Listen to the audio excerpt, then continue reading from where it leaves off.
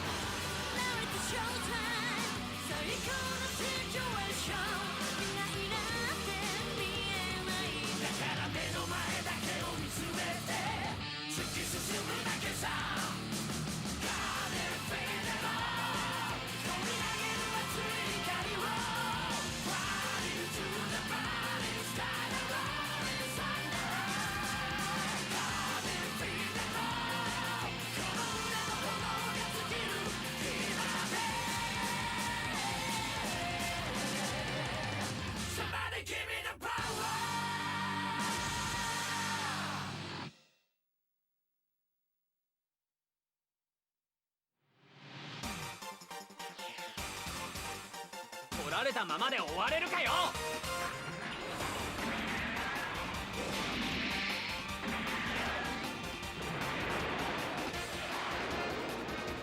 真っ二つにしてやる。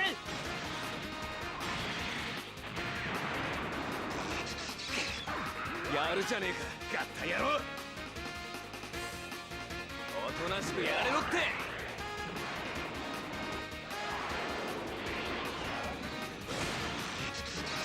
セカンドシリーズの期待だからって。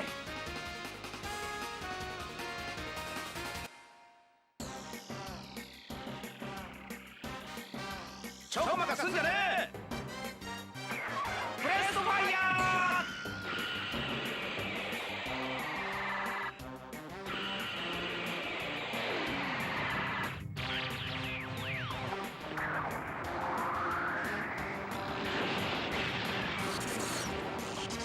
この命すでにブライ大兵に捧げてある。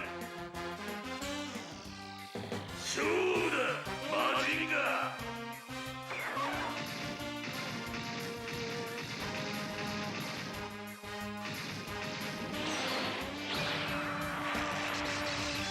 あれは避けたと思ってたのによ。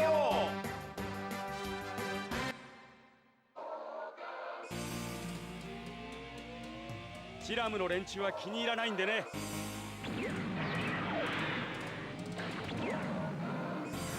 あった。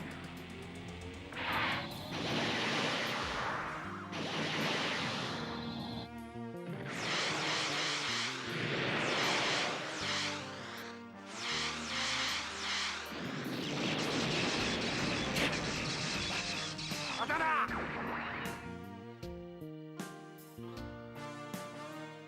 得意点センサーに反応。仕掛けてみるか。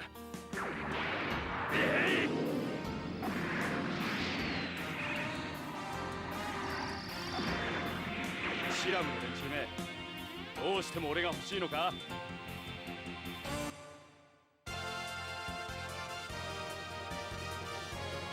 あれ今さら戦えないなんて言うんじゃねえぞ。口を叩くな。行くぞ。どこに逃げても無駄だぜ。あり悪眼ビームだ。バルビーム。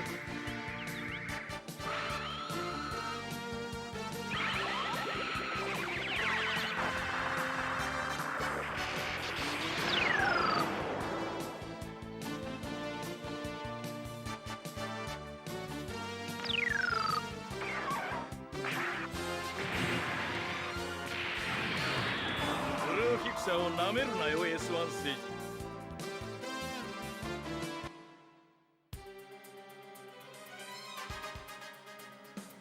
地球を汚染しているだけのティターンズなどまだ抵抗するのなら。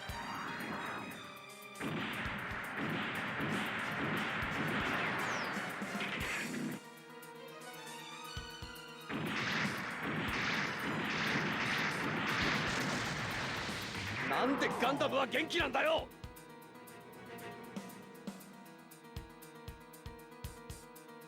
当ててみせる。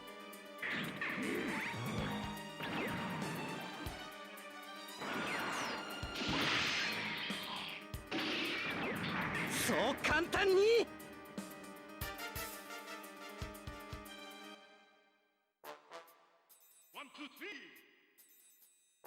日輪は我にあり。行くぞ大胆ハンマー。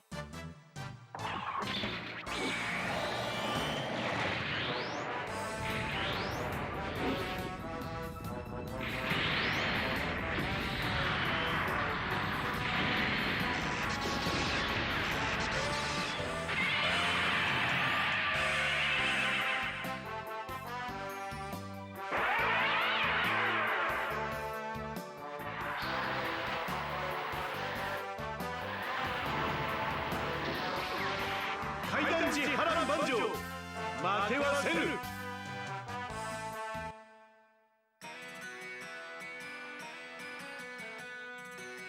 てめえらの好きにはやらせねえ。伸びろ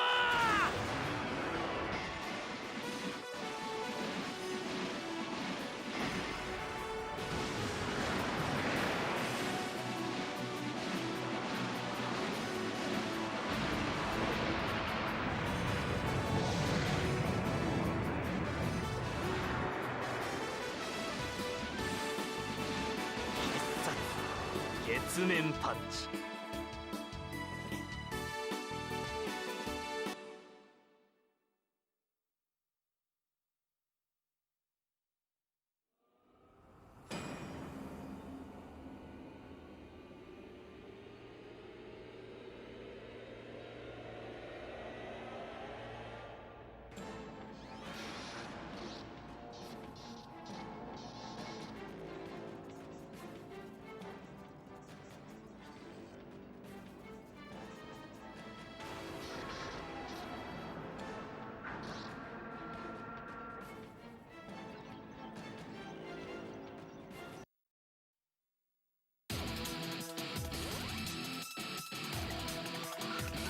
Alrighty. Good evening, everybody. How are we all doing tonight? Welcome to another Suparobo Sunday. As some of you can see, the resolution is a bit off. Give me a moment. We're going to fix that now. The stream might go down for a second. Bear with me.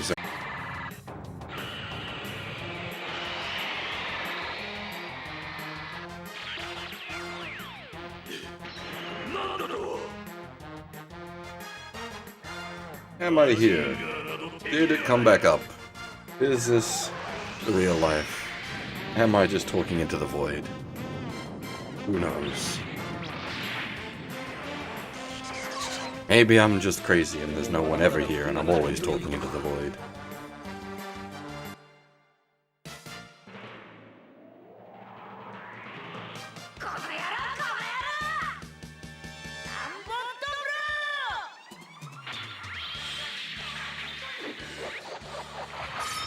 We're back up? Okay, good.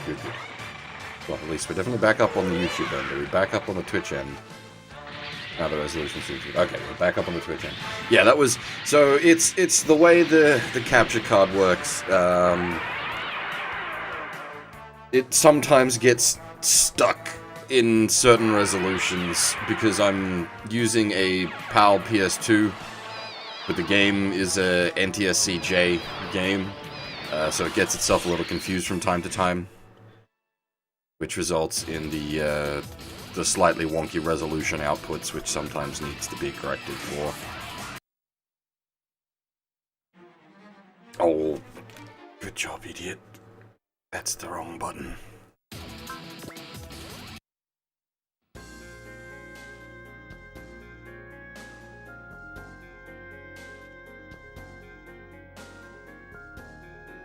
Okay. Yeah, no, as for making it wider, I will not. I just run it at the native output, basically. I don't like stretched aspect ratio. Aspect Rido, this is not. So we shall not stretch.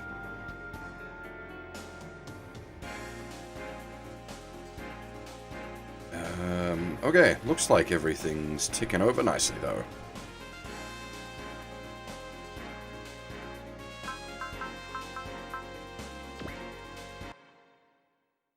I actually, it's one of those things I get annoyed about with SRW, like, attack compilations that you see on YouTube and whatnot. They're frequently in the wrong resolution and aspect ratio. It's like, goddammit, you've gone to all the trouble of, like, recording all these attack animations, and you've stretched everything to hell. Why would you do that? You put so much, you know, time and bother into recording all these attack animations and then uploading it onto YouTube, and you've made it all squashed. Why would you do this? I don't understand. Anyway, a quick recap for those that weren't here last week.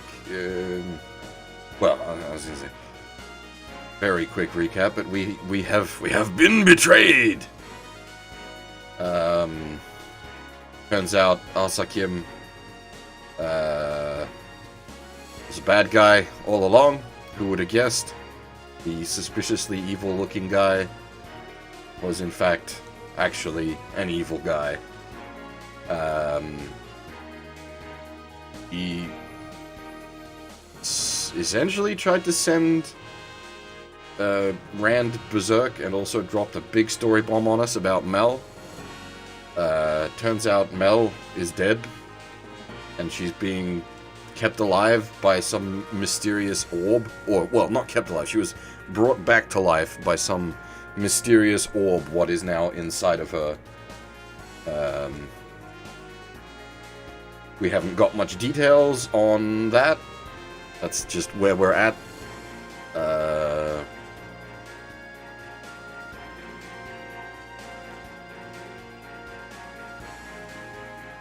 What else happened? We picked up the Vodorak monk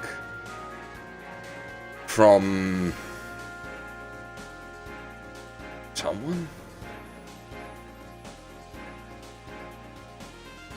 I don't even remember who we... Was it the Chiran? It would have been either the Chiram or the E7 military forces. I don't even remember. I remember we picked up the Vodorak monk. We charged their capital ship and took him back in hopes of curing Erika. She's still in a bad way.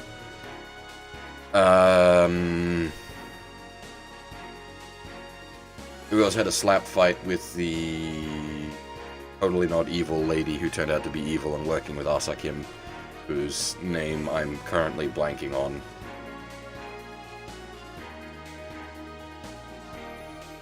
But,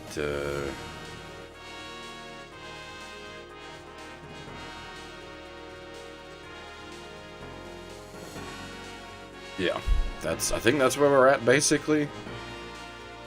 Mel's dead, sort of, kind of, maybe-ish, maybe Rand is to blame, question mark, and Rand nearly went berserk, which seems to have been Asakim's plan all along. Something to do with the orb that is inside of Mel. Bad times for everybody involved.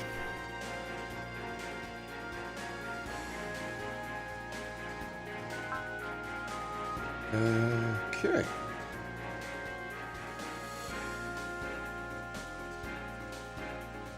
Think we're all good otherwise, and I'm right to go.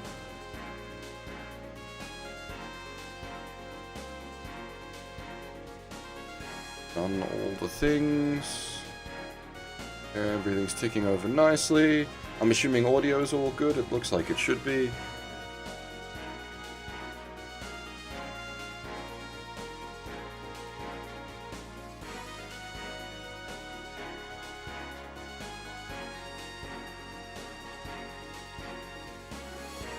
Oh, that's find out today on Super Robot Wars Z. Basically, they're Bladestrom.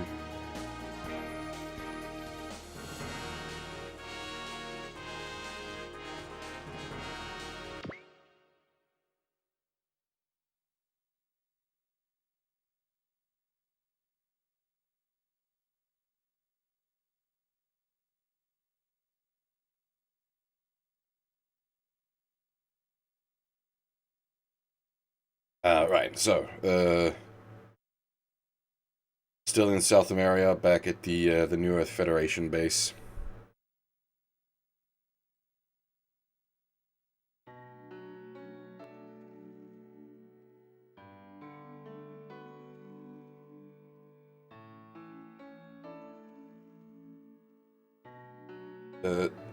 Turns out that, yes, indeed, the monk was able to successfully remove the scub that was covering Eorica, washed it away with some Vodorak holy water.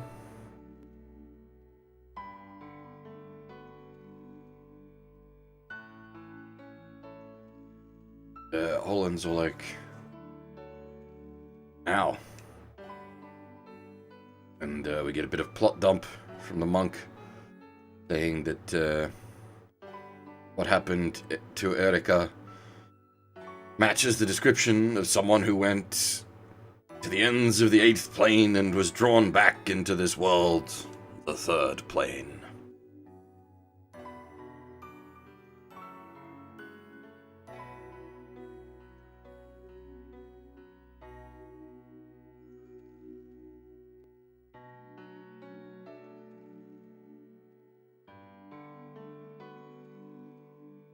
Performed the rites taught by Norb, and that the guidance of Eorica's soul is now in Vodorak's hands. Very religious all of a sudden.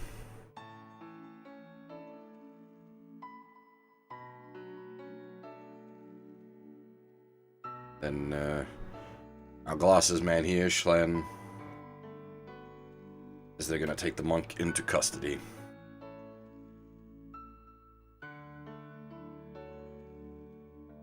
But says he has nothing to fear.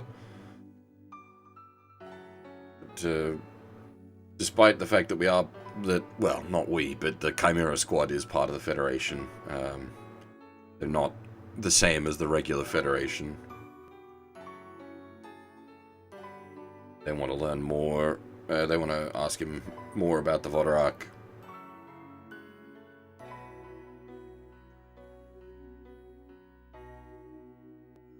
I do specify the break there between the we, because the Chimera Squad is New Earth Federation, but the Zuth forces, being us, are not part of the New Earth Federation. Very sort of explicitly not part of the New Earth Federation.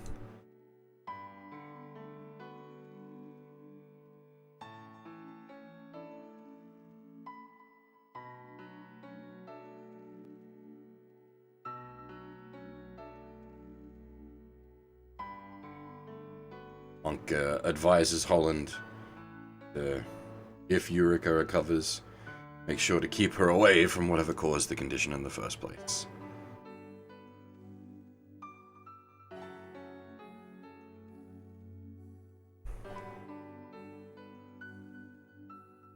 Schlan heads off.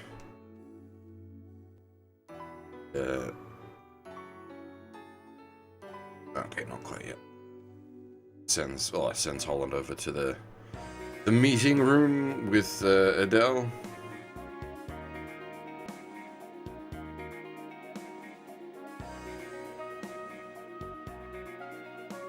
Oh, there was a line in there about Holland telling the doctor not to let the cause of Eureka's condition, Renton, in Holland's mind, get near her. But the doctor is not convinced that Renton was the cause of the condition.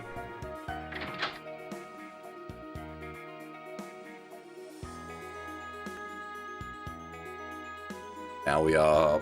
I think this is the first time the crew's properly been introduced to Adele.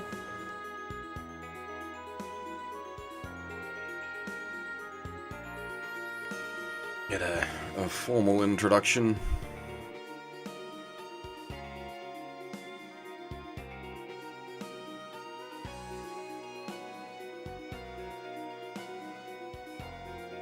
Else she's sort of mildly intimidated by her presence. Tells her to calm down and calls her by her full name, which once again takes Elshi by surprise, but she says,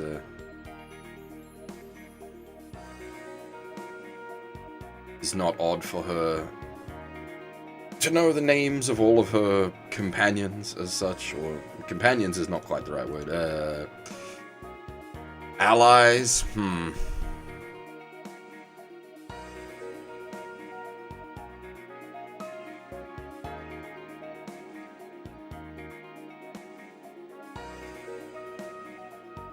As always, Holland's not a happy chappy, wondering if she's intentionally trying to get on everyone's good side in order to get everyone arrested. We've had that happen very recently.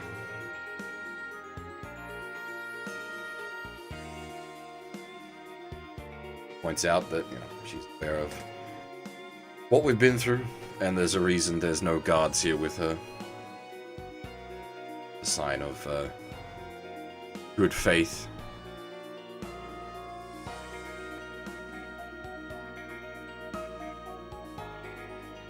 Both Holland and Jamil recognize that even her just being here, meeting with wanted men like this, could potentially put her at risk if the Federation at large was to find out what was going on.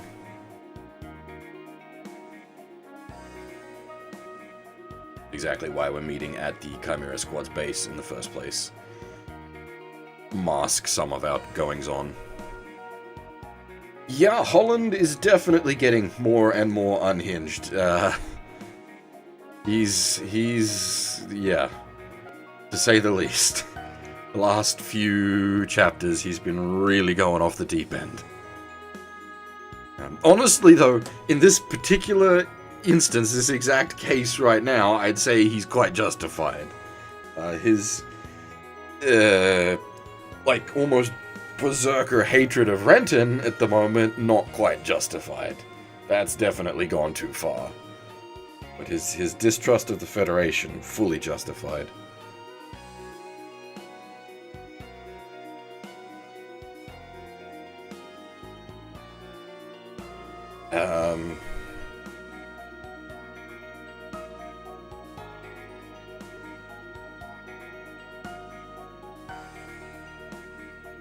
Shire wonders if the reason this meeting was set up was because of K, yeah, quote-unquote singularity. Adele says, while the Federation is aware of the danger of the impending dimensional collapse, Chimera Squad's doing some of its own research on that end, but has no interest or no direct reason to be nabbing the singularities.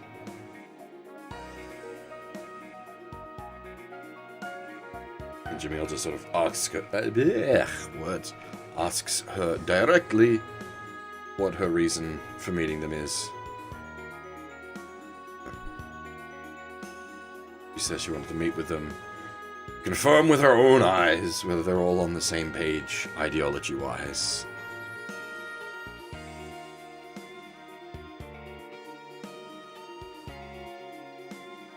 Goes into a bit of a spiel about, understands how difficult it is for a new world order to be formed out of so many different civilizations and cultures.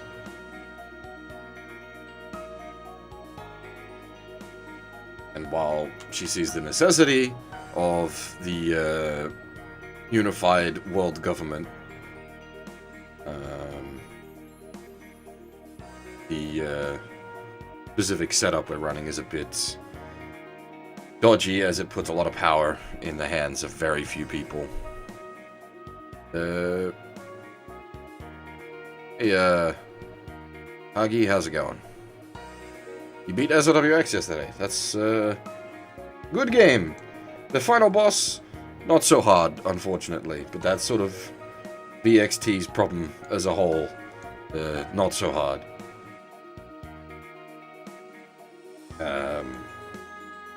Also wasn't a big fan of how they handled the King Kitan sequence. where they just kind of, like, they still kill him off like usual, and then just, like, undo that bit by power of Daitan. It's like, oh damn it, did you have to kill Kitan then? Felt so... anyway.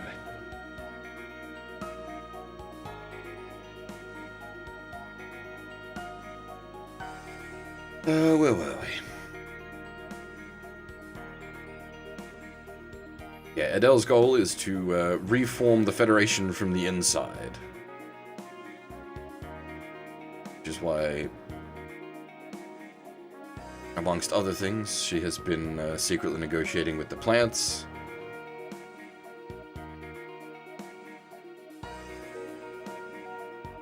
But she's also baffled by the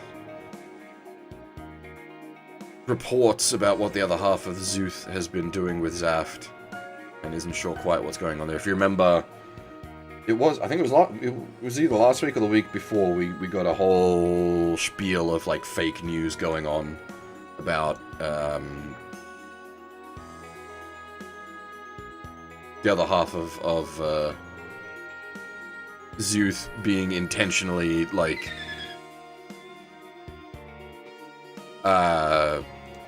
intentionally attacking civilian structures and just being, like, generally murderous bastards. But yeah, it was definitely smelt like fake news, but a bunch of people sort of took the bait.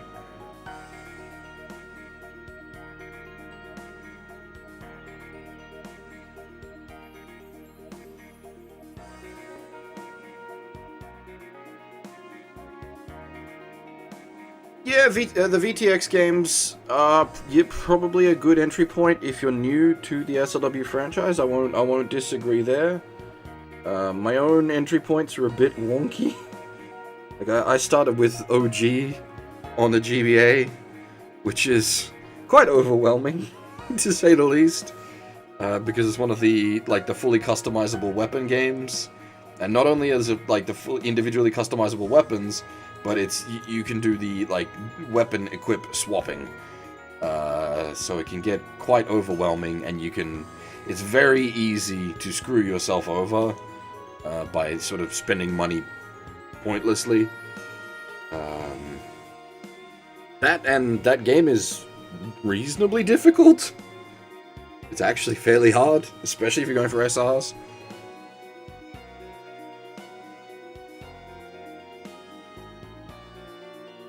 Anyway,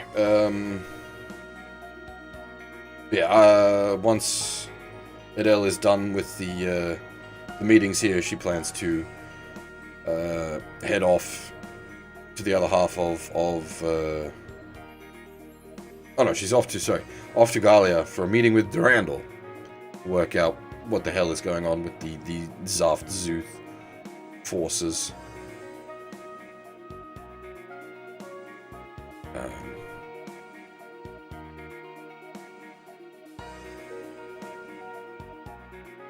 And depending on how that goes, it could sour the entire negotiation process, because if it turns out they are as they have been presented, she is ready and willing to fight against them.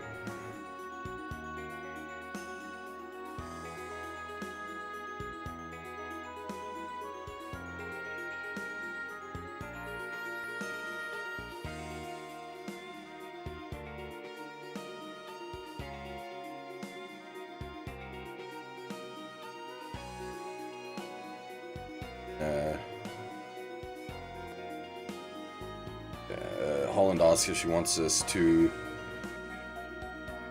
fight for her if it comes to that, and she says obviously yes, but she doesn't want to force our hands and press gang us in. The independent forces, being independent forces, are a power unto themselves, and useful to have as that. It's a threat to everybody, basically. and we're also acting as a safeguard, as we're sitting on several quite powerful resources in the form of K, the main singularity, as well as Tifa and Erika.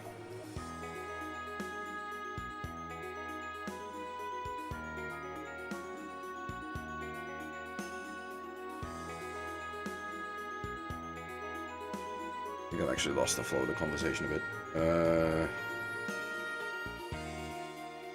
Oh no, I think we're right. Oh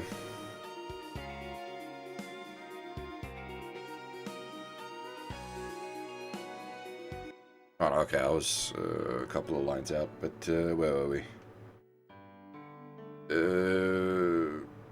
She wants us to play decoy and plans to compensate us for our assistance. Holland quite happy to work under those conditions. She's not particularly happy about using others for the sake of world peace, but needs be.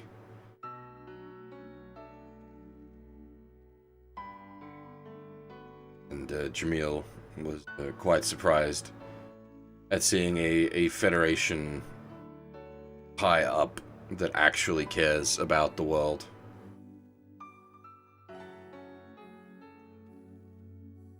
Oh hey!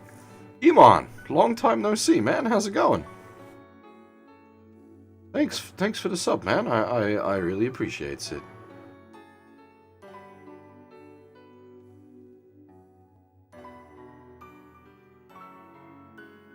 How you been? I assume you'd be done with your schooling at this point? Question mark?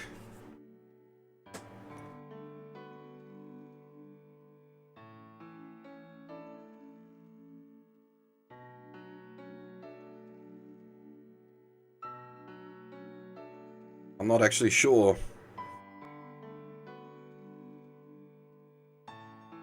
Still in the final year.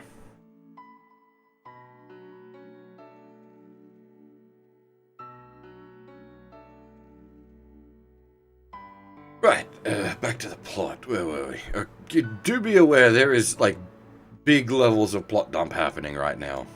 Like, just epic levels of plot dump.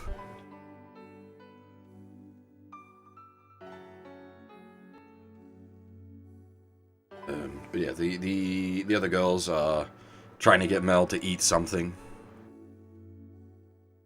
offering her her favorite, which she initially refuses, but her stomach growl gives it away that she is actually hungry.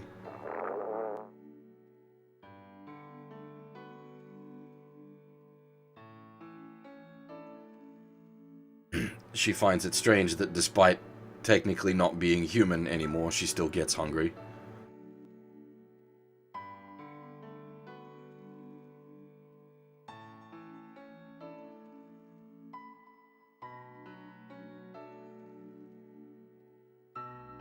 I figured there was something odd about her body, despite being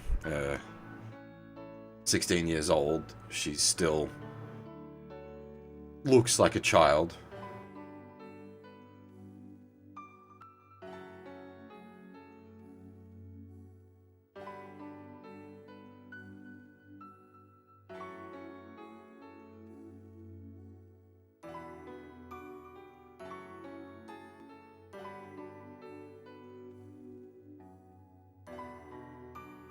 Gainer comes in with the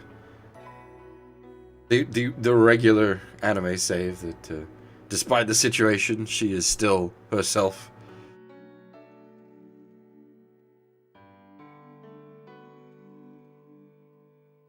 Comes back with a, of course I am. Shouldn't look so gloomy while saying that.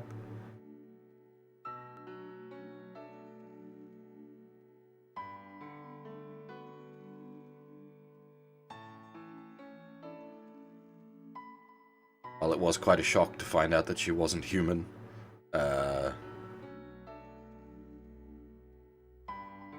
she nor anyone else had noticed anything wrong until now, so there's nothing stopping her from going on living as she has been. Fairly pragmatic look at things.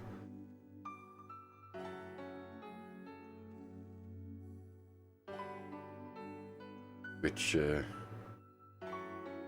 Tifa agrees, and in general, her happy attitude is shared by the crew.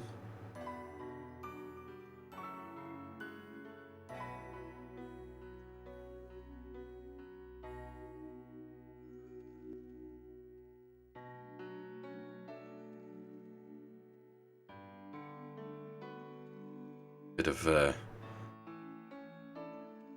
light flirting from Kay, which Mel throws back just because she's heartbroken. She's not going to run into his arms that easily.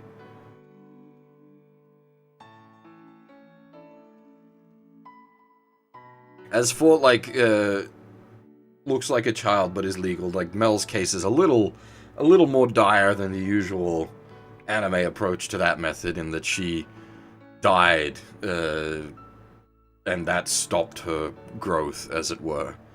It's not just, like, 1,000-year-old lolly vampire demon. Though I suppose technically 1,000-year-old vampire would count as having died, I guess? As you gotta die to become a vampire, usually.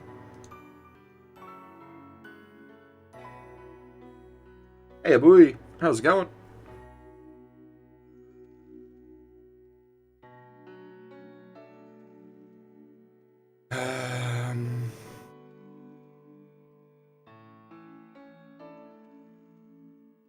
But she's still not particularly happy with Rand over the matters.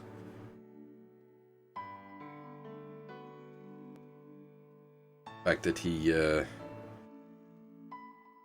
even if accidentally, was responsible for her death, her dad's disappearance, and the fact that he stepped in and took over the beta services and the Gunleon so easily, and was living a sort of nice and easy life, as it were.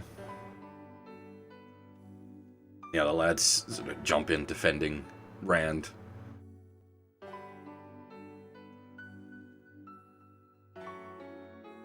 Saying that he was taking responsibility for everything on himself. Garrod points out how desperately Rand was searching for her when they were separated. She's still not happy about the fact that Rand was lying to her this whole time. And of course her dad is still gone.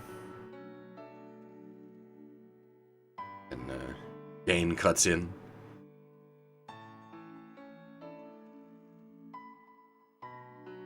Not here to take anyone's side, but just reminding her she needs to eat before the food goes cold.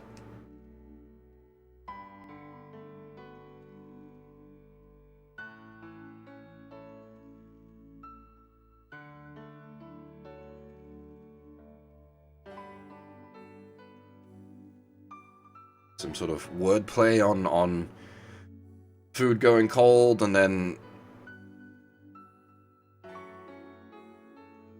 about and the heat growing cold. I'm not quite following this exactly.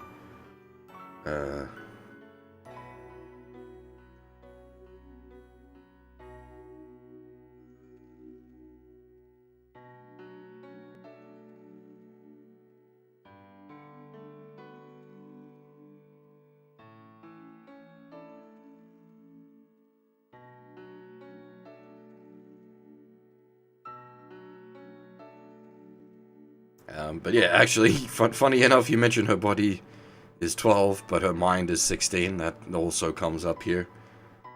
While her body may not have been growing all these years, her mind has been.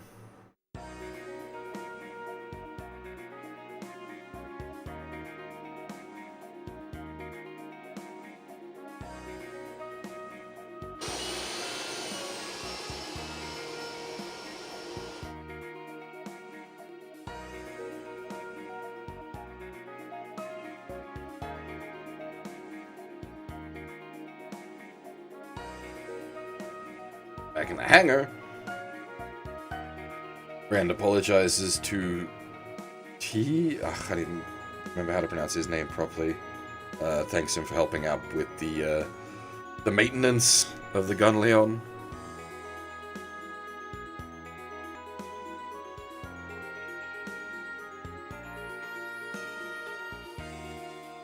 Asks if Rand really doesn't want him to do this huge overhaul with the Gunleon.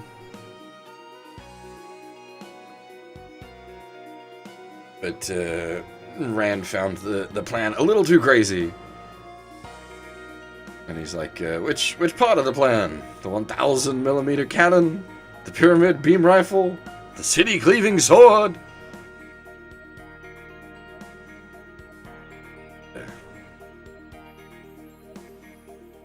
Rand doesn't wish to turn the Gunleon into a war machine. Despite the claims,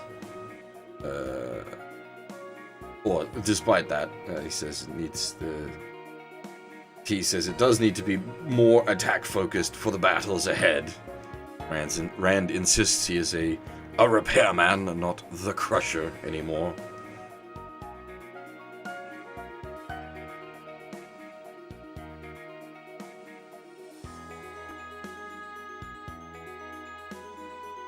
That it might be time. Ponders that he was once told by Silo, Mel's father, his boss, fixing things at two sides of the same coin. At that point, Rand had only been living on one side of the coin.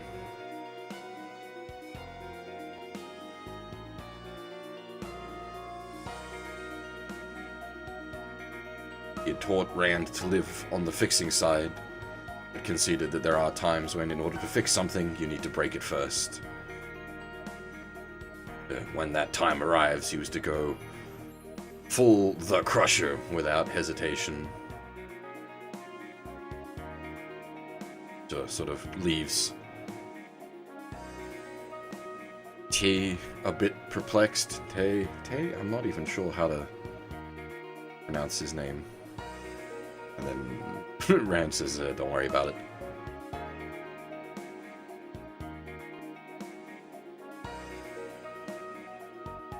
Yeah.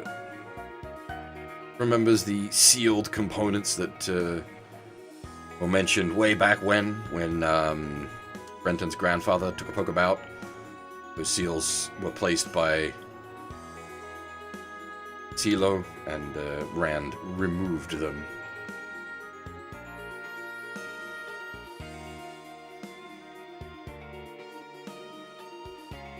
But that this is only a temporary measure, and wishes that the Gunleon to remain a repair mech.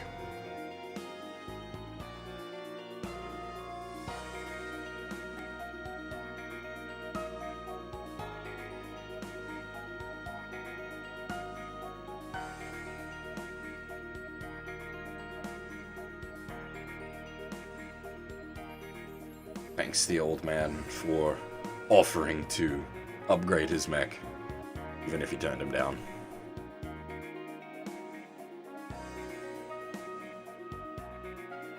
And wonders if he even should be here, and wouldn't it be better for the base's mechanics to be helping rather than one of its lead scientists?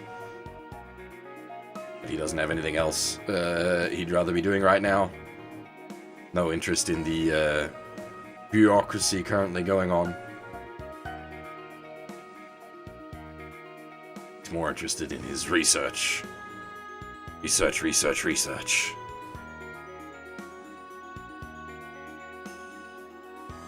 Rand doesn't really understand, but figures he's just dedicated to his craft. For a while, Lowen arrives. I've been looking for the professor, as he disappeared without telling anyone where he was going.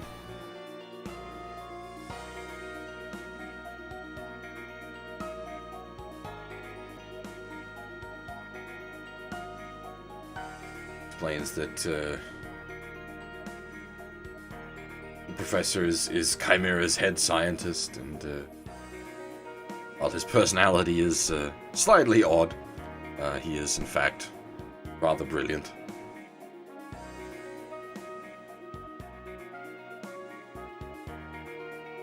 Rands sort of shocked at the description of him being only slightly odd.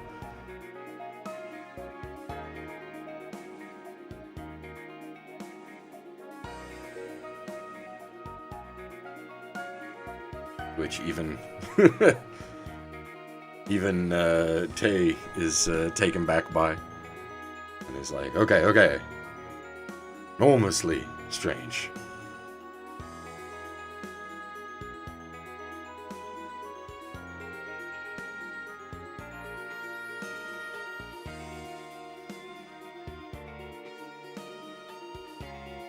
And then Adele joins the fray. Thanks, Lowen, for tracking the professor down.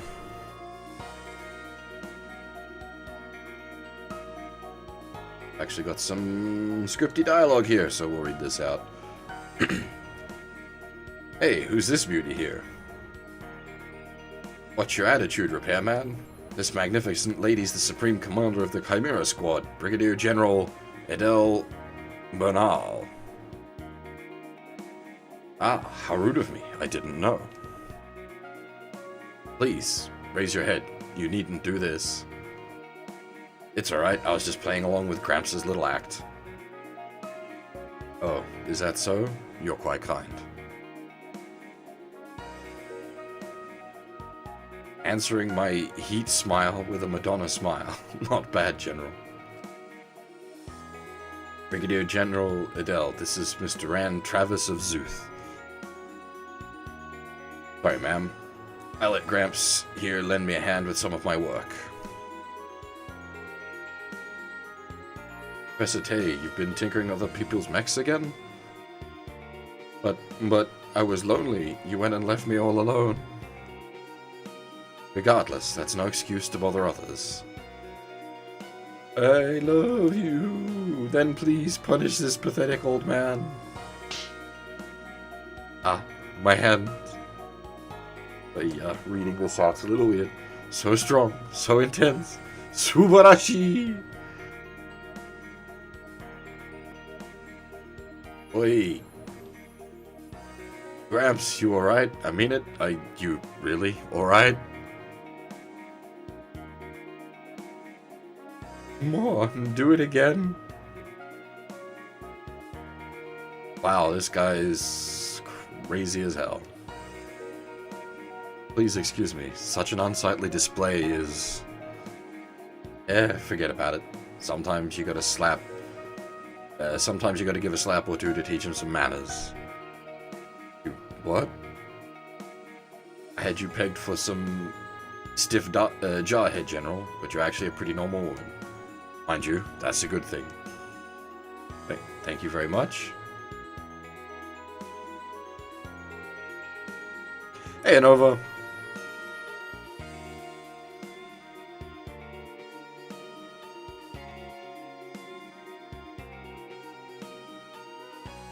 Owen seems to be a bit dismayed.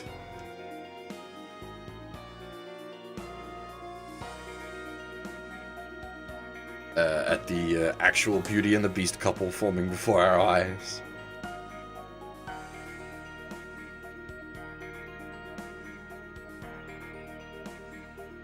But then Schlan comes in looking for Rand, breaking up the conversation. Turns out we got a buzz from Setsuko. It does seem in general that, like, the older ladies do seem to be quite into Rand. He's got not much track record with the younger ones, but all the ladies seem to be into the like older ladies do seem to be into him.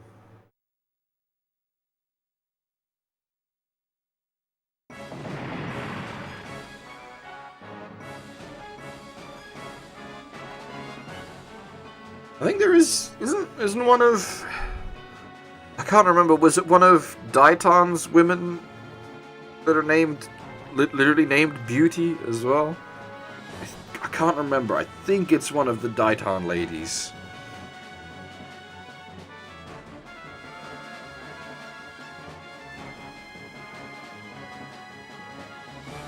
Hey, we've got dialogue. What's wrong, Setsuko Ohara? Is that all? Called the heat, didn't you? It seems your last ray of hope won't make it on time. Wallow in your powerlessness and bestow your tears unto me. Never. I won't do as you wish. Won't you now? Well then. Hold it right there.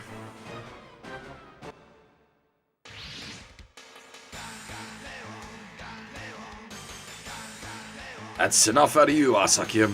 Ain't gonna let you do your thing anymore. Rand, where's the gun, Leon? Kept it stashed for now. For now? Yeah, I reckon it might be what the buddy boy here is looking for. So bringing it over will be playing right into his hands. Of course, I didn't count on the only other mech available being a digger.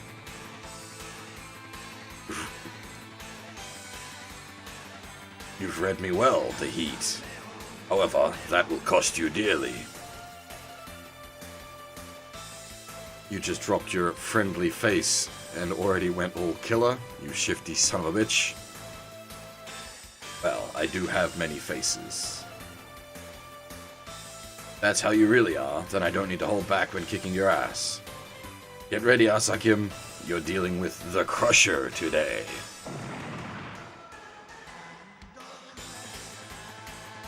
And... damn, when did I turn into such a crybaby? That's proof that something within you has crumbled to pieces. Your former endurance is no more. You can only cry out in pain now. However, with the gun Leon's absence, your screams will not reach it. It's a shame, but I have to deal with the scarred lion at a later juncture. Oh, damn it. At least I'll make you explain what's going on with Mel's body before I'm done. How about no?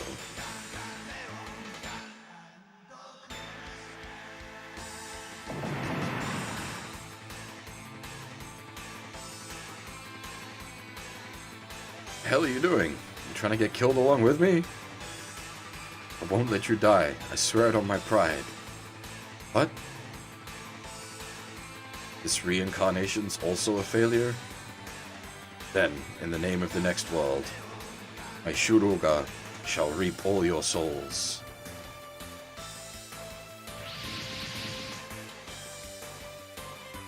And we have deployments finally. Oh, hang on. Oops. Messed up. There we go. Nope, still right. What the heck? Okay, there we go. The controller cable had gotten looped around the console. Nearly pulled the console out of the stack.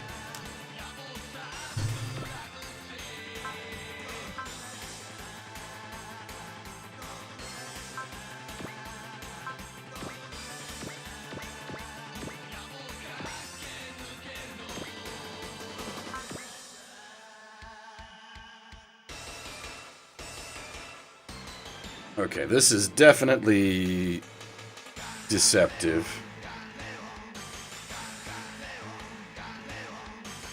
Let me pull up what the actual SR point for this map is. Yeah, okay. So the SR for this is destroy all other enemies and then destroy Asakim within 4 turns. So yes, this is going to get busy.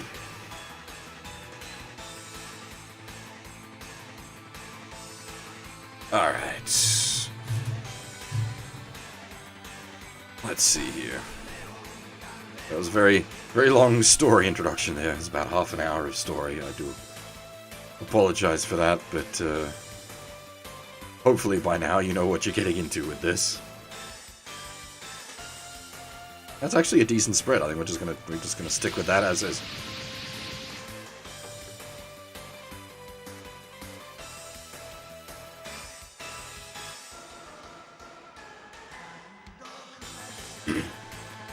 Oh, it appears that your friends have arrived, the Heat. Hey, why are you guys here? What do you mean, why? You ran off on your own again, and you're supposed to be the smart old guy.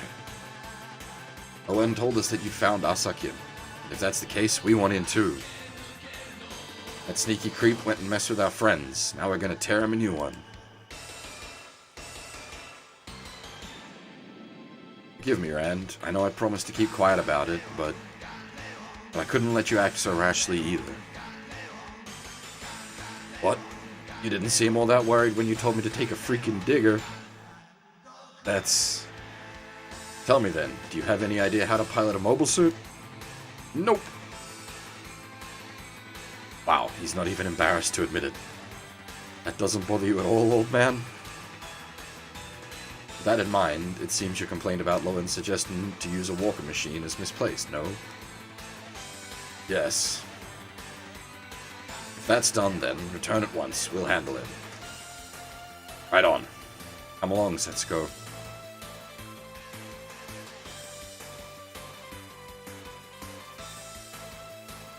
Alright then, bud. You'll be dealing with us now. You didn't just trick Rand, but us as well.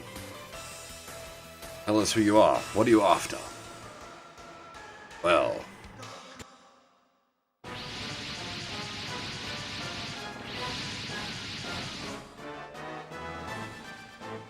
Sorry to keep you waiting, Asakim.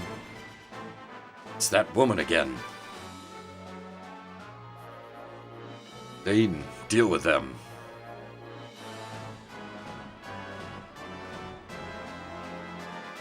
Is he just gonna watch?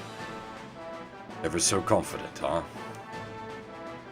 We'll get rid of his mooks and force him over. Can you actually do it? We're bringing our A game here, so you just have to wait and see.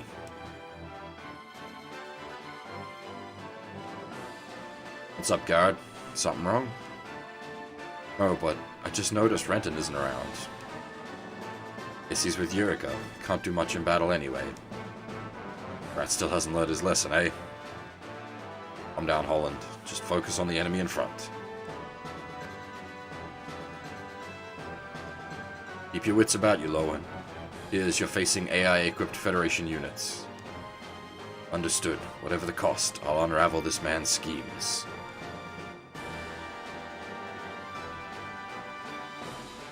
Zeus, have you the strength to stop me? The pilgrim to the Taij? I don't even know. Taigi. Not quite sure how to pronounce that.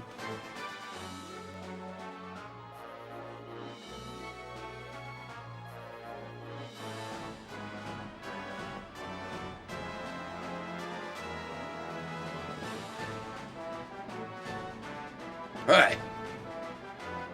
Now we have a bit of a screwy SR on our hands.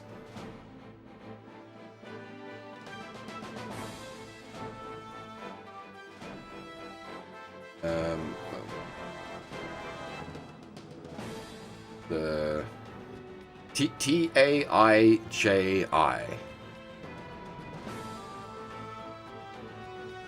I'm not sure on that one. Maybe I need to translate that one properly myself rather than just relying on this.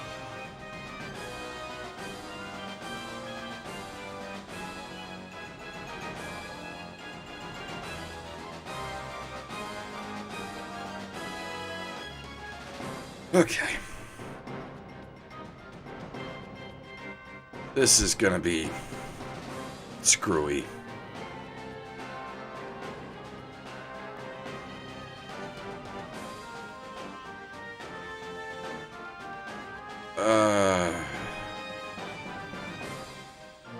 Squashing both her and him is gonna be the tricky bit. Especially without, Rand. Rand's our primary boss bonker, and him on the back line. That's no good.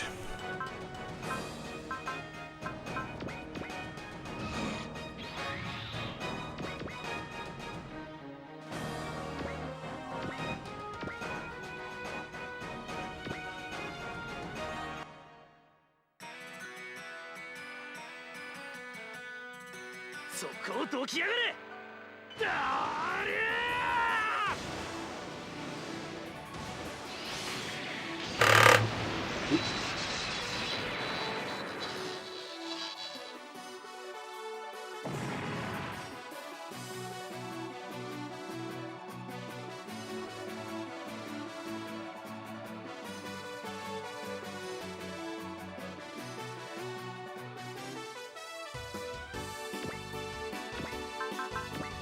As always, one of our primary problems is going to be the stacked up enemies. We don't really have efficient ways of clearing them out.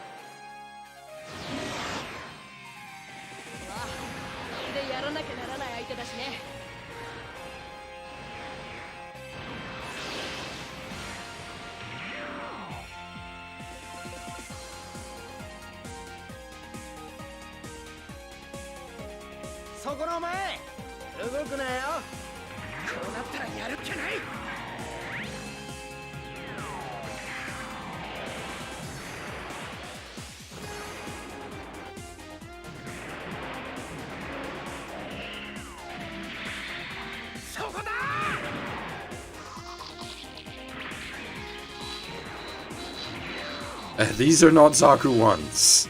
These are Hysax.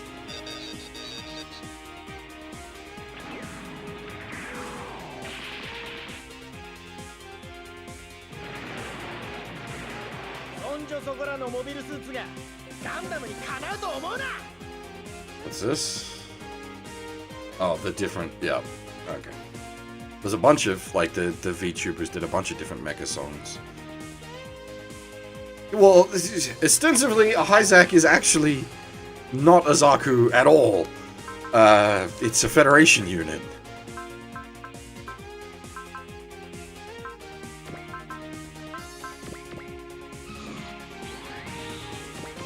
It's... Well,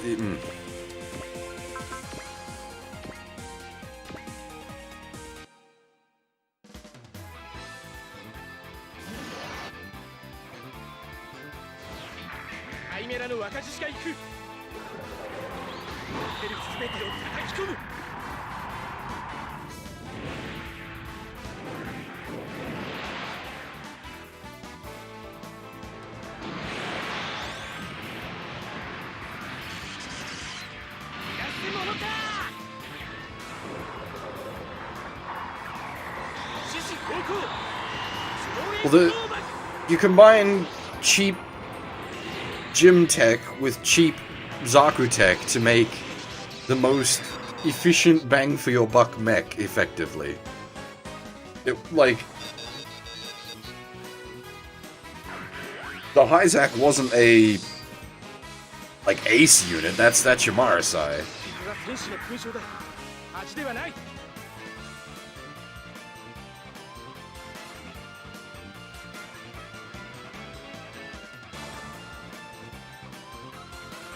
The Hysac is your gym equivalent. Ignoring that the Nemo exists. But that was not quite a gym equivalent because it's better than a gym. I suppose there's also the Gym 2, which... that was the wrong... god dang it. The Gym 2, but the Gym 2 is mostly just a gym.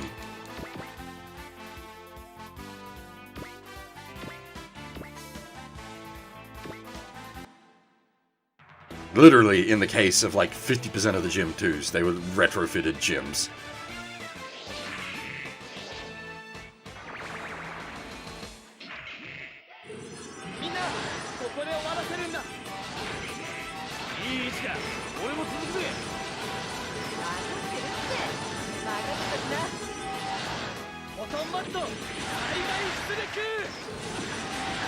Invincible is great.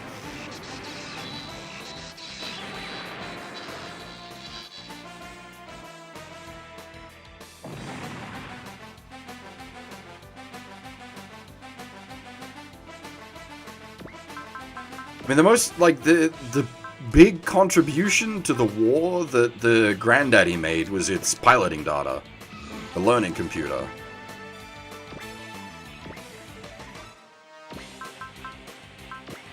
Oh, and I suppose from a like a tactical standpoint, they held up a lot of the Xeon aces.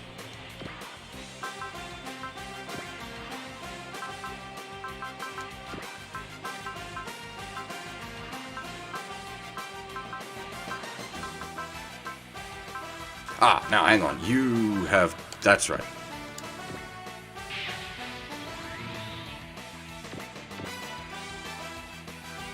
For those of you that were here when we first got the Getter G, and I was like, wait, why doesn't Hayato have Go Fast?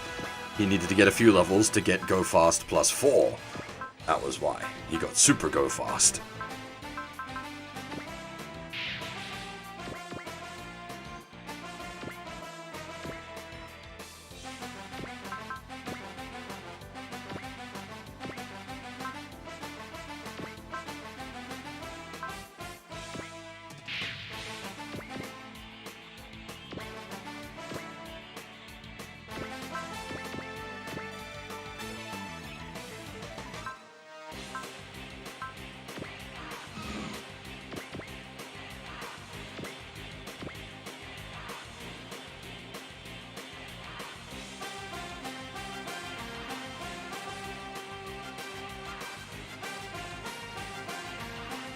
What were we talking about there? Oh, the seed. I'm less familiar with the seed production line.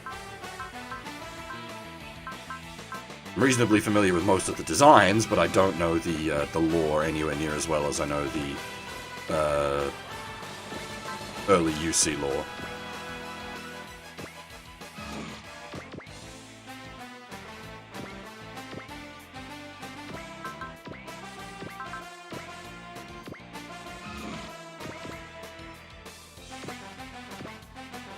Alls I know is the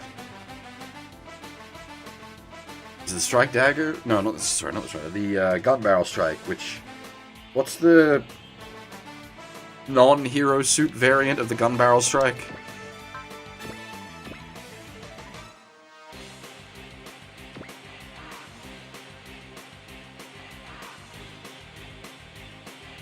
Isn't there? There's like a grunt variant of the gun barrel strike, isn't it?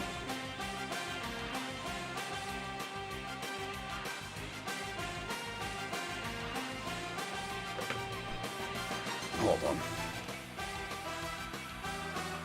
Let me do some googling.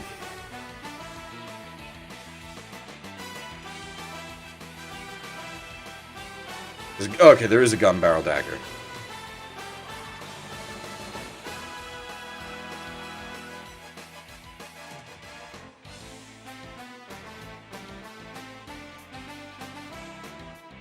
Well, the gun barrel strike also has the Mobius pods, right?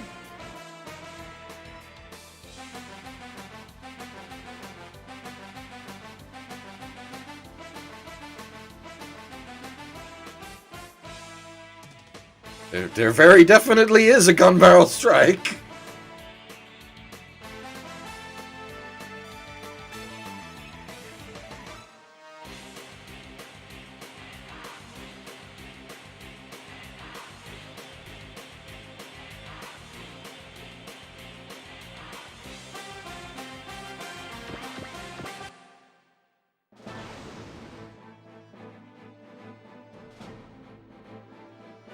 I mean, as far as, like, just direct design goes, I actually prefer the Mobius Zero to the Strike.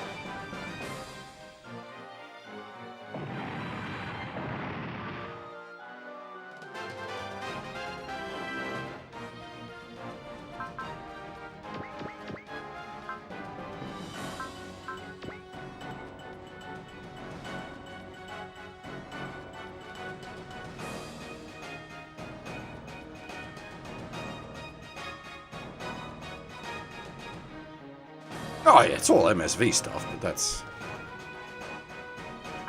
that's normal for Gundams. What are these spider mechs?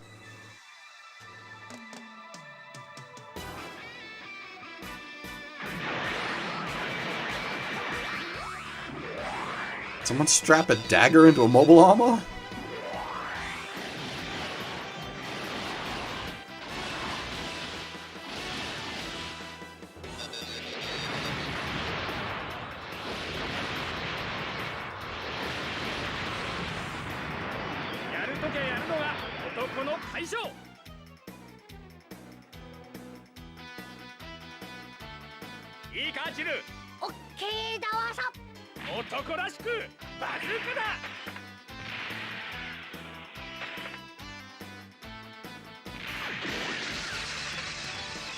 Yuck.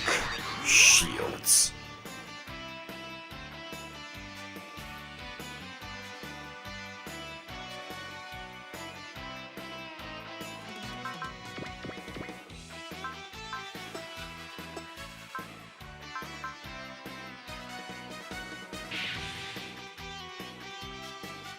See you, girl.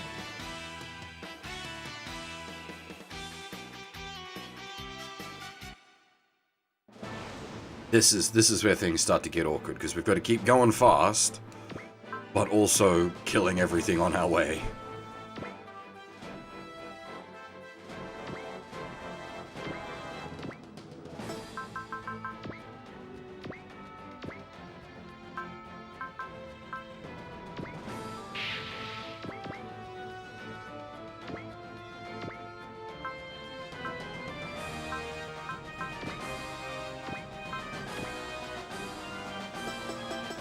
Skill point is everything dies, then Asakim dies before the end of turn 4. Hence, gotta go fast. Because there's 2 bosses to kill, on top of all the fodder.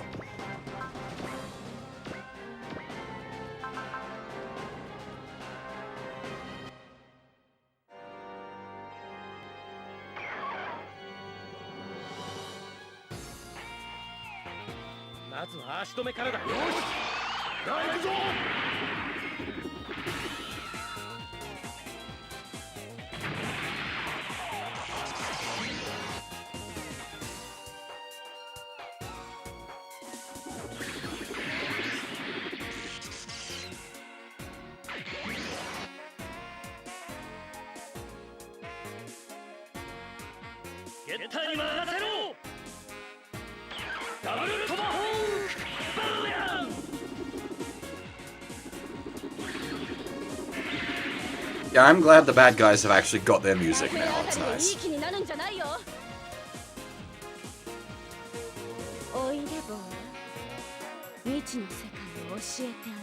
That was my only problem with them when they were good guys, quote unquote. Where they just got the generic theme. But obviously, them getting their music upon the reveal certainly helps heighten the impact.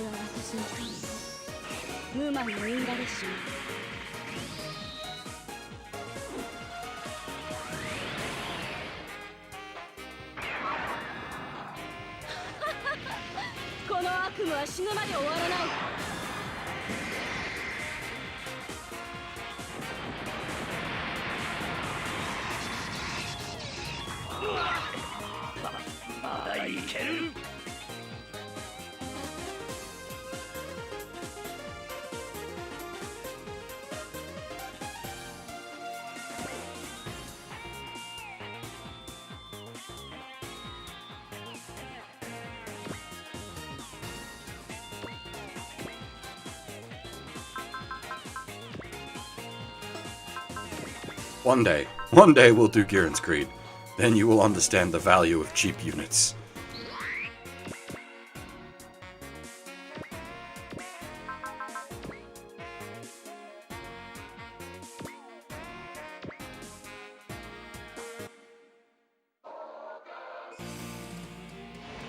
Jigen's, like, basically a super grunt almost. I know it's literally a gym. But it's almost a super grunt.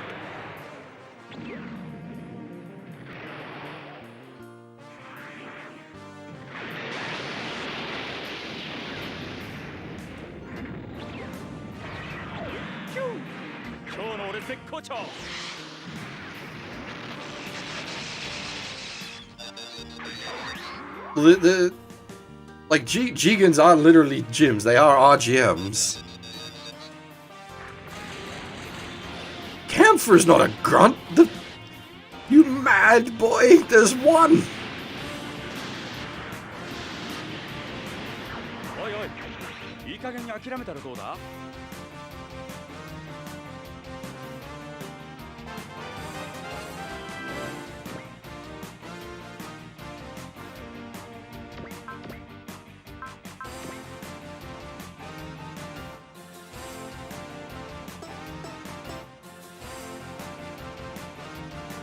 Because that's what the Camphor's designed to do, especially with, like, good pilots.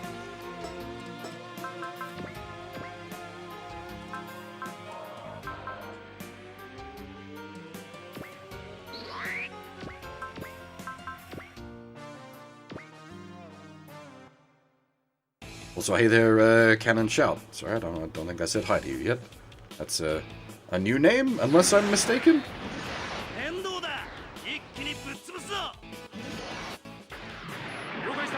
As for, like, kicking ass in the Tall Goose is also non-comparable, since it's, like, the prototype.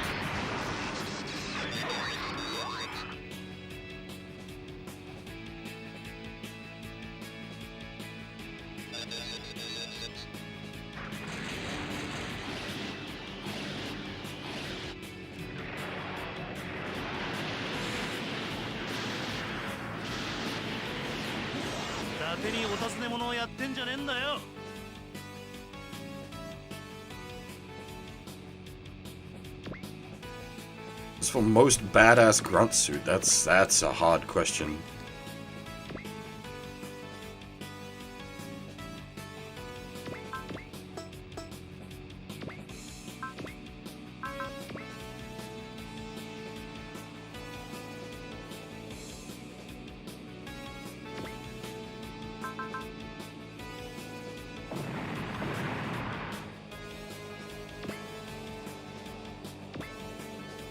Well, see, there you get into, like, what is a grunt? Like, a Jinx is near on line with a super grunt.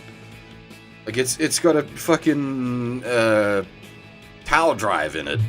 Like, that, I'd argue, puts it above grunt tier. I know there's a shitload of them, but, like, the Tau drive alone puts it above grunt tier.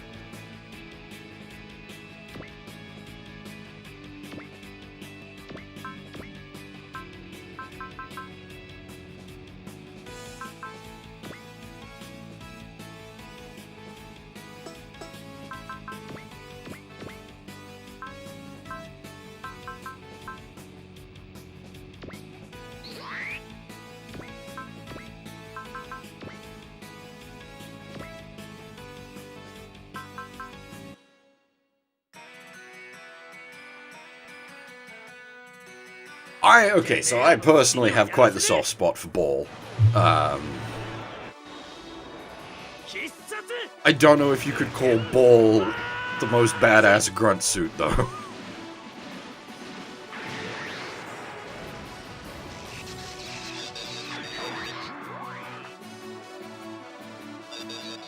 My personal favorite grunt is the Jigen.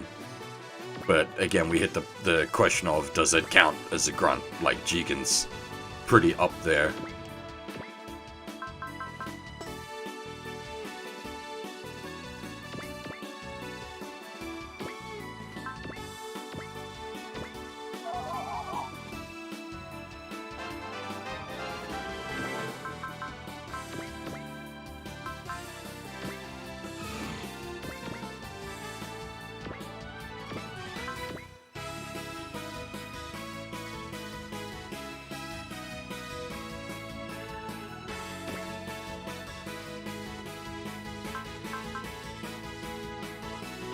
Yeah, it was they bolted cannons onto construction mechs.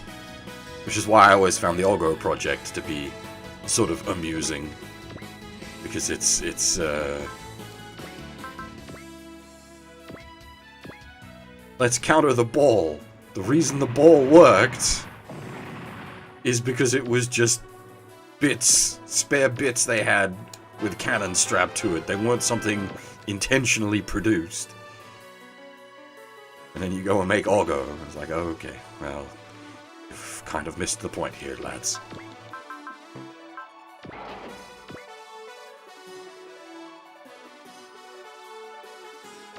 Not that I dislike Olgo or the Big Rang, I actually quite like them.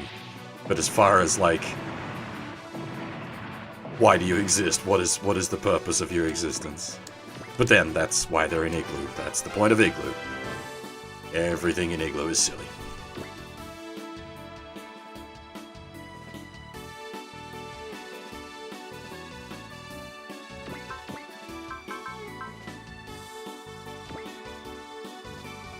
T-61's the backbone of the Federation, man. Don't knock the T-61s.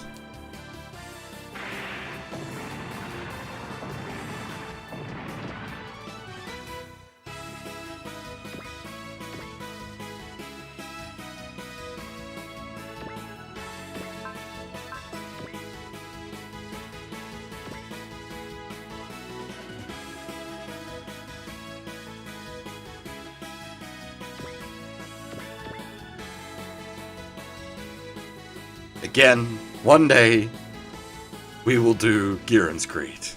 Then you will understand.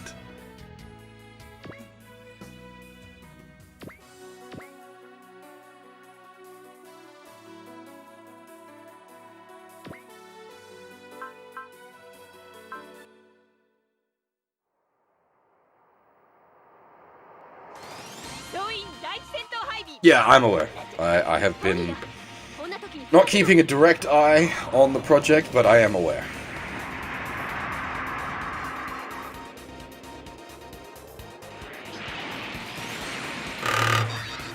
Critical Zero!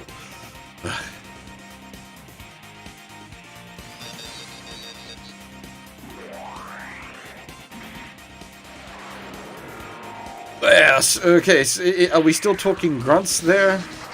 Because Gelgoog is really, like, super grunt tier.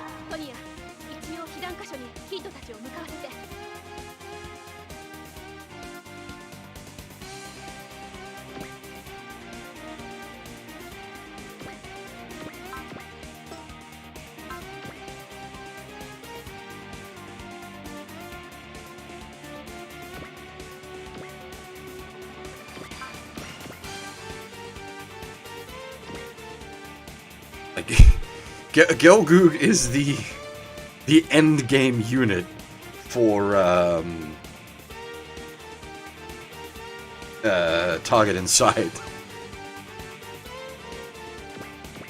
I suppose technically the Camphor. It was the Camphor. The Camphor was the like final unlock, wasn't it? It's been a while. I need to do another Xeon playthrough of Target Inside.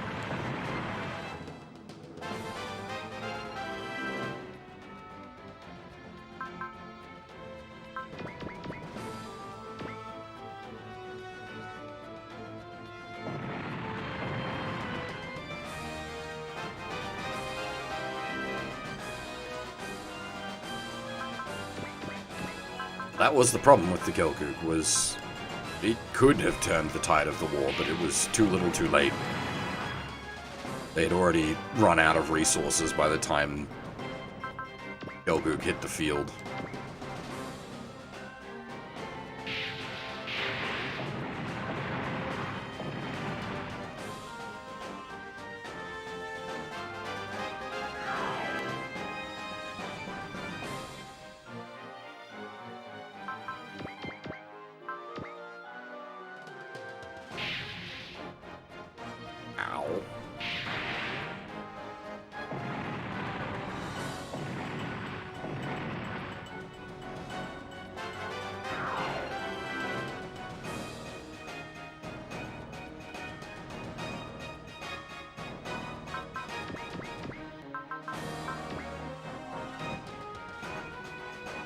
Don't die.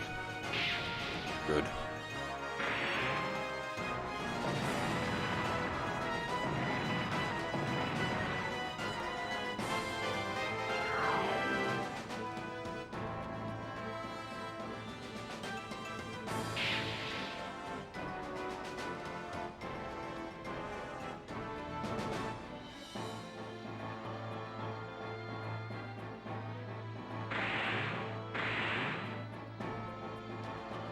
These things are annoying. How does their shield work? They just don't take damage.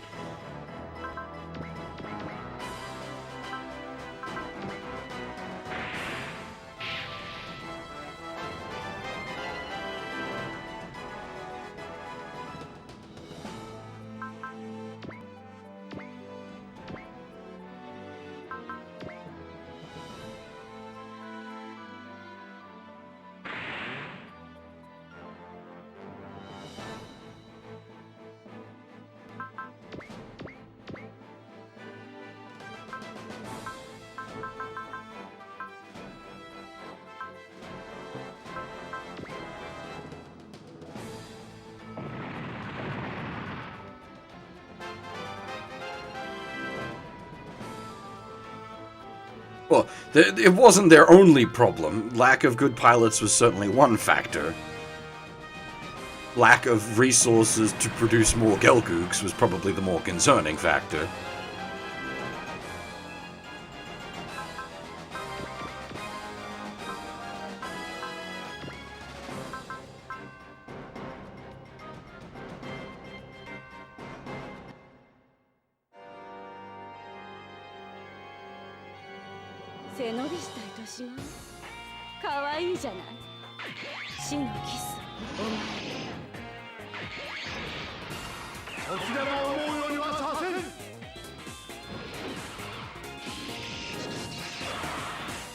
That guy was a very specific unit designed for a very specific purpose. It didn't function so good outside of that purpose.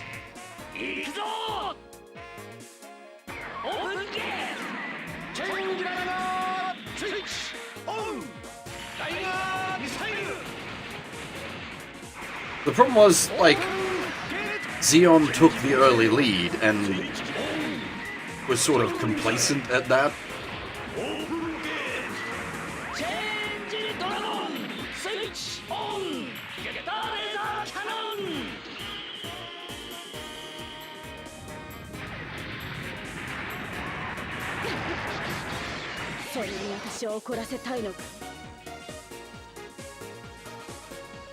Well, that was the thing as well. Like, Japan sent all of its ace pilots to the front line, whereas, like, America held their ace pilots back to train new pilots.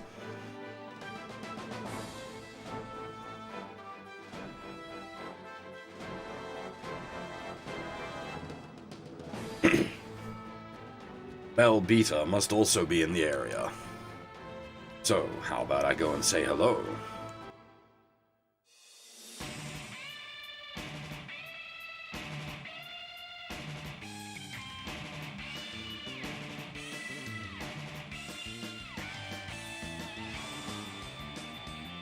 Now, Shuroga, give them a taste of your power.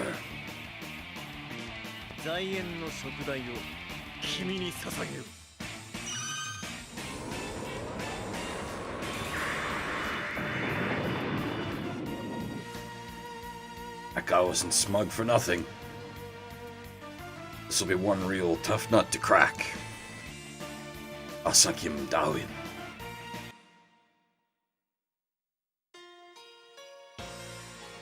Damn, I can't just sit on my ass with all this going on. I'm getting out there with the Gunleon. No. Mel, you. The Gunleon's the property of the Beta Services. It belongs to me and my dad. My papa. I won't let you take it like that, Rand.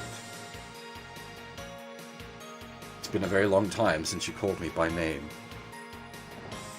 This isn't a joke. You destroyed mine and my father's life. Our home would still be in one piece if Daddy hadn't picked up a thug like you. You really are the Crusher. That's all you wanted to say? Listen, I was wrong for keeping quiet about what happened. It's a damn stupid decision, and in the end, it just backfired. I really am sorry. But, still, we have to get out there. What? You're asking me to get in the Gunleon with you? Yes, right now, the two of us are the beta services. Let's do this, Mel. I'll pulverize that creep Asakim, but I need your help to do it.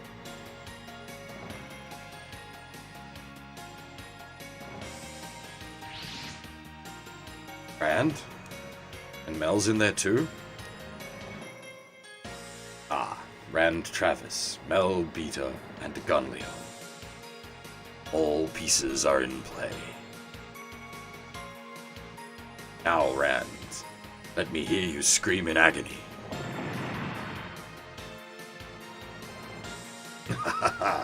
Can you feel it? That unbearable pain welling up in your heart. The sphere will react to it, and the scarred lion will awaken. You two are the ultimate sacrifice. Shut up. Damn coward. I ain't giving into this pain again, and that's a promise. And what can a broken man like you possibly do? It's true. Something real important inside of me got trashed. That's why I screamed back then. But I'm a repairman. The heat of the beater services.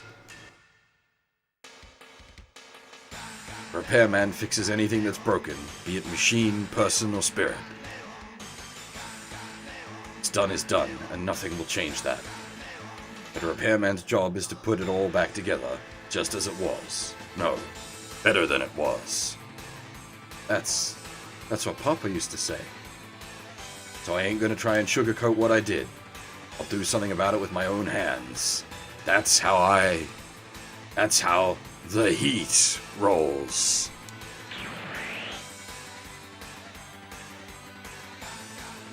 Rand and the Gunleon, it's like they're on fire. He really wasn't sad at all. You're wrong. Rand's hurting too, but he... Oops. Save the analysis for later, boy. I'm itching to get started. Now, a lot happened since Papa disappeared. So many painful and sad things. But you pulled us through everything, always with the heat smile on your face. My sweet, stifling darling. I wouldn't be myself if I lost that inner fire. That's what I was always going for. No matter what happens, you're you, Mel. Right. Now I reckon it's time for a world premiere. This here's ours in the Gunleon's super serious mode.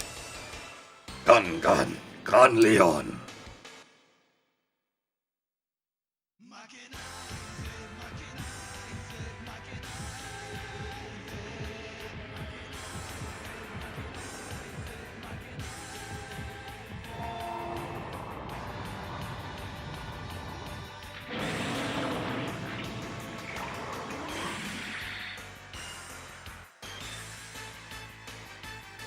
Gunleon and I are bursting with power.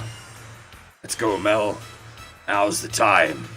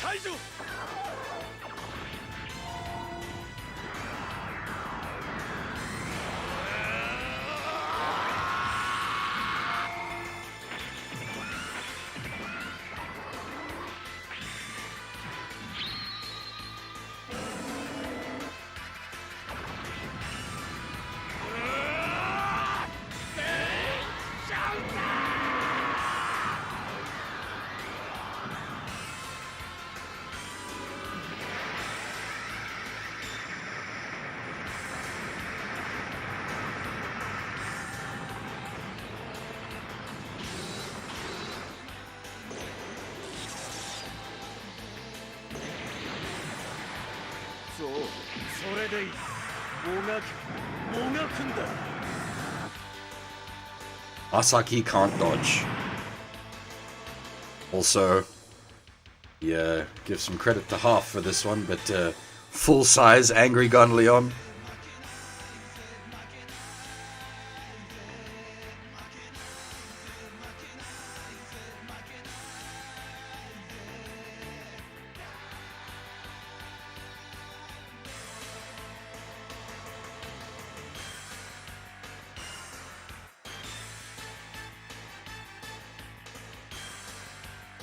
How'd you like that, Asakim? That's a taste of our power for you. Managed to tap into the scarred lion, did you?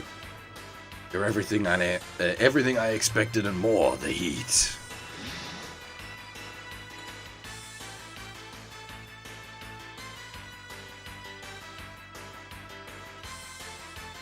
That's unfortunately where the dialogue ends.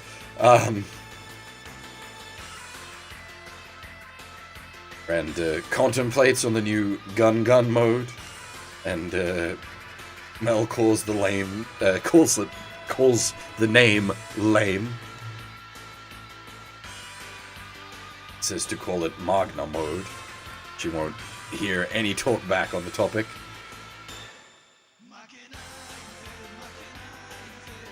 Now it's time to chew bubblegum, and kick ass.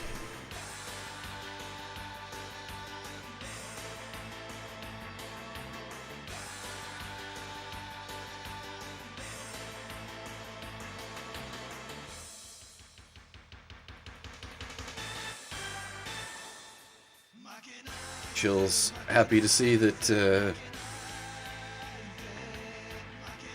Rand and Mel are getting along well again. Jiron and Gain both point out that no couples like to stay mad at each other.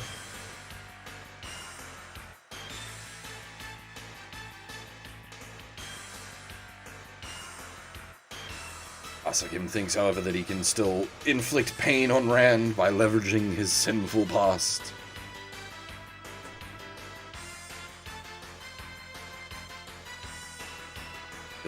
Mel says that give it a try, as the good Rand has done outweighs the bad 1,000 to 1.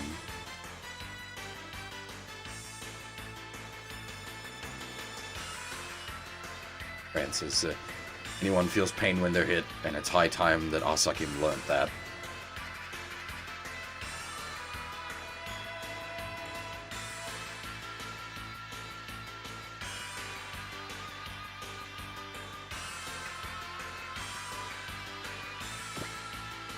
We have full power mode, giving us a nice chunk of EN.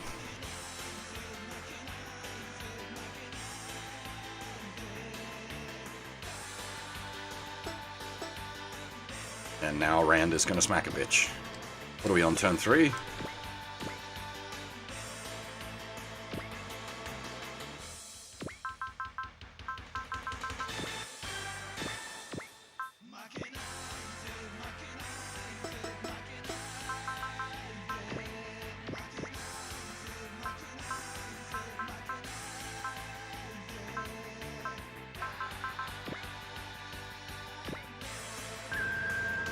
By the way, when you're so angry, you hit 200 will.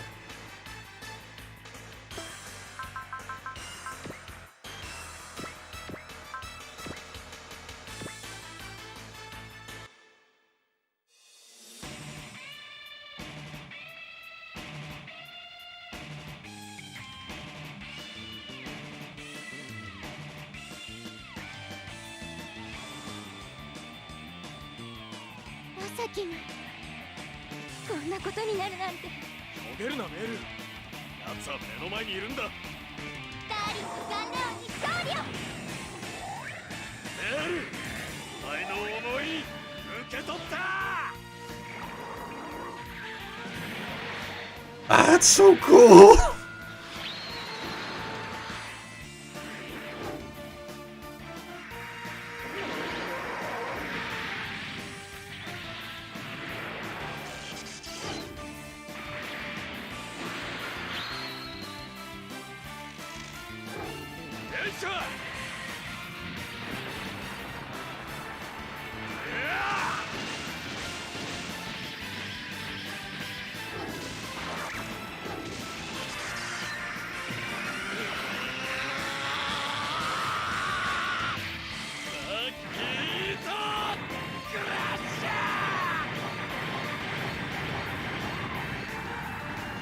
ことありどうぞ。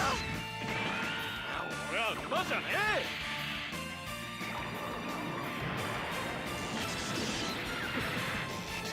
君のような獲物に会えて Non-critical. 11,000. 徐々に奪っていく。君にとって大切なものを獄獄の時が君に訪れる。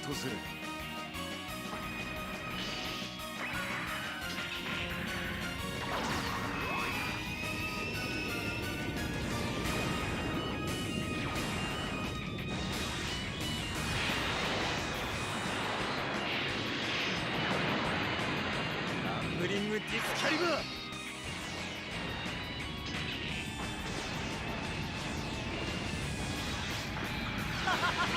It's great. It's just a battle of the edgy boys.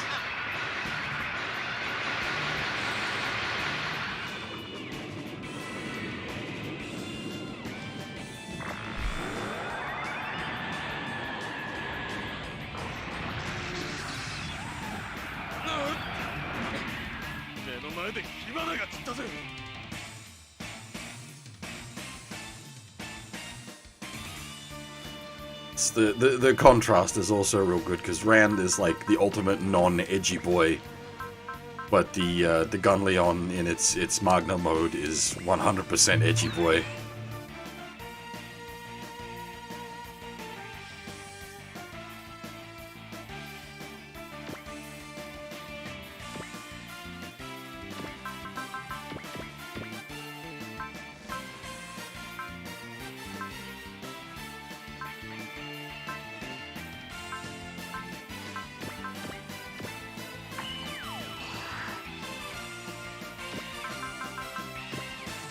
Hey, Swordmasters, how's it going, man?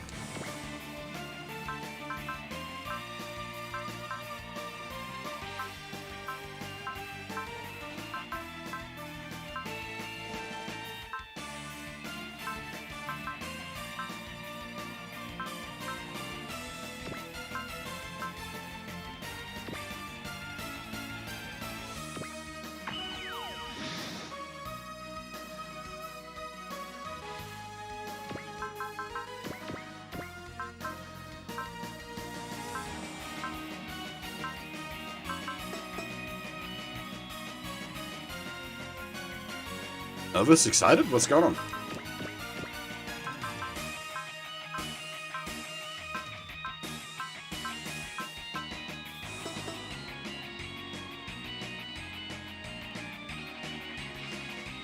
And Asakim's theme is great.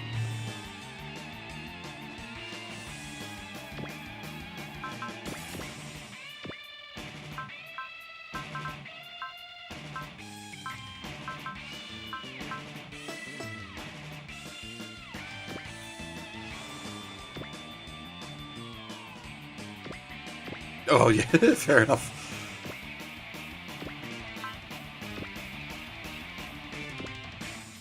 Lady, you about to have a bad day.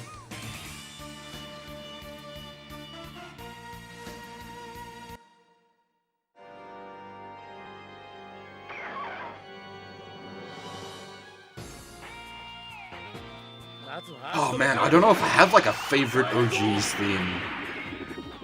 That's hard. That's really hard.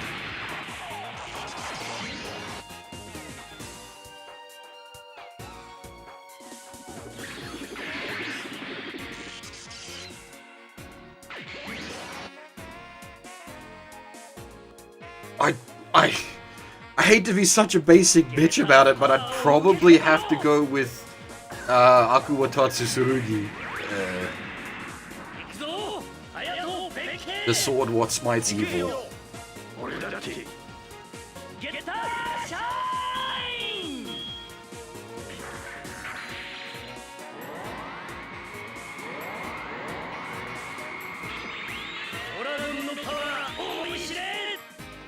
But like, it's a hard choice.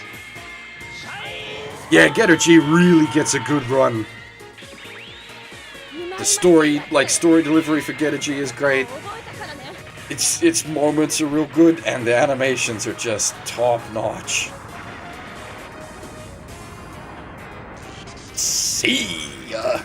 It also hits like a fucking truck.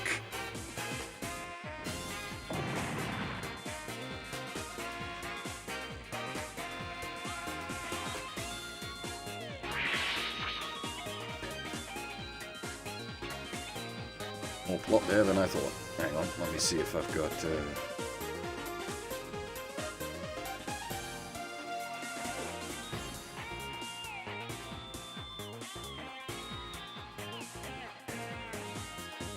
It's somewhere in here.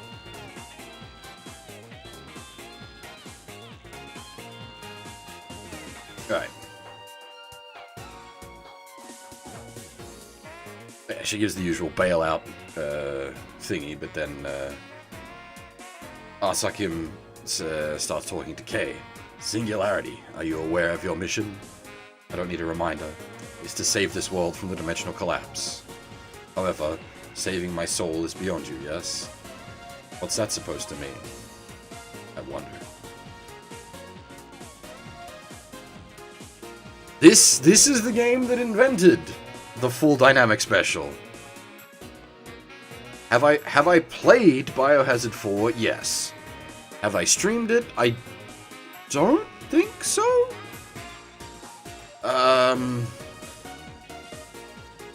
I know a lot of people hold it in, like, super high regard, but I'm actually not very fond of it. I've played it through probably 3 or 4 times. But it just doesn't do it for me.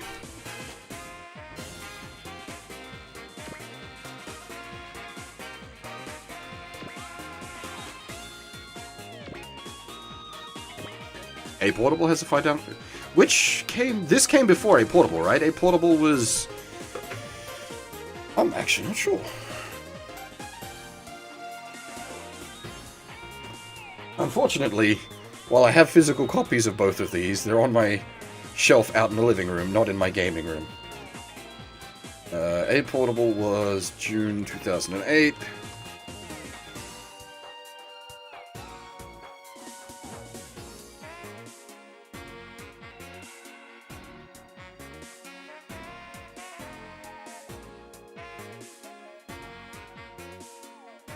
Oh, why is that one easy to find and this one not?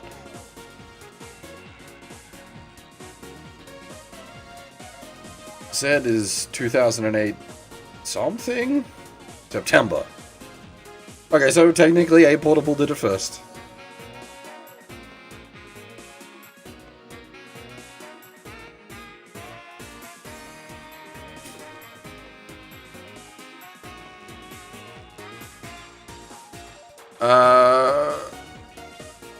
Remake 2 is real good. Remake 3 less so. Remake is probably the best.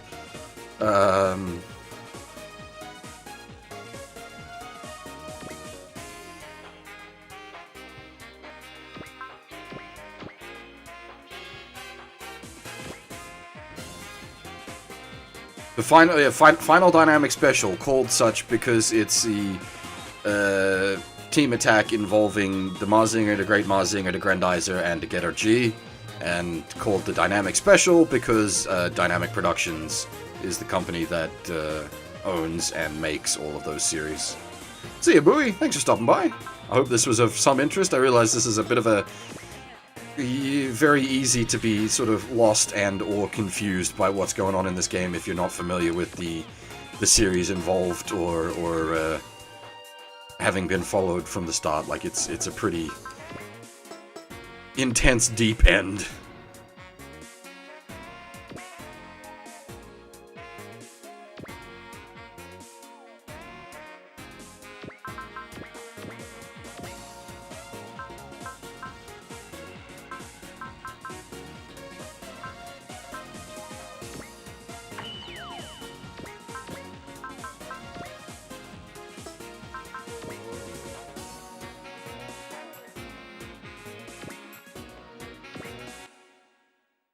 連装地点制ってめんどくさい。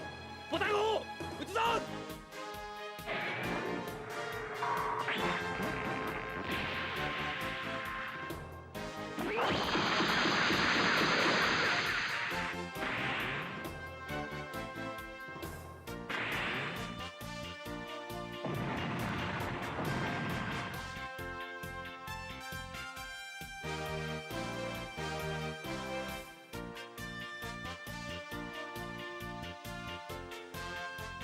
There's a proper name for the Poton Cannon, but they just call it the Poton Cannon. But yes, it's I really like that line.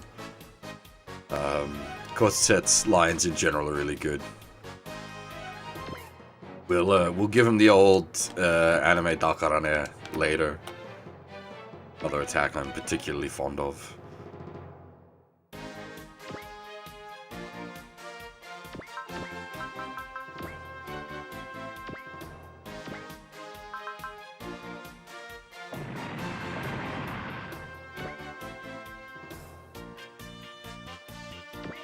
I've seen some of Zabungle.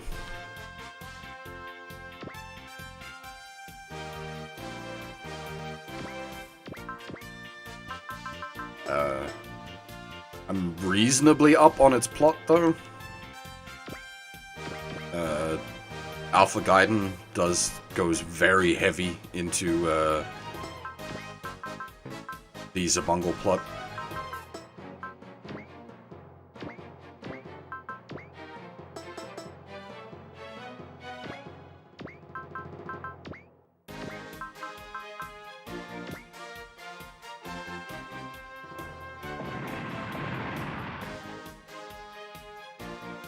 Also, hey there, JRPG Party, how's it going? Been chatting for a while and I didn't say hi.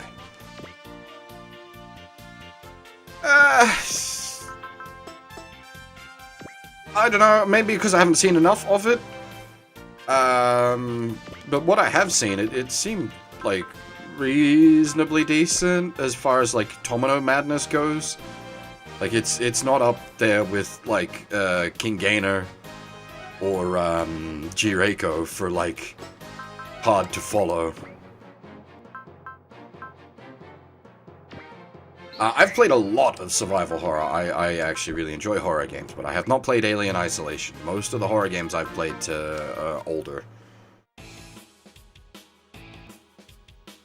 Yeah, brain powered. Yeah, good. That's another good example of what. Gainer is a lot of fun. Don't get me wrong. Don't anyone be discouraged from watching King Gainer. I highly recommend it. It's just, it's very Tomino. It assumes. Well, it doesn't assume. It just doesn't explain shit. There's a lot there. There's a lot going on. It doesn't tell you nothing.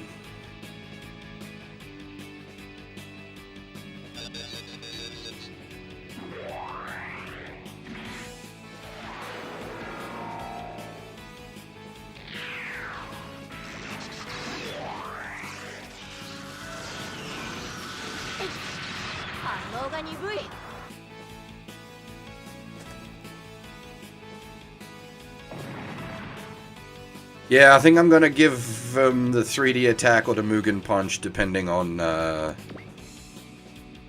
we roll.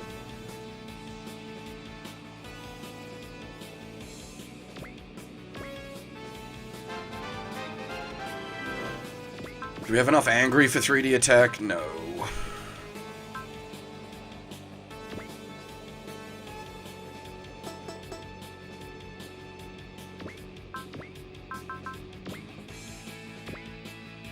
But much like a lot of like the modern Tomino shows, they're a lot of fun.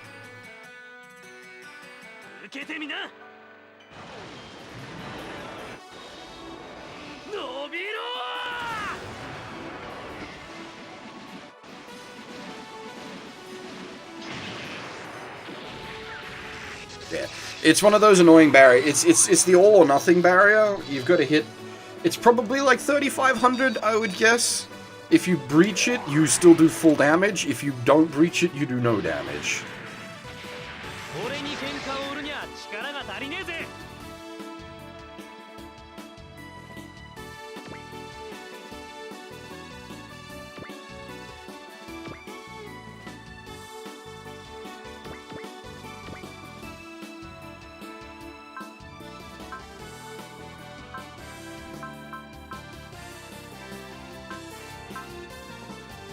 It's whatever that barrier is, but I don't know how to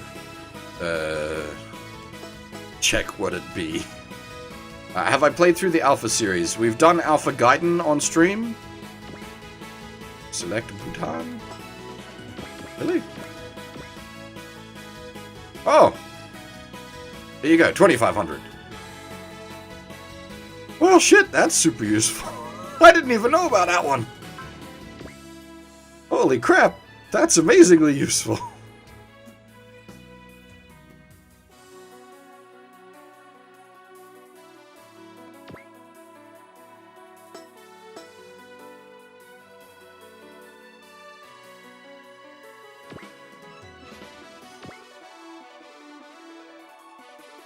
How long have I played this, like, over the years? And I never knew that? Jesus.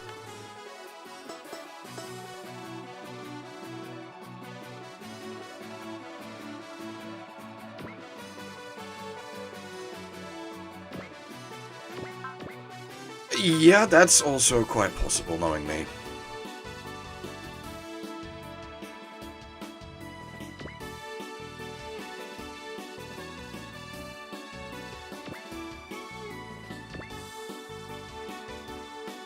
Alright, we need to give this thing a big spanking. Well, see, like, a lot of my SRW knowledge is just, like, shit I have learnt over the years. So it's not a case of, like, pulling up in-game reference material, it's just things I've either looked up previously or things I've picked up over time.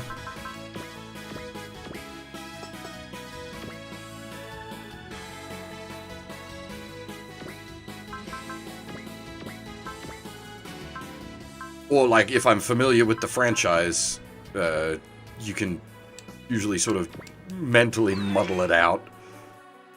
You know, how does it work in the series? What's it doing here? Alright, this is what we're doing. Kind of thing.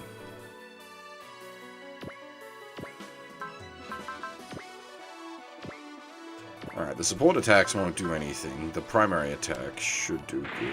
Yeah.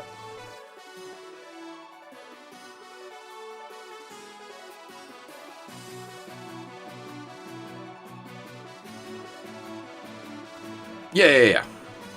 Okay, so the multi spirit thing I do use, but usually only on like the first couple of turns when I know exactly what I'm wanting to be doing.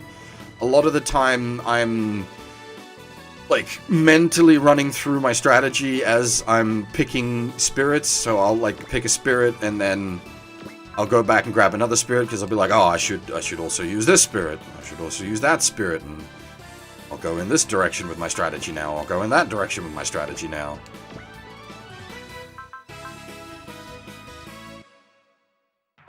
So, like, on your opening turns, I'll usually, like, on my supers, I'll drop the will up, and then, like, usually move speed up. Those are the big two usually, but on my super stacks, it'll be like will up, will up, will up, and then move speed up on whoever's going to move speed up.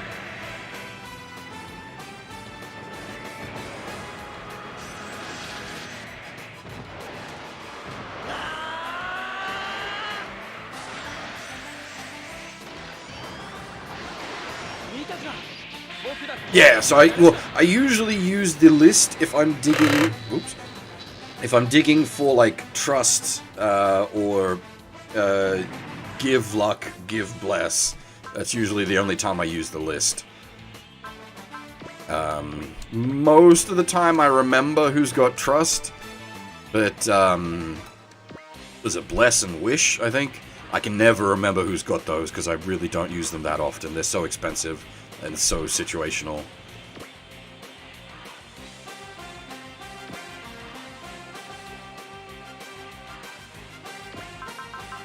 Actually, it's not wish. Wish is from the older games. It doesn't appear anymore.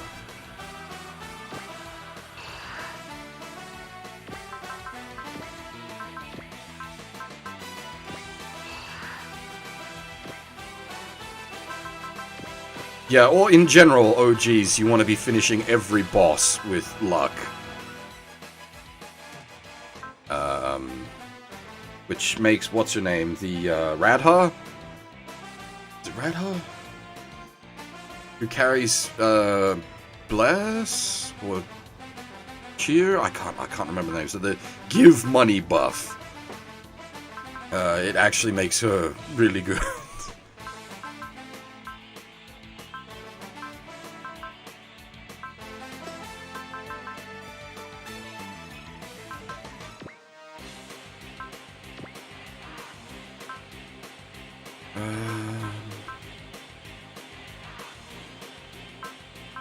Might do an Air Master charge.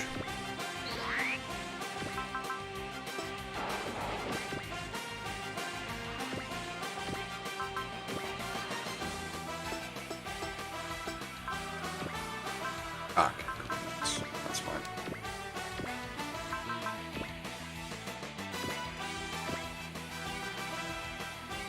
Unfortunately, Russell doesn't have any of the fun, big supporty stuff like that.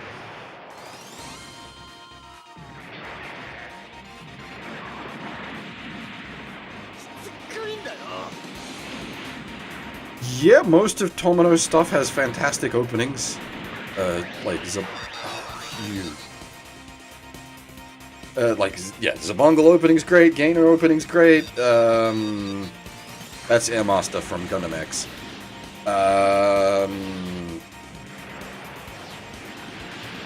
What else? Brain Powered opening is great. G-Reiko opening is great. I can't really think of like a Tomino show that didn't have excellent ops.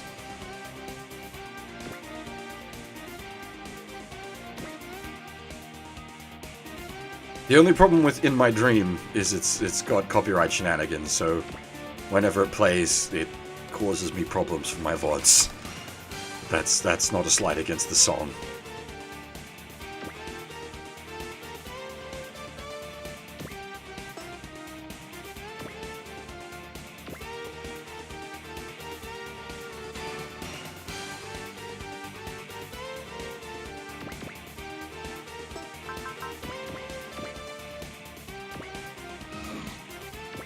Gundam X is decent. I wouldn't recommend going into Gundam X if you've just recently watched a whole bunch of Gundam.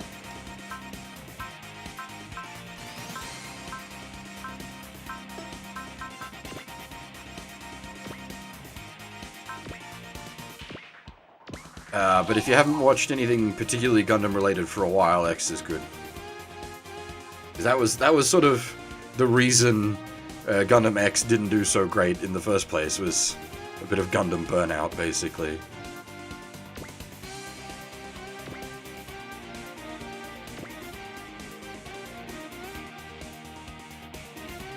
I'd have to sit down for a long time to think about something like that.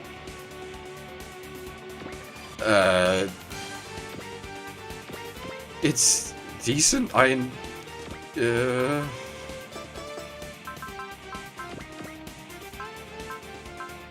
don't have anything particularly bad to say about it. I don't know. I didn't like Wing, but that's a very unpopular opinion.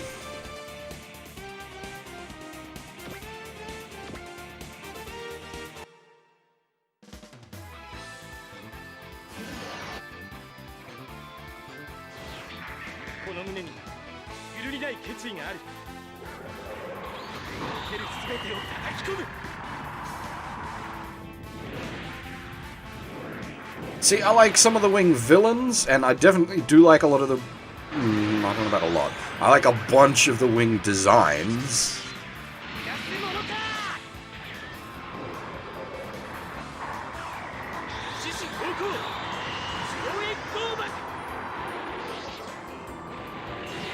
In before 0 damage. Oh, good.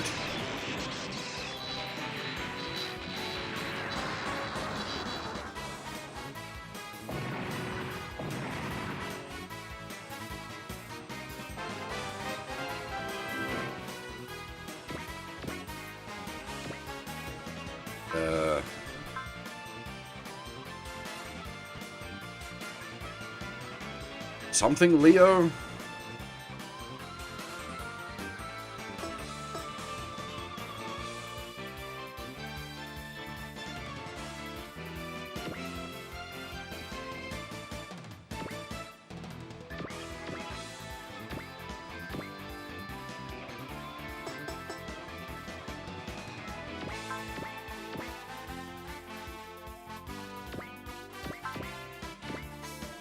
Now, one day we'll be able to do Alpha 2. That is a very slow, in-progress fan translation. And we can probably do Alpha 1 in this style, where I do the, like, story recap.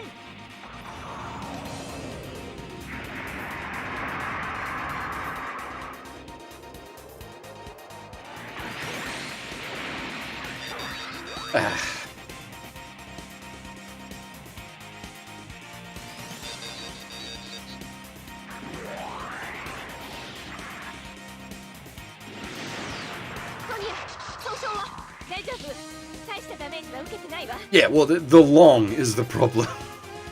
The story recap methods, as you can see, we get through, like, 2-3 maps total for a 6+ hour stream. Like, it certainly slows things down.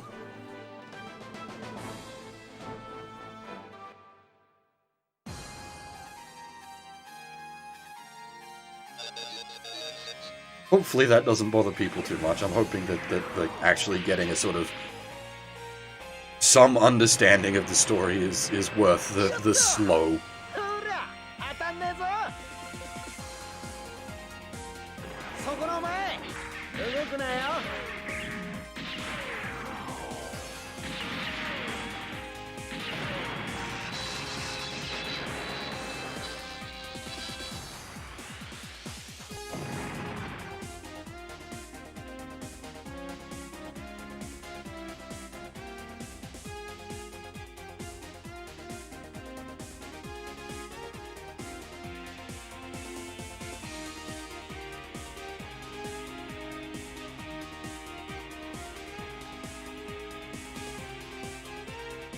We haven't... have we had, like, a single map stream?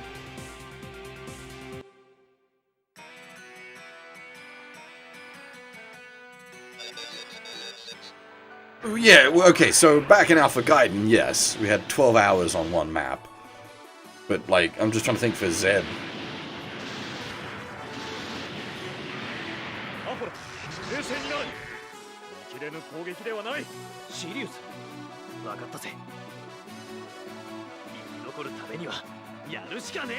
But, I mean, you all should be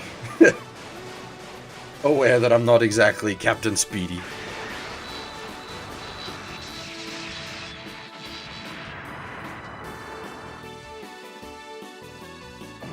Mind you, we did clear some games pretty quick, like SLW2 we knocked over in like 3 streams.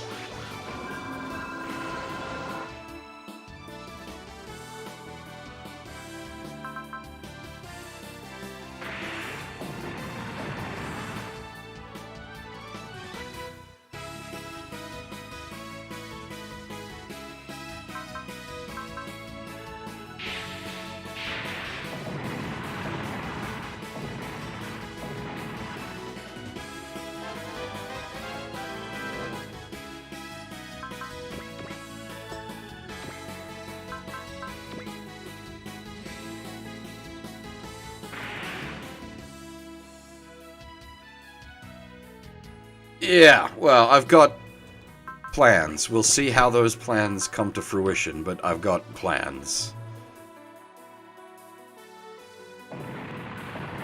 There's things in the pipe.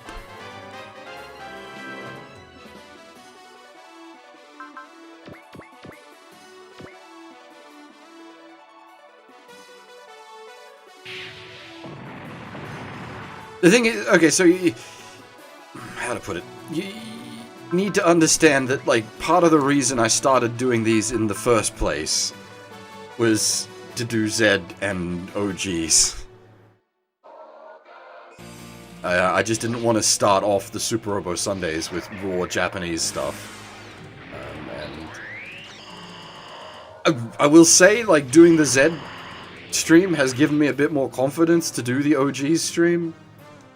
Because I wasn't quite sure whether it'd work out, whether people would be interested, whether it'd just be, like, boring having me just, like, you know, recapping the story and whatnot. But it seems to be doing okay. I hope. You guys seem to be enjoying it.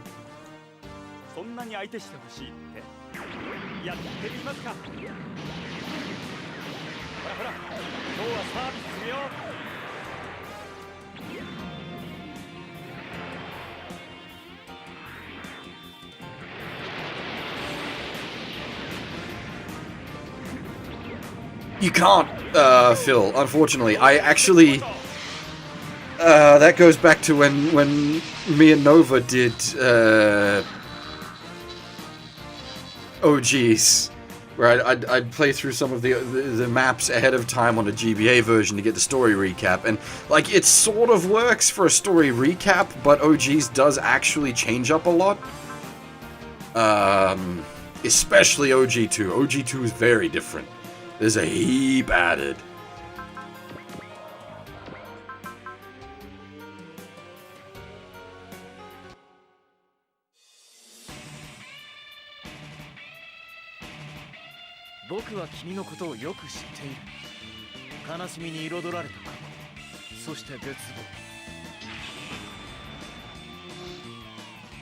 Like, OGs is unquestionably the superior experience.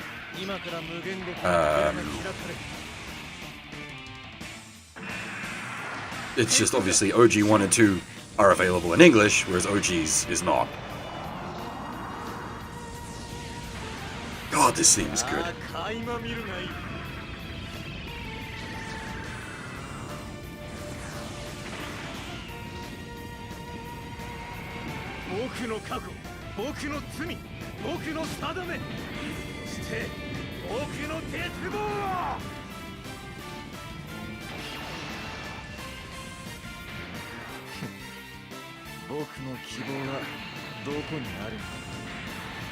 Yeah, it's Gun Leon. It can take it.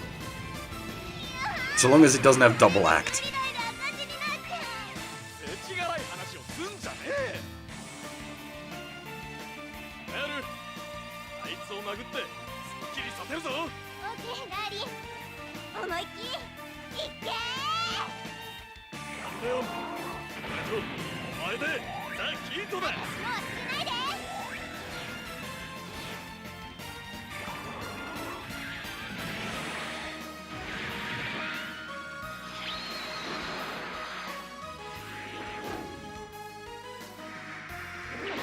To be fair, you can pull off near unlimited act in SWT.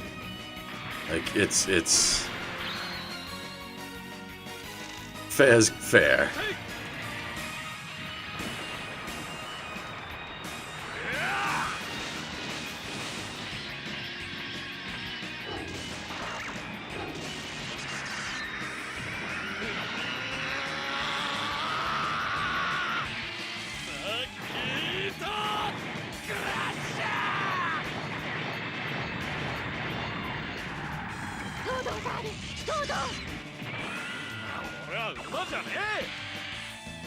The angry mode causes pain.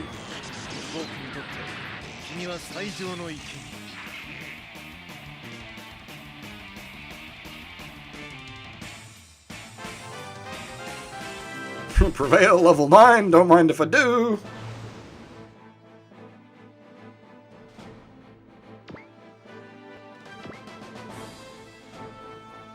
Alright, we gotta sweep up the trash.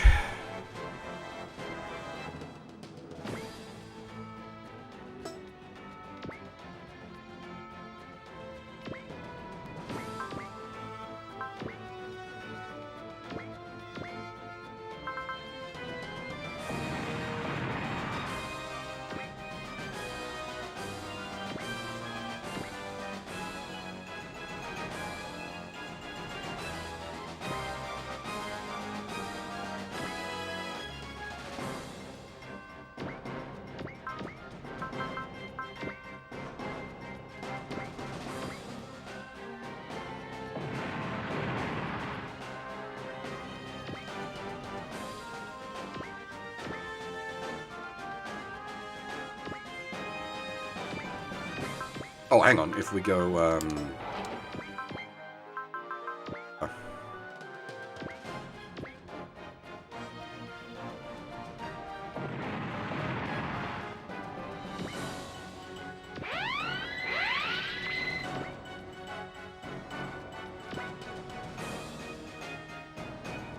This teleport always sounds like a damn alarm going off.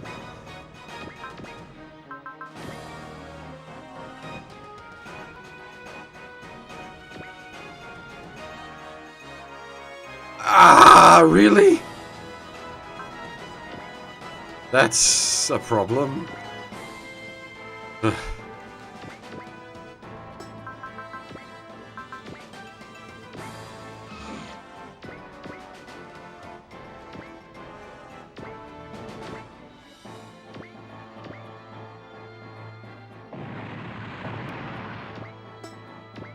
Actually, speaking of the FGC, I was watching some of the BlazBlue Anime Evo today. That game turned into Marvel.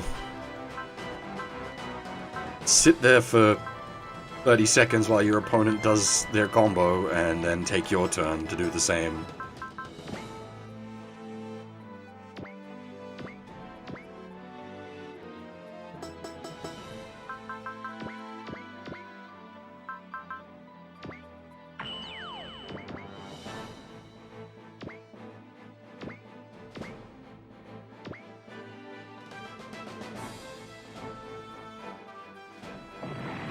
Did I say Smash?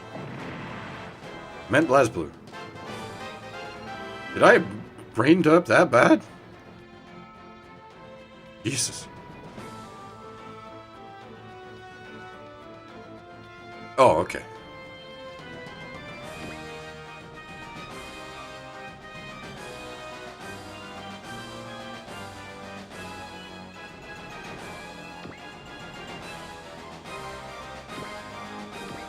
I don't know how I confused Smash and BlazBlue.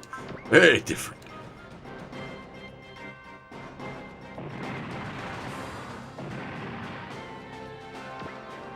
Anime Evo is a separate beast entirely. Doubly so at the moment, what with the whole, like, online tournament stuff. Speaking of anime, we haven't done the old anime Dakarane. Let's give that one a swing, it's always fun. Some of the, like, there's some, like, ridiculous characters now. Well, there's always some ridiculous characters, but, like, Jesus. What the fuck is going on in that game?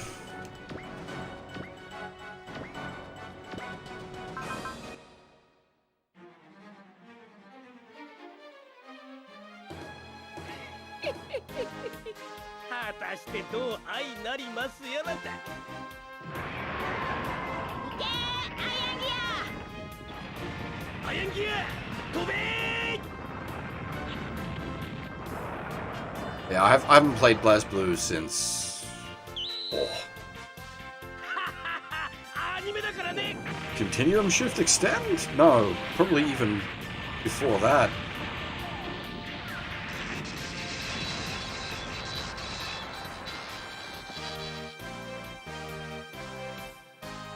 Chrono Phantasma? No, wait, was Continuum Shift Extend the visual novel?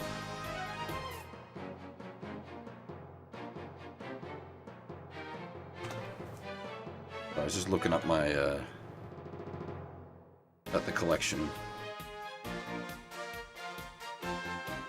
Oh, okay, Continuum Shift. Continuum Shift was the second one, and then Chrono Phantasma was the third? Yeah, okay, so I never played Central Fiction, which is the most recent version.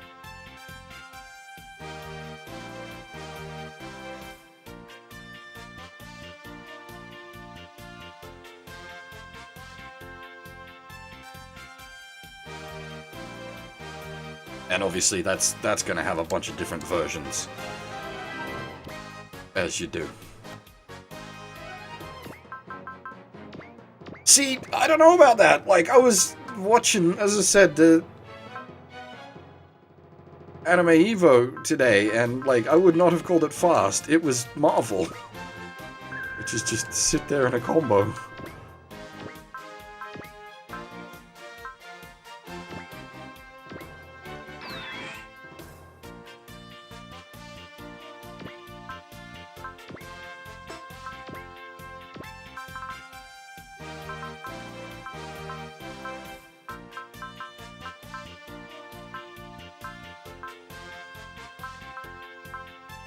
I generally enjoy anime fighters.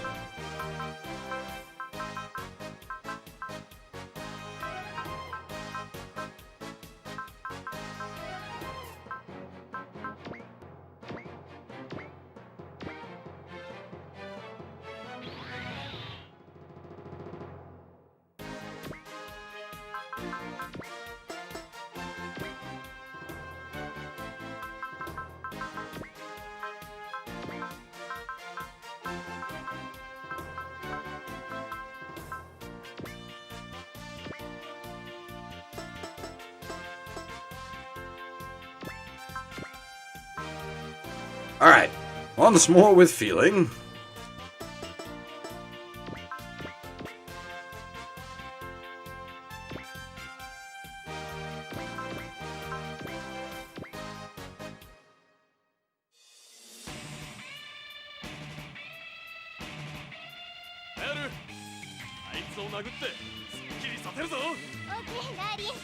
I mean, I quite liked, New Samsho. That sort of fighting game boiled down.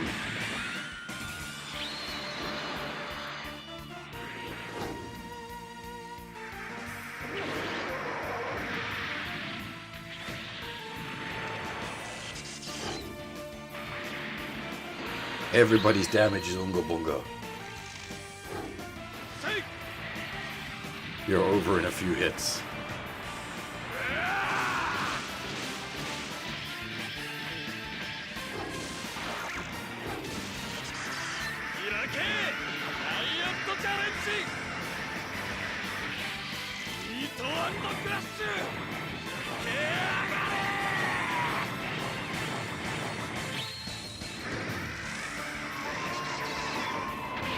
Mostly at this point, I want P5A.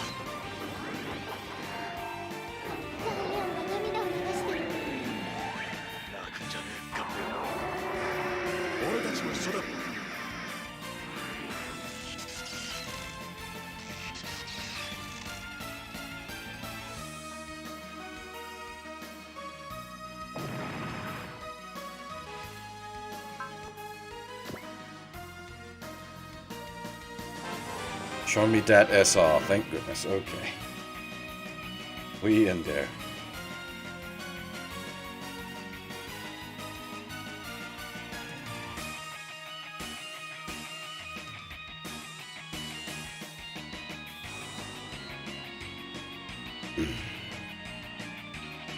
Usual sort of bad guy line of I underestimated you.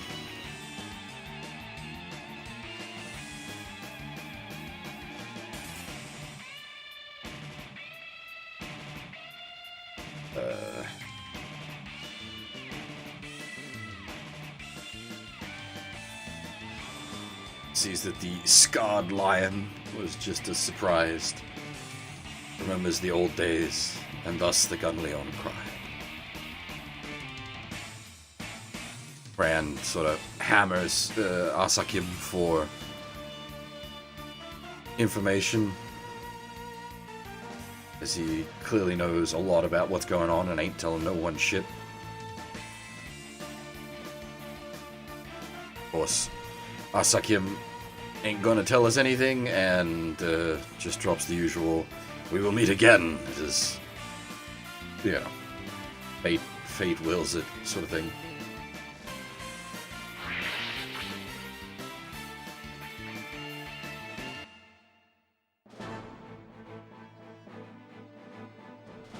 Owen sort of interested that Rand seems to be the sole focus of Asakim's attention.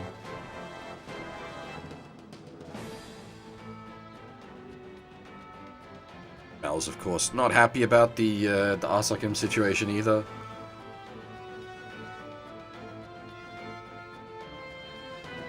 Says that everything will be fine. She has her darling. Rand's glad to hear her calling him darling again. Very odd to call him by his name.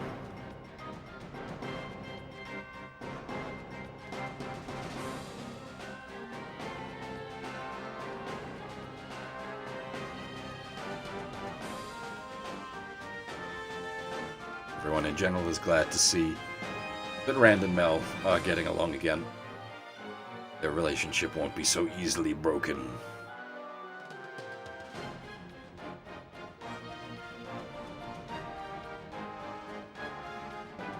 Rand thanks everyone for coming to bail him out despite running solo ops.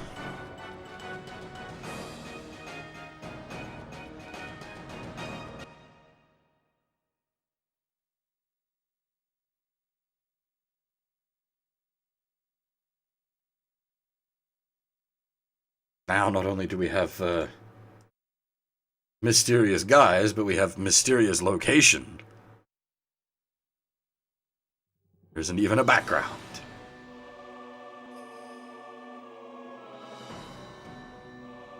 Rather oddly, despite taking the loss there, Asakim looking very happy. Confuses Zene? I will work out how to say her name properly at some point.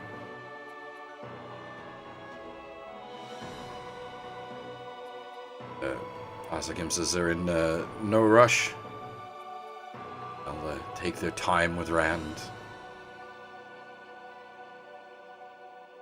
Now understands the power of the scarred lion and what Asakim is after.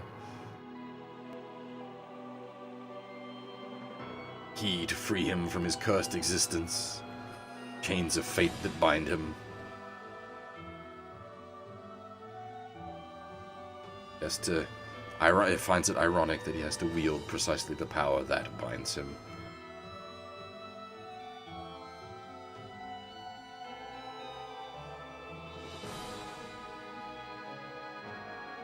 He asks if Zene, if she's going to relate this development to her master. He says that he is her only master.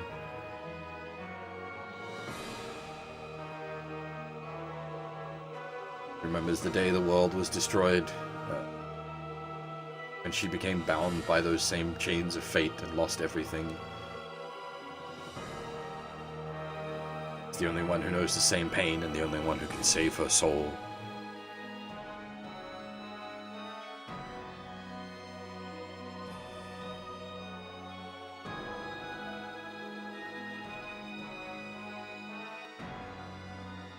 Asakim is grateful for her affection. Asks permission to go hunt down Rand.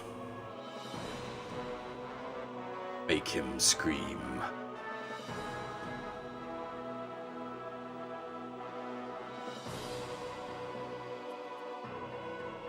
It's that the heat.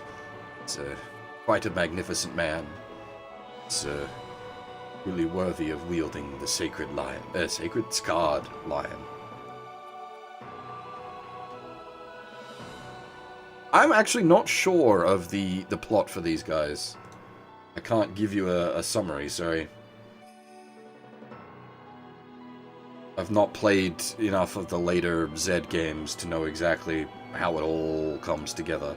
Because it basically doesn't come together until Z3.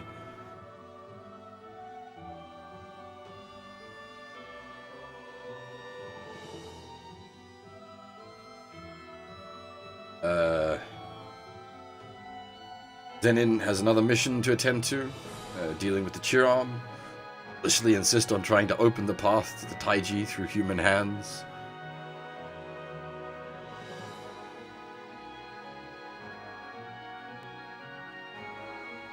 Says not to worry though, that since even the Federation is opposed to the plan, he has to do is tell the Federation what Project D actually entails, and that should get them moving.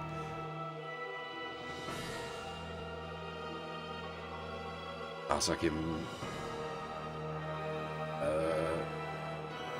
is pleased by the thought of the widespread chaos. Continue to walk his cursed path amidst all the madness. For him to be himself, all other smaller beings must perish, and he at last must reach the Taiji.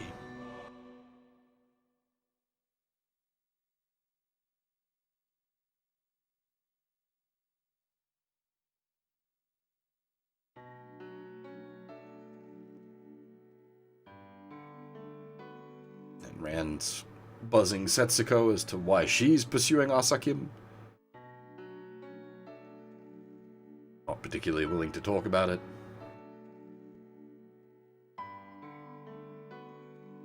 Apologizes, saying sorry for poking a sensitive subject. She doesn't know who or what Asakim really is, she swore on her pride to take him down.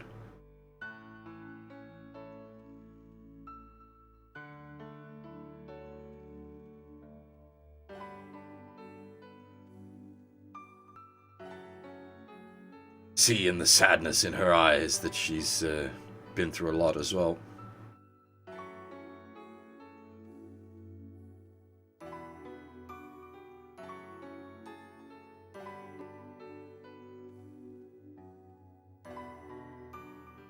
So Mel asks what she'll be doing now, and she's still going to go after Asakim, and Rand offers to help, but she says, unlike her, he has other things to do. And sort of apologizes for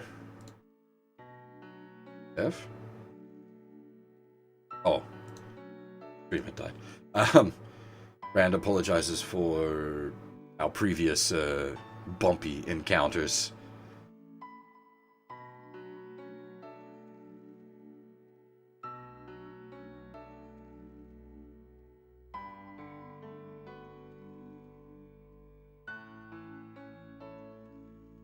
Setsuko promises to let us know if when she finds anything out about Asakim, and asks, or says that her call sign will be Glory Star.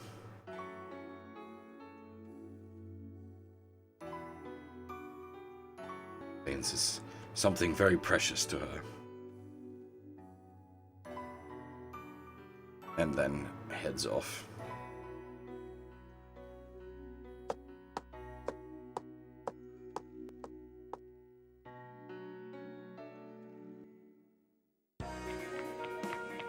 And then this guy shows up, calling Rand, Darling! Darling, you're okay. Oh there, Gramps, what's the darling business? Well, your friends told me that it doesn't feel right calling for you to be called anything else. That's what you said, darling. So sorry, darling, we've been calling you Rand all this time. Under those circumstances, I also shall start calling you darling. Wait, hold on. Why aren't Shaya, Adet, Talho, Hilda, Sarah, and Tonya here for this then? Hey, are they the only ones that matter? What, are Sylvia and I not good enough for you? That's not the point here. I'm the only one that gets to call him darling. Oh, and who's this adorable girl? Pleased to meet you. I'm Mel Beta, my darling's fiancé. Wow, darling, you're a lolicon? Long story short, so I'll abridge it. No. Oh, too bad, and here I thought I found a kindred spirit.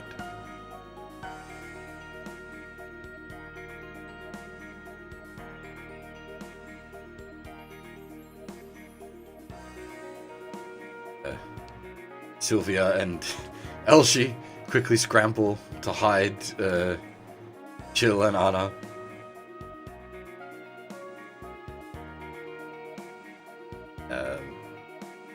And he tells them not to worry, as his strike range is only 50 years plus or minus his own age.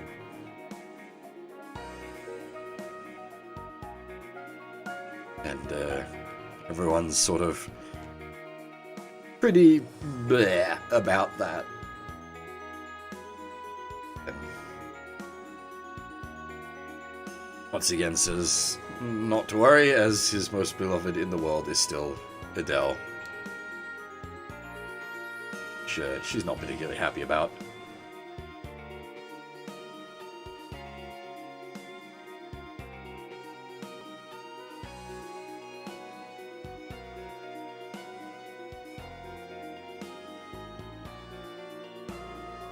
She then introduces herself to the rest of our crew.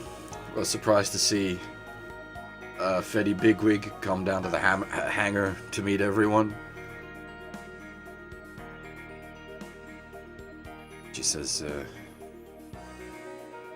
position of general is merely a job, and aside from that, she's a person like anyone else.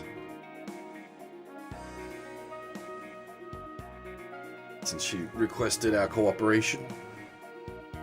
Wanted to meet and talk with everyone personally. Ryoma quite approves of her attitude. And Kay is, of course, Kay. She's a lovely lady.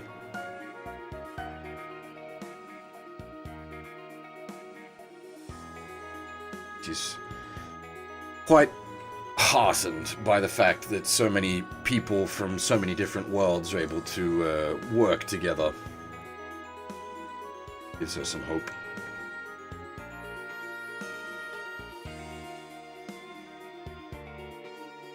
Although finds it odd to be getting praised by a Federation high up.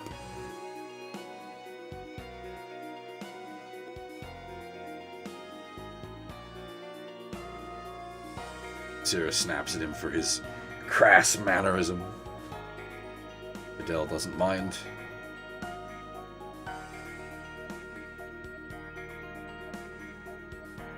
And is also impressed with her attitude on that front.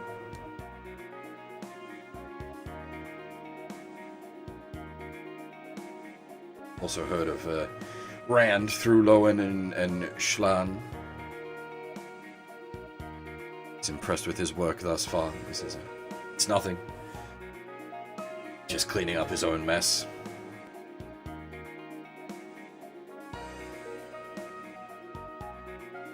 Garrod thinks Rand is being surprisingly bashful around Adele, and Mel's not particularly happy about that.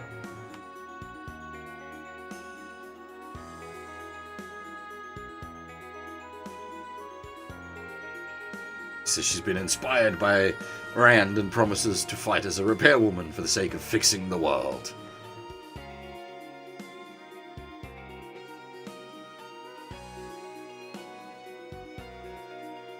As our battles will help her cause, he offers us supplies and funds as a way of thanking us for what we've done so far. Also offers Lowen to accompany us. He's happy to join up.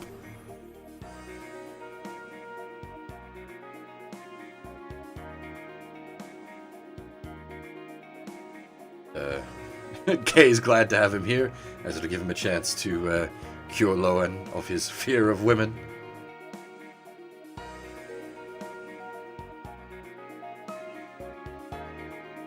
Kay wants in on the fun, but is immediately denied.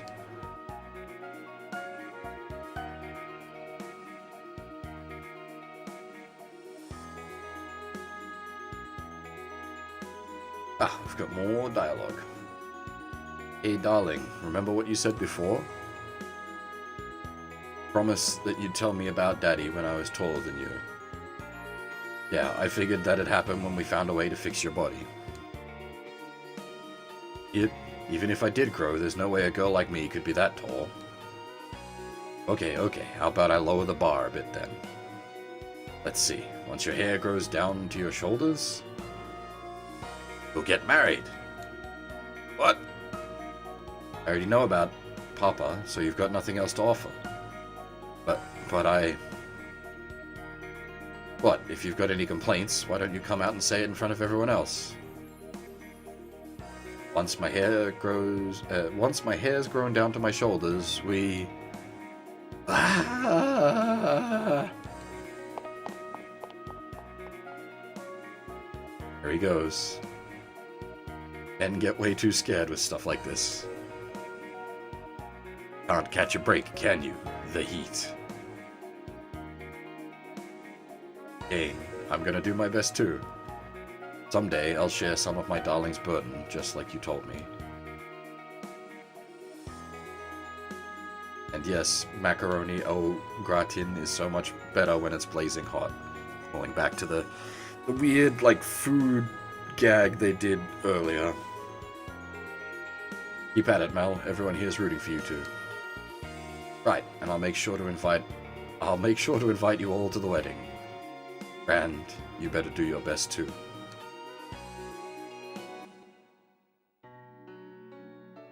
Armory.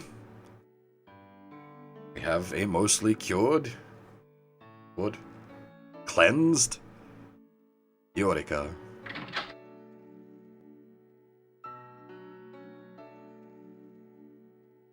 Ah, more script. Renton. Why did you come? No one aside from Misha should be here. Went to the hangar with everyone else. I guess something happened. They said I shouldn't see you anymore. He told me the same thing. Get unstable whenever I'm close. True. Even now, my heart rate has gone up. Just want to know one thing. I just want you to know one thing. I'll do anything to keep you safe. Might not be a match for Holland or any of the other grown-ups, but I'll do it. Because Oh. Eureka. Please, don't come any closer. Eureka.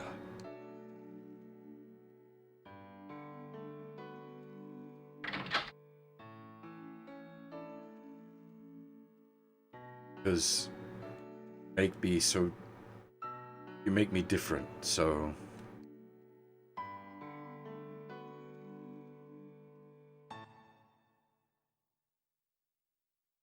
now there's something very, very important in the extra rewards we got as our payout from Adele. You'll note that second item is a Minovsky craft. Much needed. Actually, I don't think it's like super needed at the moment, but it is very, very nice to have.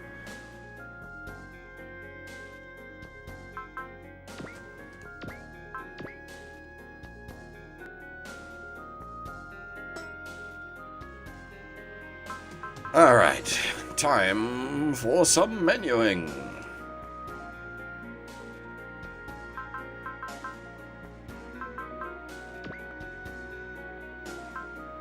I actually probably want to put some cash money only on.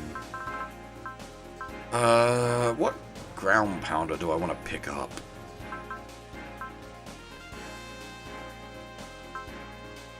We could make the iron gear fly.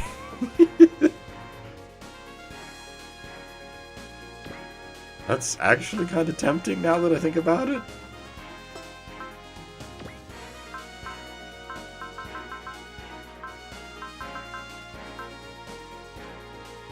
Because we don't have anyone else, like, it'll be useful once we've got, like, masses of units together.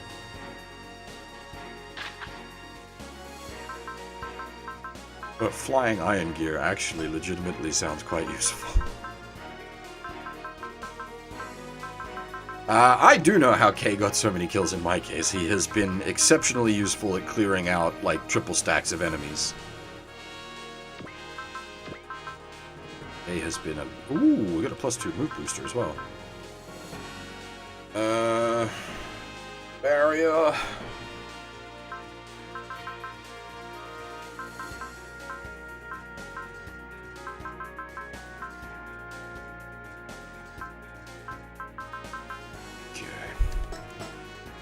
+2 move booster.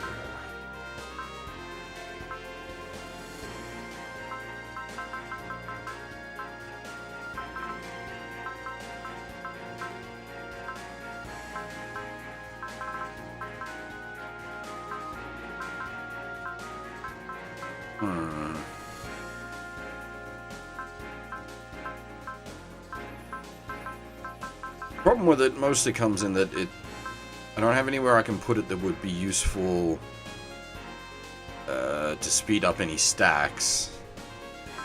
Maybe go on like a battleship. Make them zoom a bit more, but that's about it.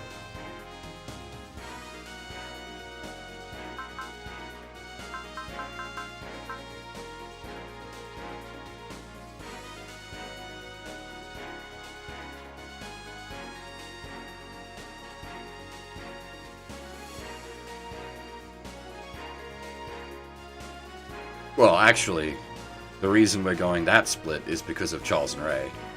We just happened to get the plasma gimmick as an extra.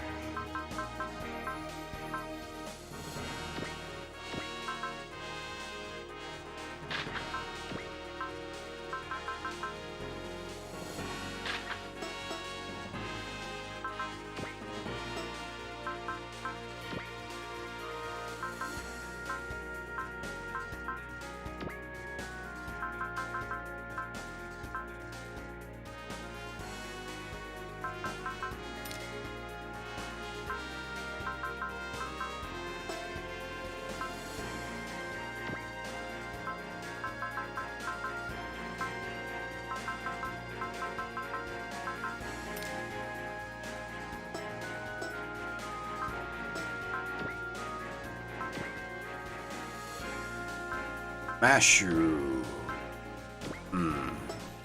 You're pretty much permanently stack filler, aren't you?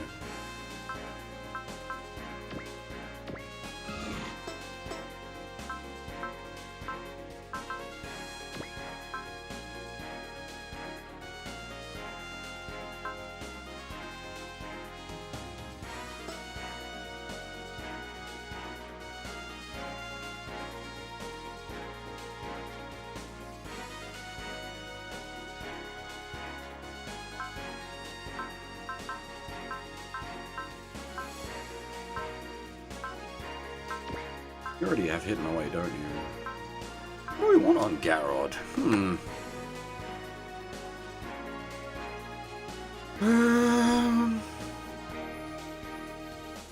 Something that would benefit the satellite cannon? Maybe like E-Saver?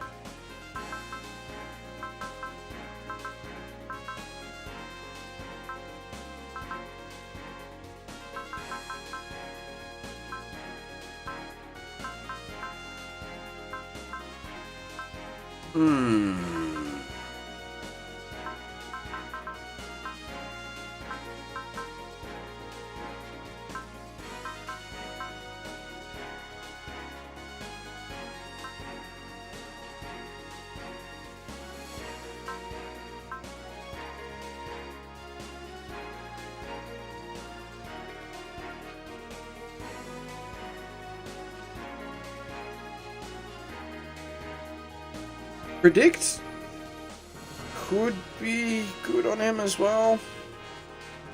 Plus 10% chance, or plus 10% to evade, crit, and hit on 130 will and up.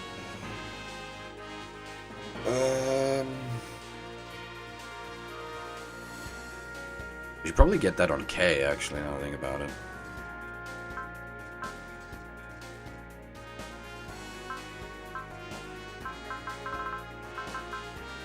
You should definitely get that on K, actually, 100%.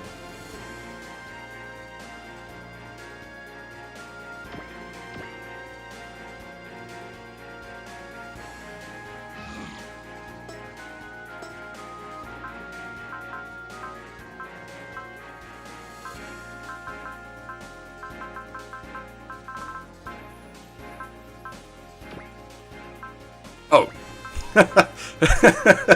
Well, yeah, that is...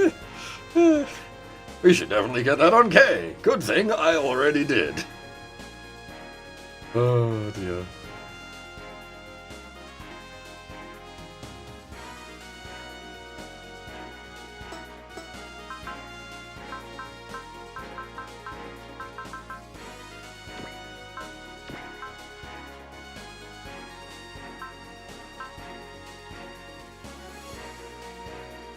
She's already got stack fill. I'd be tempted to get a bunch of SP on her, because she's her unit's speed booster.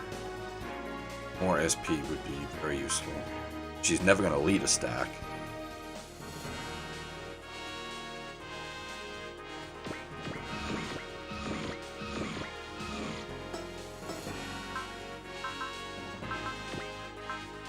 Yolma probably wants something will related.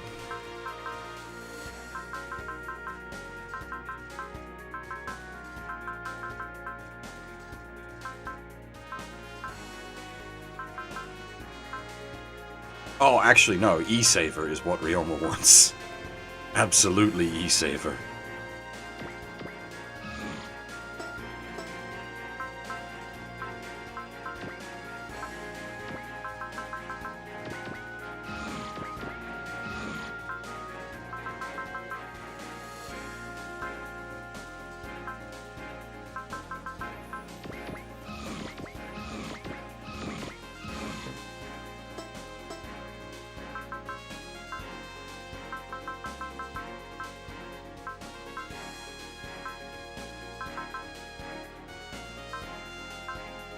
Really just want, as bad as it is, SP boosters on these guys.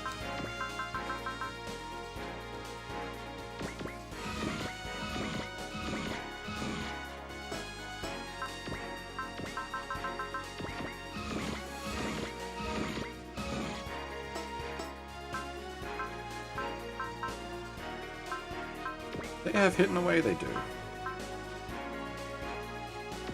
Probably want B-Saver. Get an extra shot out here and there. Speaking of E-Saver candidates. Definitely want E-Saver on the gainer.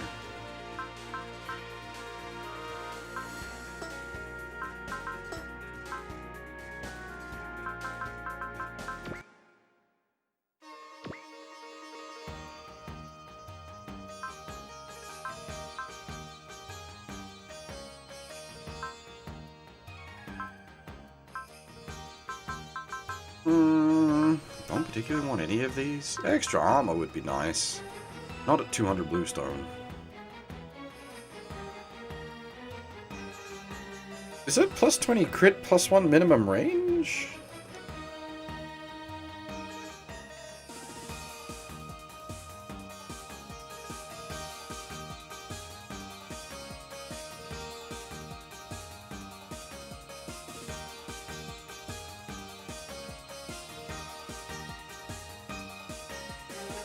Linear seat.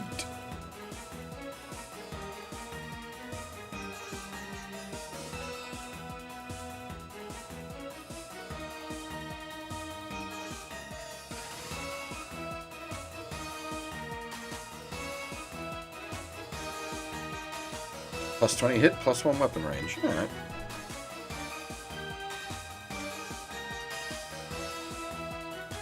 I'll hold that bluestone for now, though.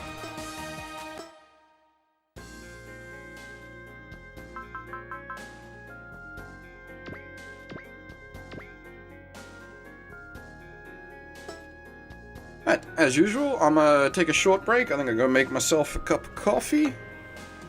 And, we'll come back and press on. Guys, with some music.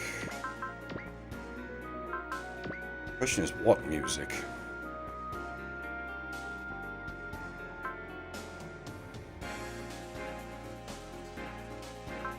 Ignited is pretty good. We don't get to hear that often. Lots of the Big O music is also real good.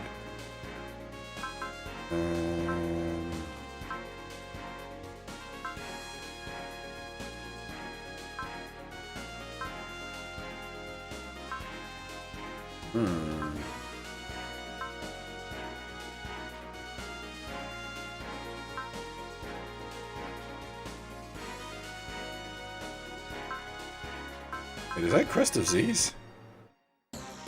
Oh no, Mozzing is it. I was gonna say, shouldn't be Crest of Z's. Alright. I will be back in a couple of minutes.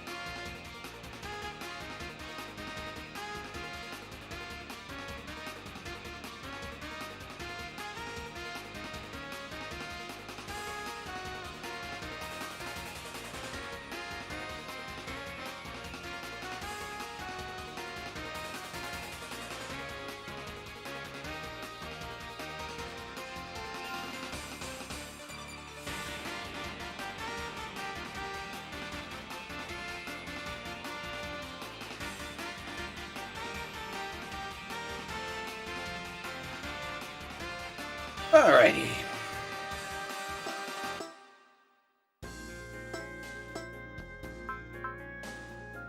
Okay, where are we? Plot.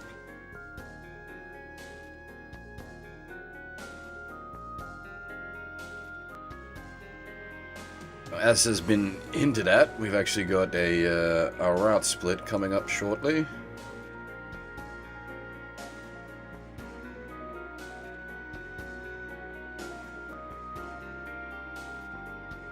Where are we?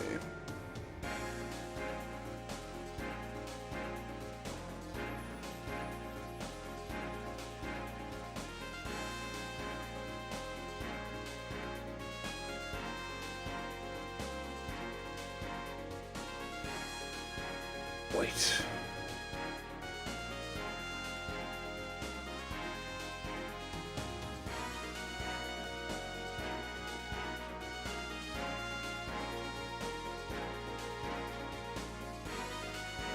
Just do a quick thingy.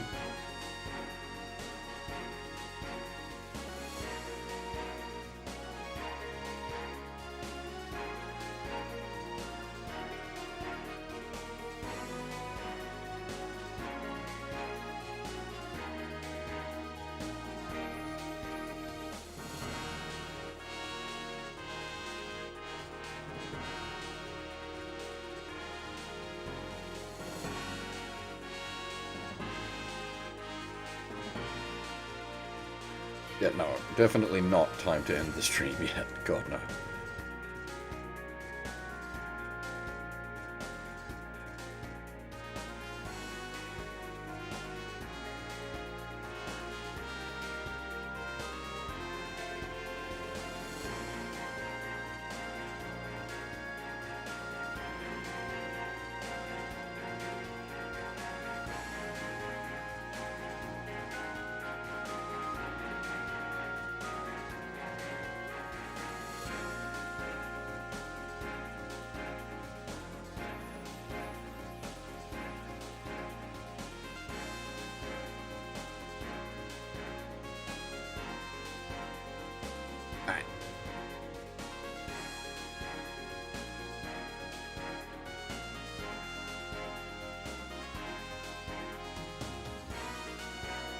Probably should have done that while I was still in, like, BRB mode.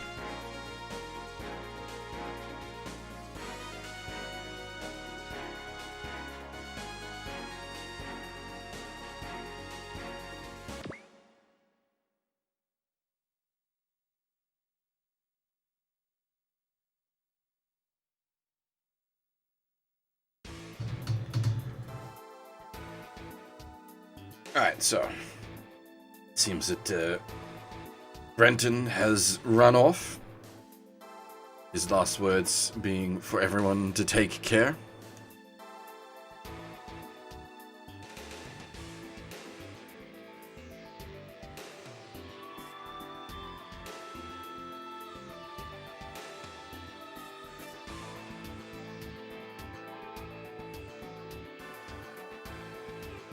Alho's pretty pissed off at Renton still being quite the troublesome brat.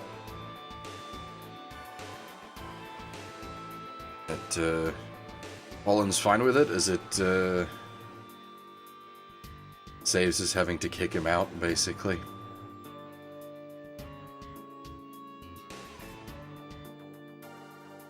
Since he didn't take the Nirvash, he sees no reason to go after him.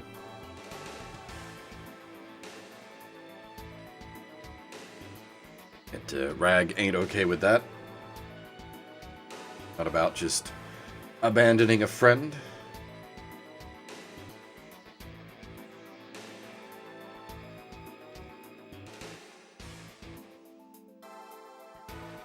Gainer also not happy with that. Especially considering that Holland was the one that sort of pushed him to such ends.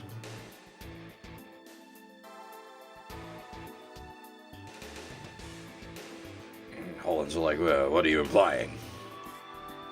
It's back with you left because you kept taking everything out on him.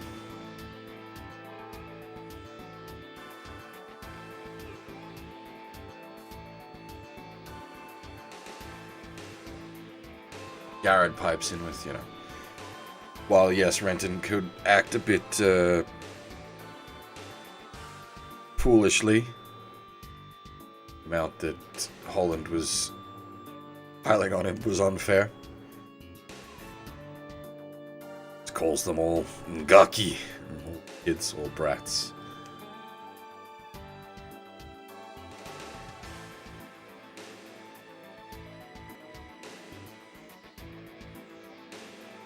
Giron says, you know, used to see him as a suitable leader for the group, but something's been seriously wrong with him of late.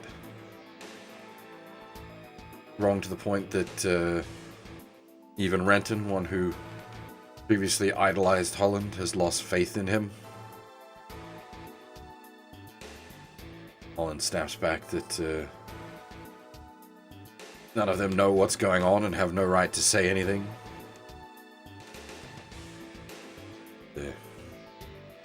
Dana fires back that no one knows what's going on.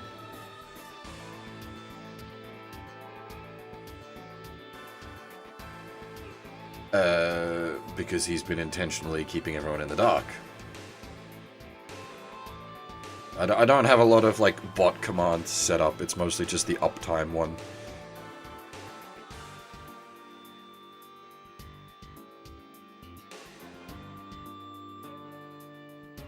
I think exclamation mark uptime and exclamation mark YouTube should do things, and that's about it.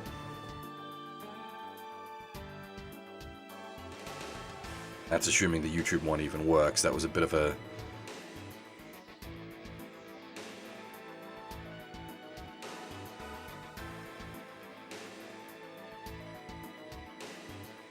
crapshoot command, that one.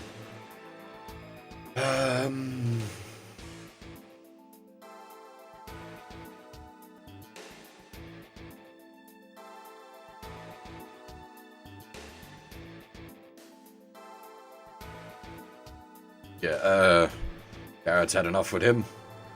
Signed up to work with his friends, not be the private army of a man who won't tell him, but tell his supposed comrades what's going on. Yeah, damn. The YouTube one is still broken. It auto-updates, but it pulls the last VOD rather than the currently active stream.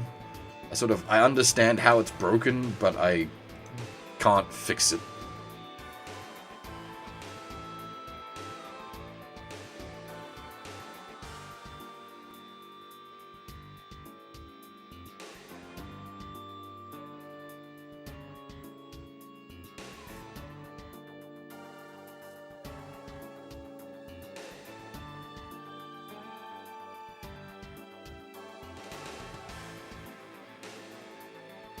Why would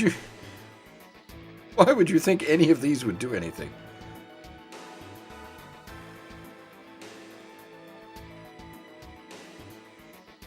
Yeah, Holland snaps back as usual. If you don't like it, get out, just like the brat you are.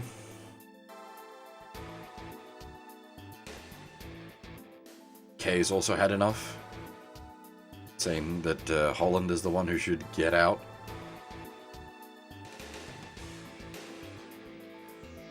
Holland figures he'll do just that. Labeling himself an outcast among outcasts. Gecko's saying Gecko State will go its own way.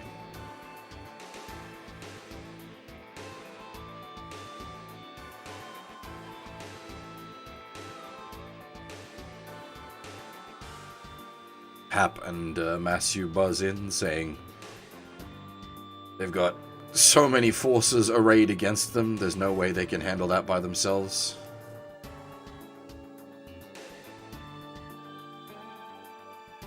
Holland not bothered though, saying they handled it before, they can do so again.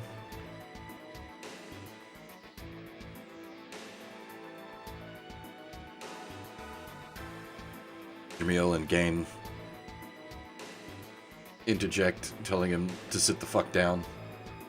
No point having an argument over Renton when he's not even here.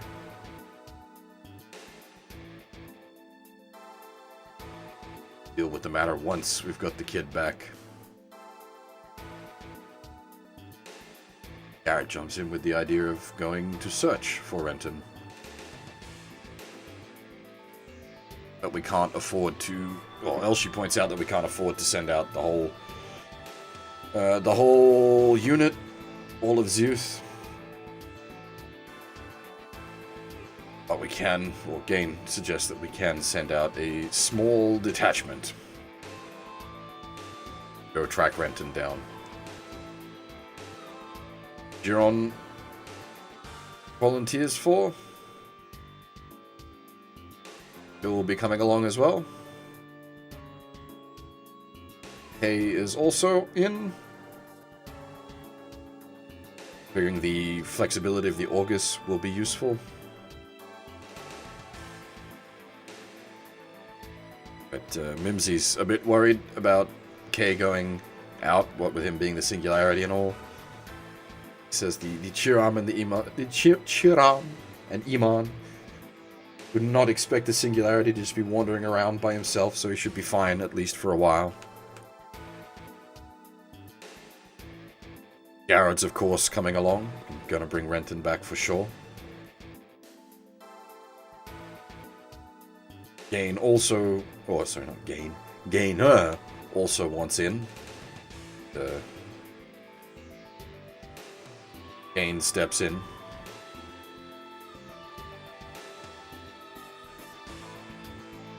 Saying that Gain will go look for Renton and Gainer should stay with Holland, as it'll be educational in many ways to study such a charismatic man.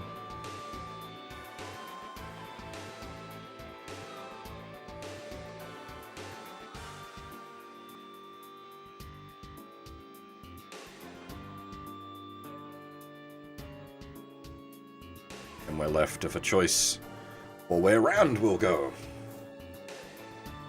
And there's actually, I think, separate secrets down both paths, so we are going to miss out on some secrets here, but the split allows us... Where are we? So down one route, we've got the Charles and Ray secret, which is the main one that I want. But it also leads to the early upgrade for the Big O, which is nice, as well as one of the items needed for getting the Haro item later in the game, which is one of the big equipable accessory items. Down the other path, we eventually get the parts for the Zabungle Unit 2, which is mostly unexciting because it's effectively just stack filler. It means our Zabungle stack will be the Walker Gallia, Zabungle Unit 1, Zabungle Unit 2. Yeah, basically I much prefer the secrets on the Renton route, and as for my own choice, I would be going the Renton route anyway, putting secrets aside.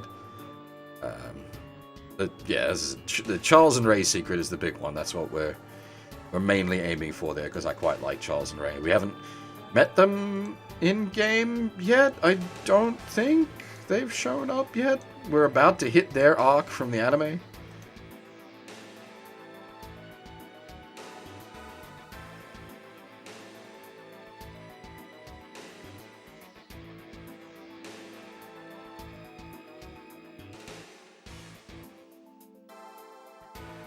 Right.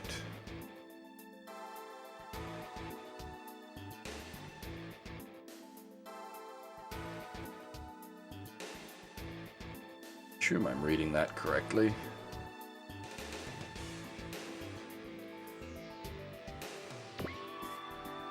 That should be the Renton split.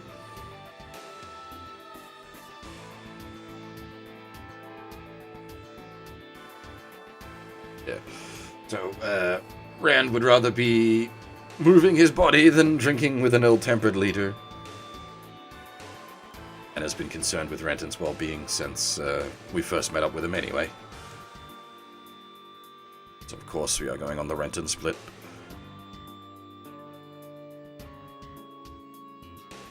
Tells Loen to come along as well, as he should experience the freedom outside the military. Sarah cuts in saying this is no leisure cruise. Says not to worry, he's 100% committed to getting Renton back.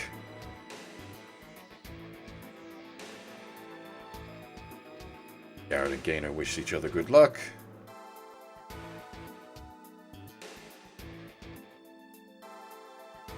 Giron's also eager to get going. And Holland's still grumbling, as he does.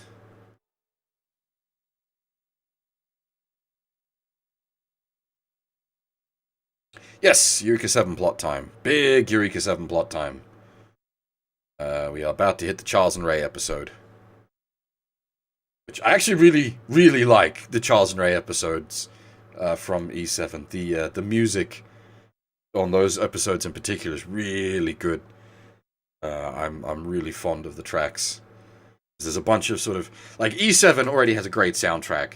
But on the Charles and Ray episodes in particular, there's a bunch of extra funky beats. Because they do some... how would you call it? Like, live events? Like, music events in the series.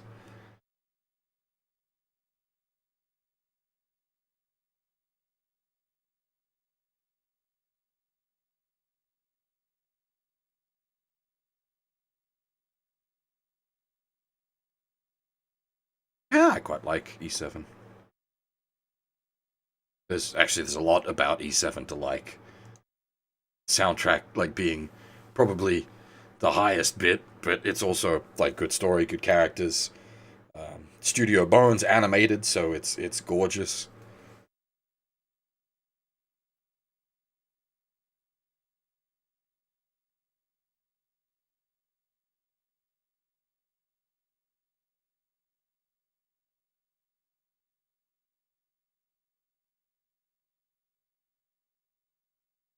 Okay.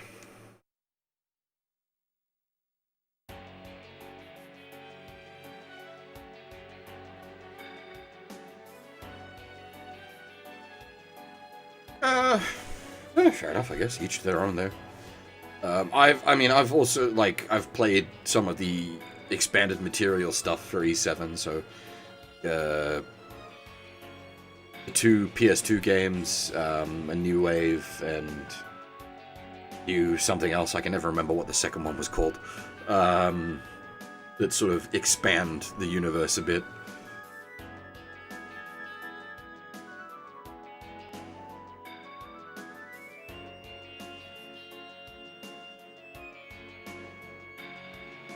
Yeah, the Xbox Game Pass is an interesting thing with their, like, $1 like, entry, and you get, like, a heap of stuff for free. It seems like an insane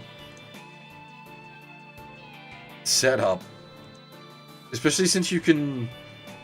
I don't know how long you can keep redoing it for, but I know people that have been redoing the, like, $1 introductory sub a bunch of times.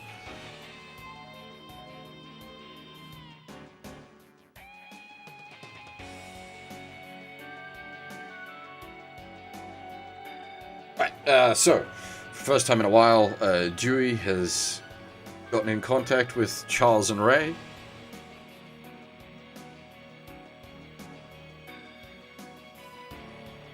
Ray is not buying his old friend act.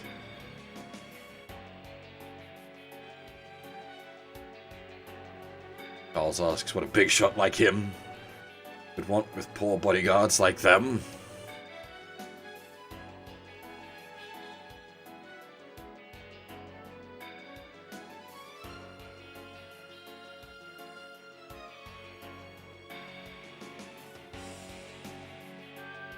He wonders if the job's good enough for them.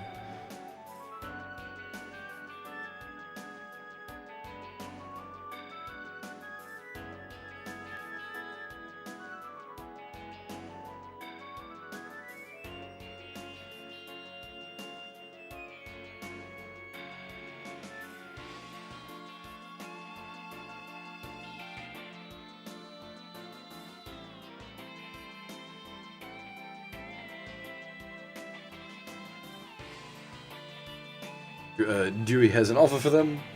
Quickly realizing where it's going, Charles says they have no intention of returning to the army. They much prefer their current carefree life, other than that of a soldier.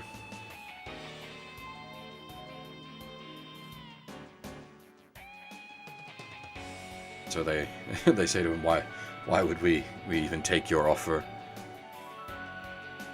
He says, a chance to settle their score with Holland. Very much grabs Charles' attention.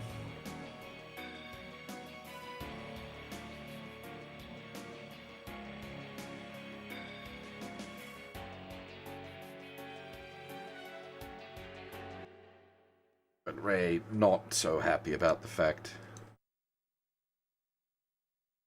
As for Wasteland 3, I need to look into that myself. I didn't mind Wasteland 2. I know a lot of people weren't fond of it, but I remember reasonably enjoying my time with it. Apparently Wasteland 3 is just better, so I definitely need to look into that myself.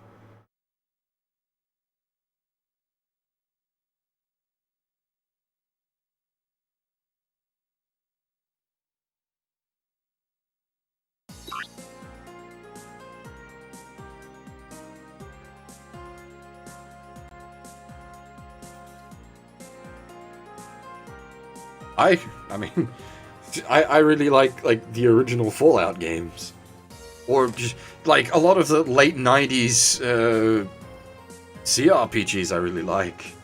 I grew up playing like Baldur's Gate and whatnot. Quite fond of the Infinity Engine games.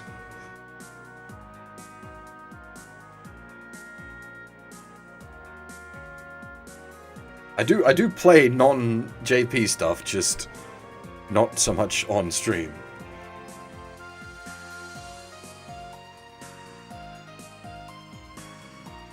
Yeah, back with Gainer, he's gotten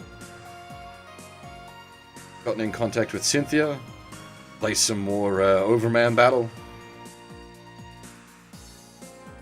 That tells her of his trip to South America. Seems the UN is still, the connection's still a bit iffy, as he can't see her face. Cynthia reveals that she's also en route to South America, much to Gainer's surprise. Hopes that they'll finally be able to have that date. Apologizes for not showing up due to what happened their previous time. Not bothered, and be meeting now would serve as more than adequate compensation.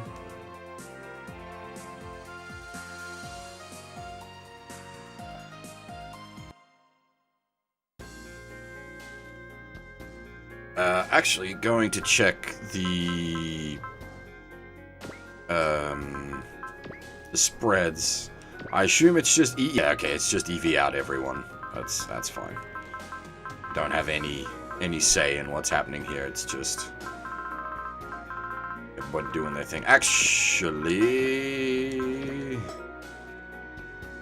while I think about it, what parts does the Emperanza have on it?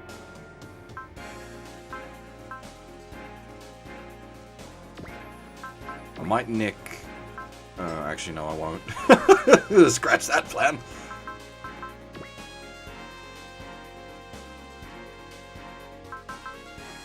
I need to remember to send that back, but I'm gonna nick one of the movement boosters. Just so that no one here is, like, dead slow.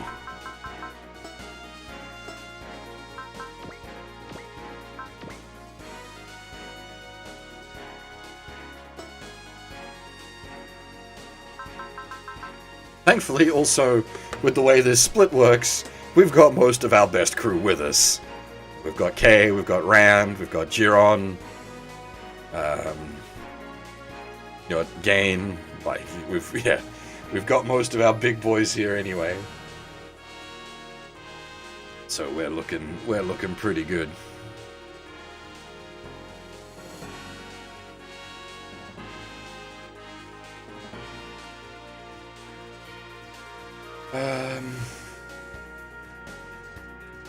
Like, I have actually contemplated, like, streaming the, like, Fallout 1 and 2 before, as well as some other, like, Western games, but it's always just a case of time. Time goes where?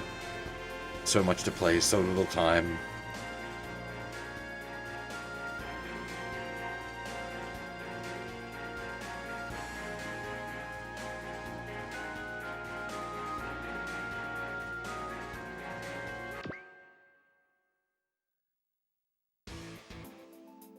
And we find Renton thinking to himself about the fact that he didn't really have a plan and just ran away. Realizing that when he's with his youth, he wasn't alone, but now he has no idea to really what to do with himself.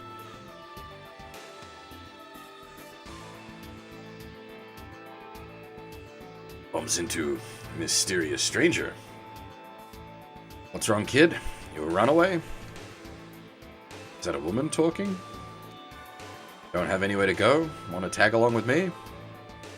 Really? Can I? Of course. Just leave it all to me.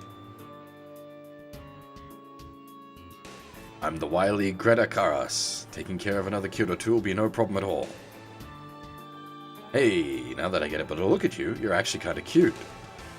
Quite the nice catch, if I do say so myself. Sorry, but I gotta go. Excuse me. Hey, hold on, boy. Greta being sort of late Zabungle plot character.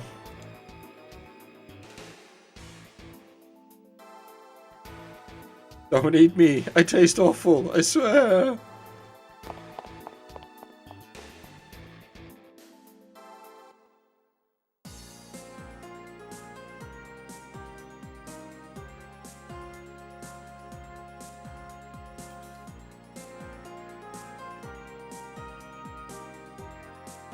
Renton managed to lose Greta, but starts to wonder if the woman might have been legit.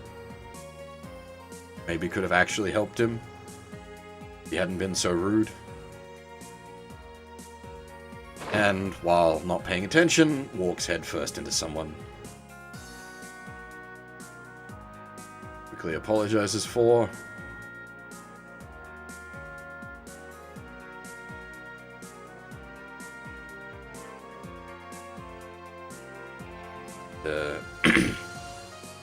realizes that he's run into a much prettier woman, and how their encounter was very soft.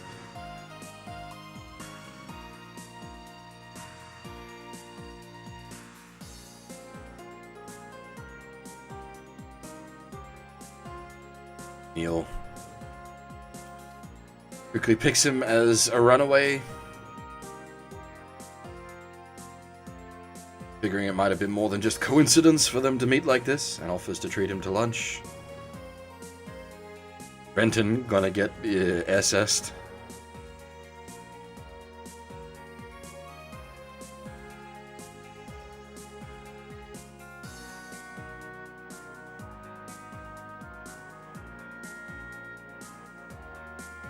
As for a Wappa in SRW? Why? It's just a hovering machine gun, essentially. What use would it be to anyone?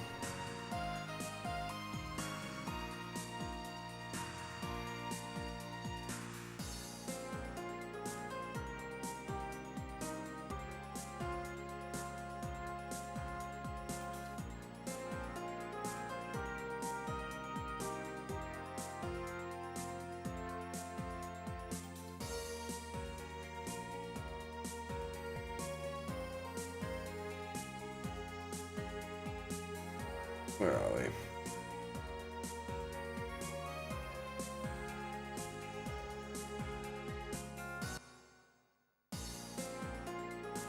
Alright.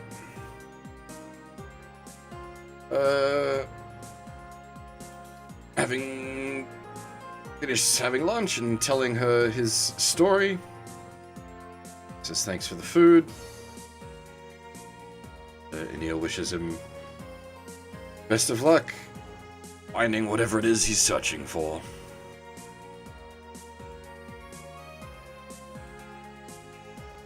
Renton's surprised that she's got nothing else to add.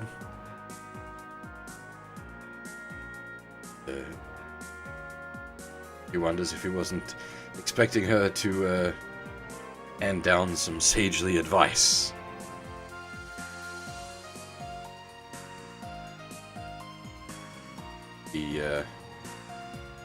A lot of point to him running away if she just gave him the answer, right?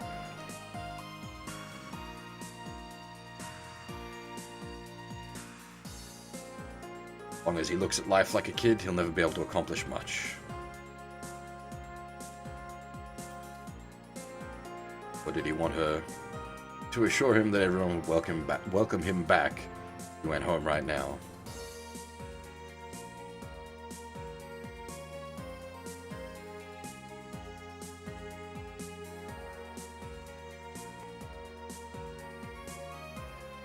Sees the anger in his eyes. Glad to see that he has still has some of his inner fire remaining. Asks why she spoke to him in the first place. Bit of boredom, bit of curiosity, and the rest just pure chance.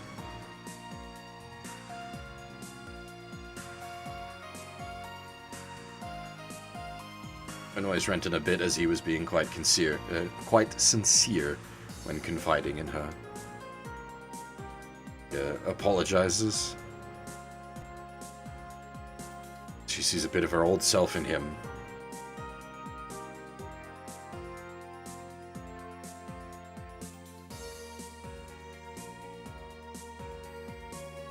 As she's heading off, says goodbye and drops his name, which confuses him a bit. How does she know his name?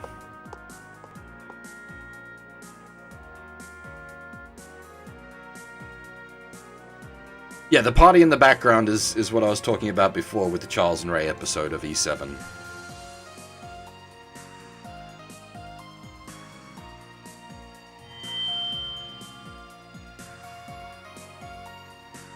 Is about to interrupt our way into Renton's thoughts. Charles apologizes for the feedback from the PA system and says that he's helping to run an outdoor dance concert here.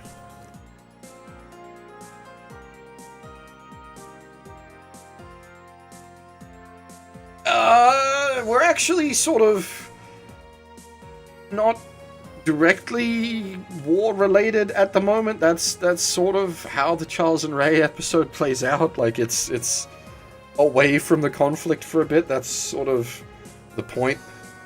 Renton runs away.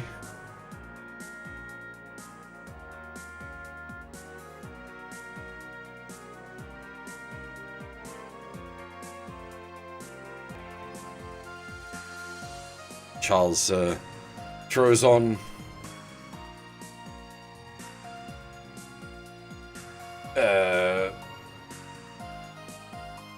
hottest track from Siberia.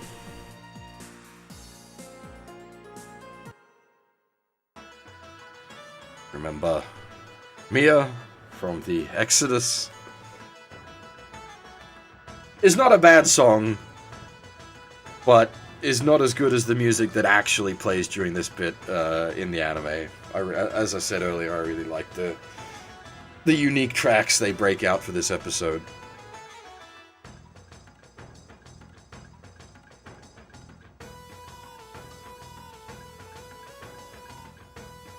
Renton remembers Rand having a CD with this song on it. Charles is impressed that he knows it. But it seems the music isn't really taking off with the crowd here.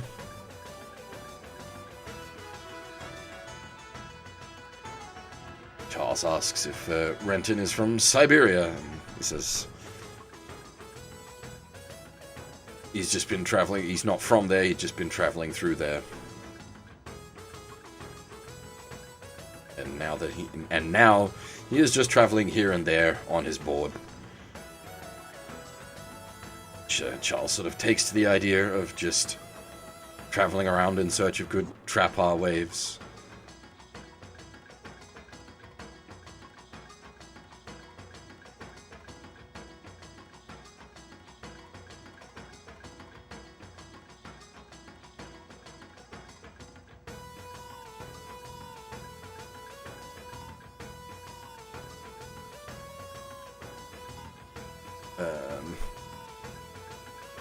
And then Charles sort of introduces himself properly.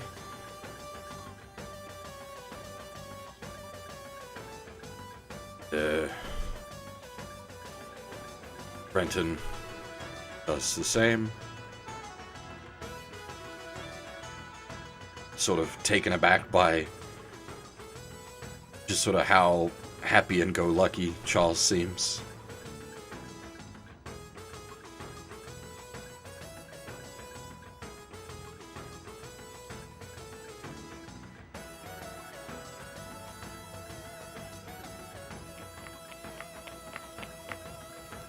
And then Garrod finds us. Happy to have finally found Renton. Tells him how everyone was worried about him and asks him to come back.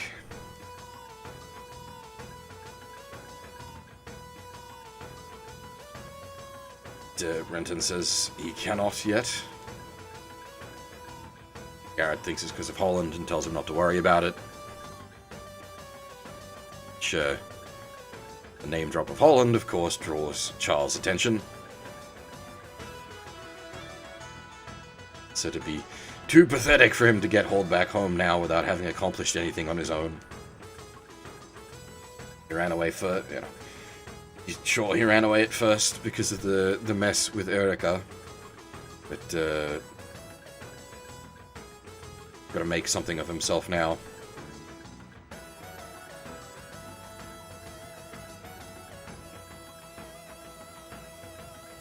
Charles praises his attitude.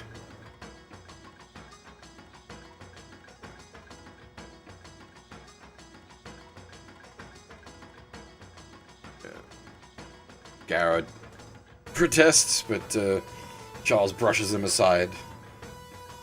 Two people just randomly met in this crazy world. There's got to be fate.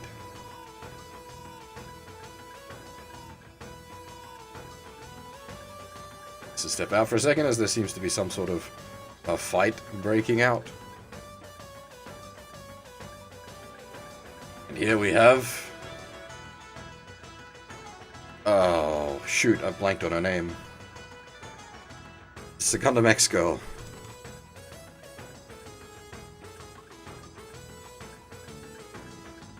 Paula? Paula.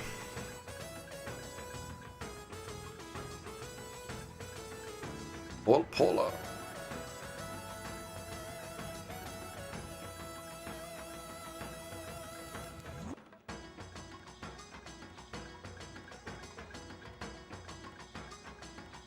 Anyway, she shows up, telling a couple of breakers to beat it. Noticing that she's not from around here, offering to show her around.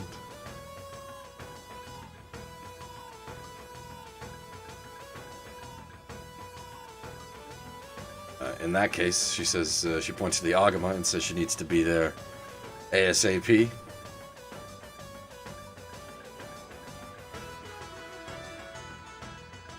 But they say they've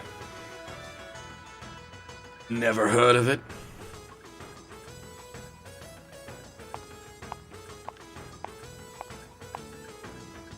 And then Ray interjects, telling them to quit bothering the girl.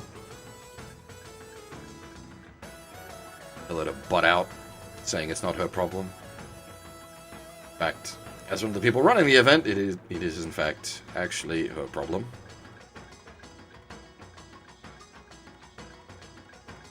That while hitting on people is fairly normal for parties like this, lowlives like them aren't welcome.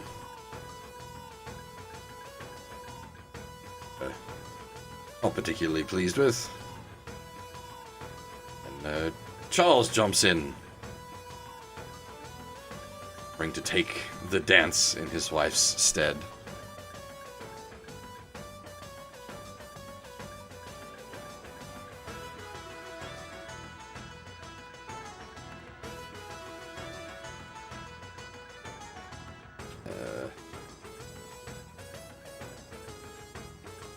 Bud says it'd be best if they ran off to avoid getting hurt. This guy's not just some Joe Schmo, but the Karas gang has nothing to be trifled with either.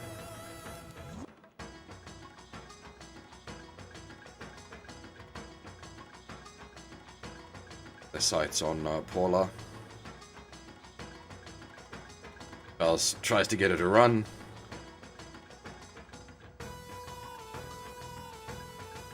Garrett jumps in and punches one of them out.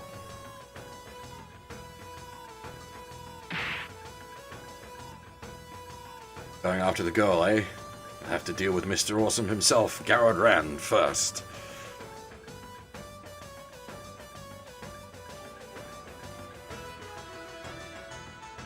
The other breaker tries to jump Ray, and Renton crash tackles him.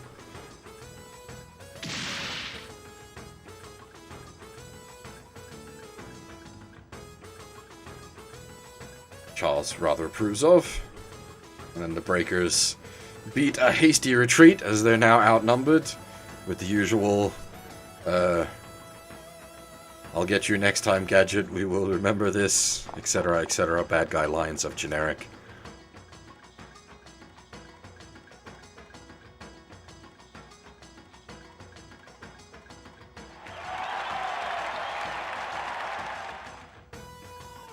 Bad guy's gone, the party can get back into full swing.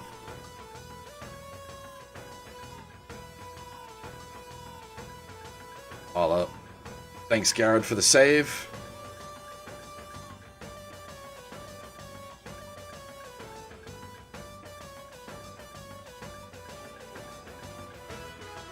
Annoyed, though, that she would have been able to take those guys if she was accustomed to Earth's gravity. Hint, hint, nudge, nudge.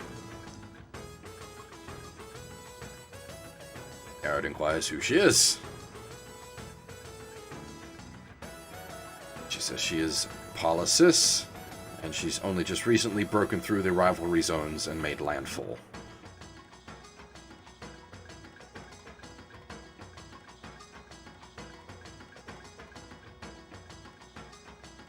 Renton a bit pooped after taking out the breaker.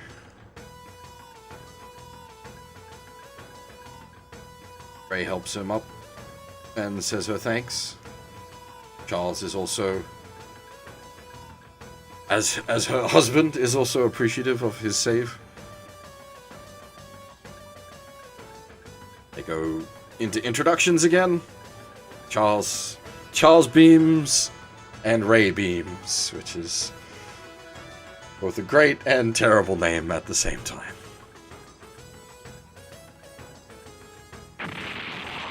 But just as everyone's getting along,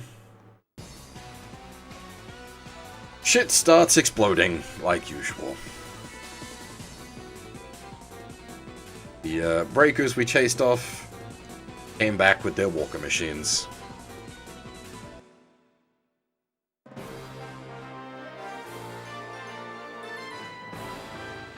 Scenario 33, Lonely Runaway.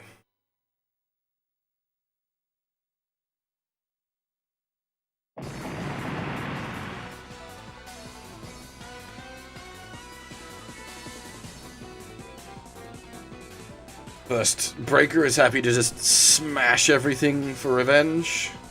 The other one wonders if maybe it isn't going a bit too far. First one's like, nope. That's just how this world is. Might as well let loose and have some fun.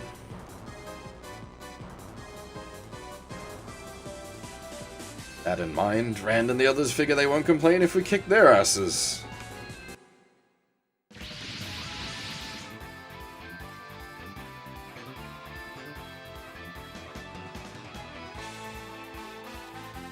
Charles is rather impressed at Renton's group of friends.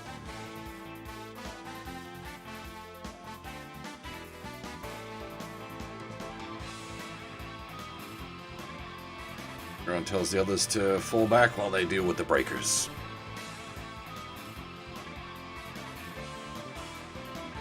Garrod went to grab Paula, but notices she's missing.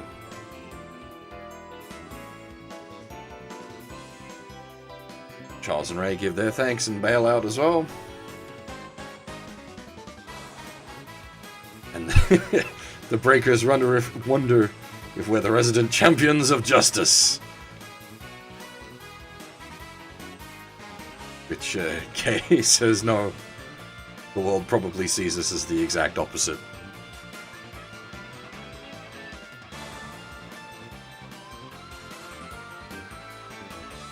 Owen's sort of taken back by the whole situation. Elle tells him not to worry about it, it's just how it be here.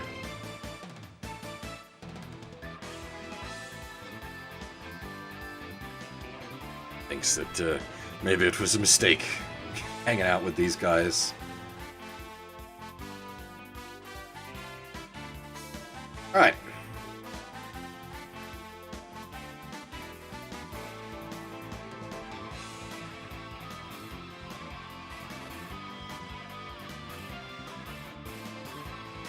Okay, so I think this map's actually pretty fucky.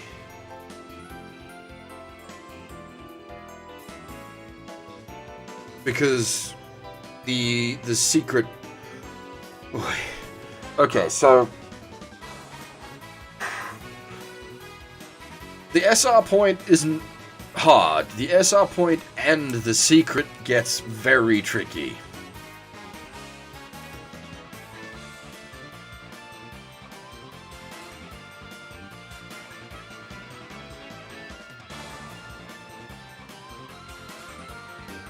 Oh boy, okay.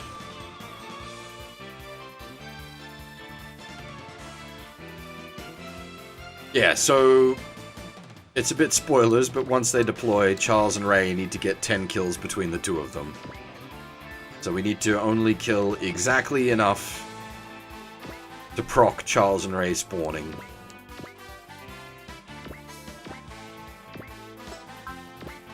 And then basically feed all the kills into them.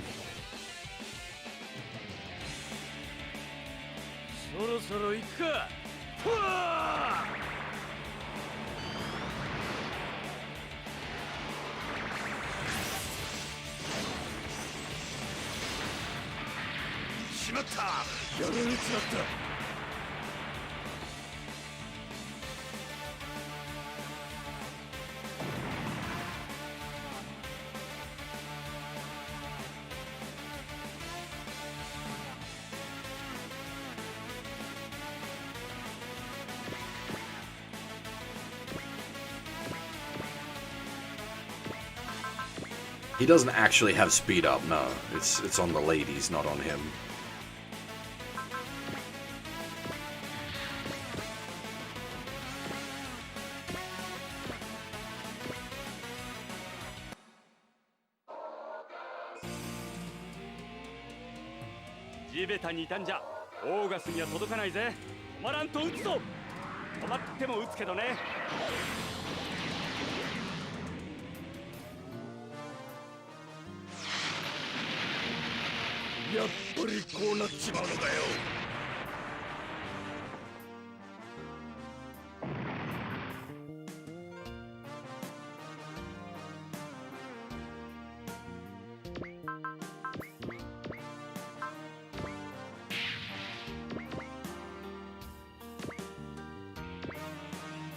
You don't have speed, do you? Oh, you do have speed, but more importantly, have will plus 30.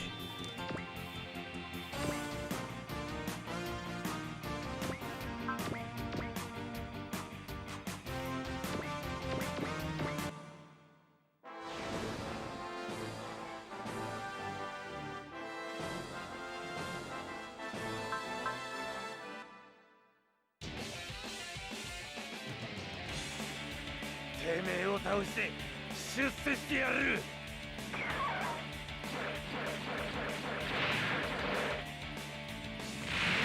貴様の目は節穴か。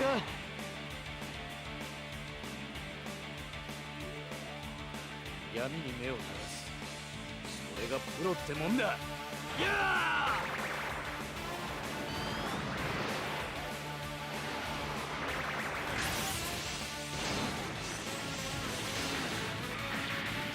なんだこいつは。 God dang it.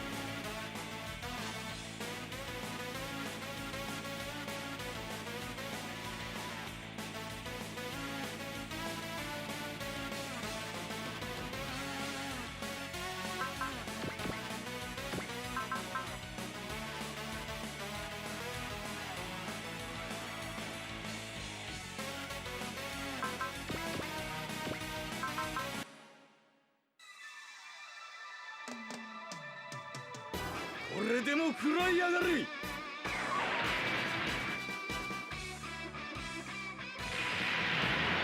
の戦闘じゃ俺たちの方が一枚上手なの。チル行くぞ。ラジャ撃つぞ。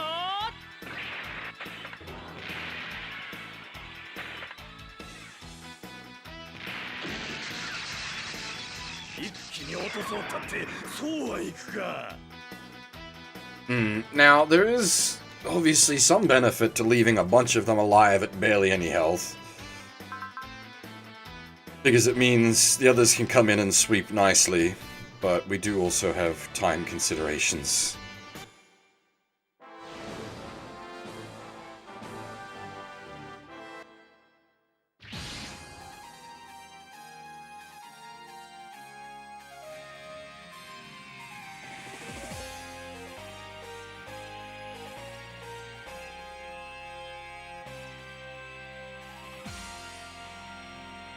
Alright.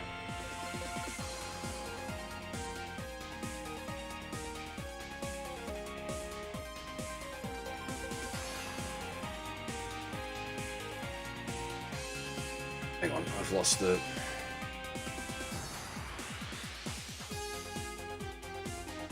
story here? Question mark?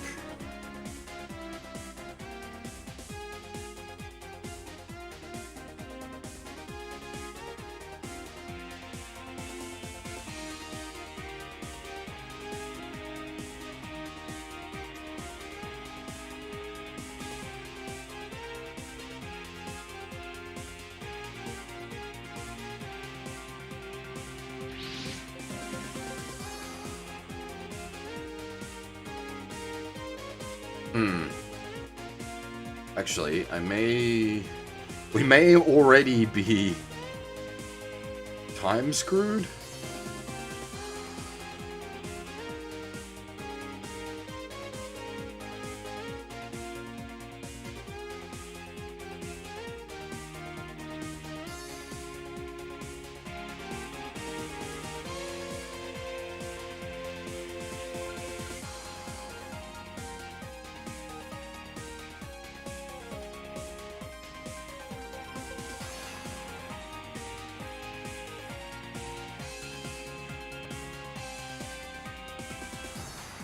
Oddly, I don't have anything for this dialogue, but yeah, it's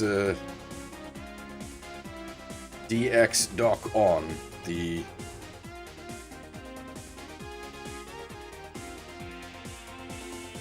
oh wait, here we are. I misplaced it. I think. Yeah, okay. Yeah, Impala here with the G Falcon to help out.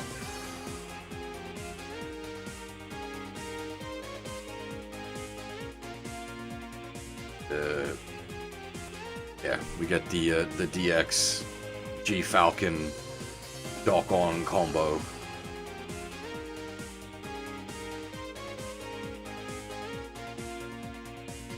She explains that the G Falcons were jets created during the war 15 years ago to support the Gundam units. And since the DX is based on the GX, it is compatible. As to how she came in possession of such a thing, she's a member of the AUG, and they can discuss the details later.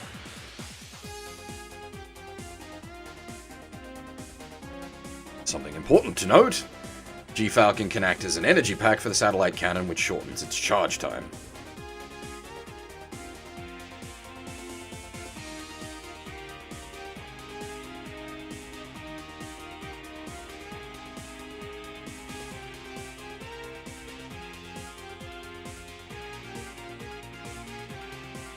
Right.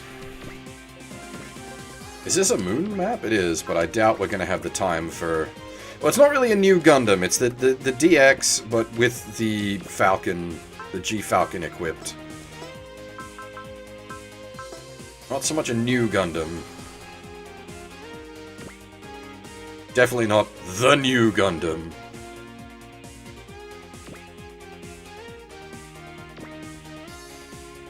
Now, I need to... This is exceedingly fiddly, what we need to do here. Because the enemy AI on this map is incredibly uncooperative.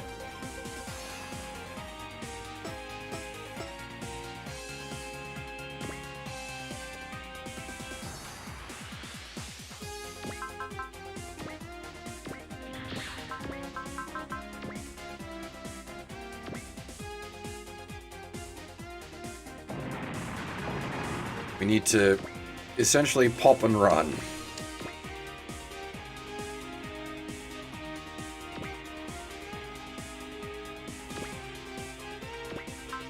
Yeah, but we also need to... You'll see. It's complicated.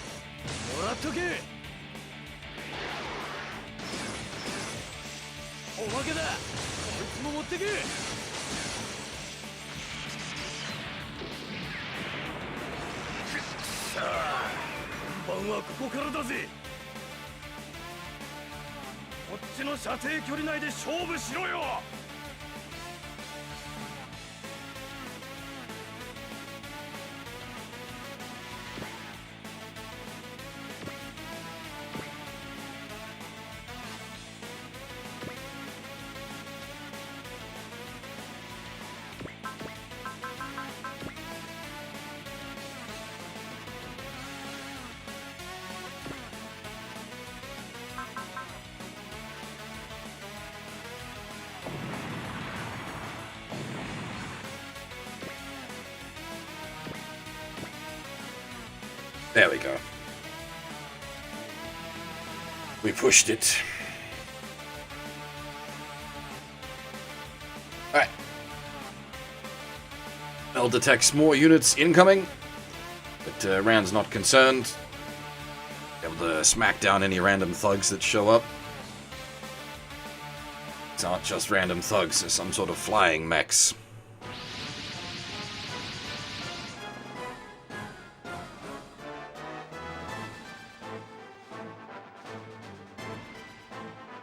Have a Goron Walker Machine model. Something Jiron and Co. haven't seen since the fall of the Innocents.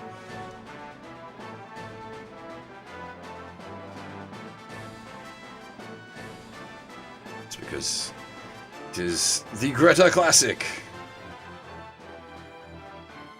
Jiron shouts out that Widow's showing her face again.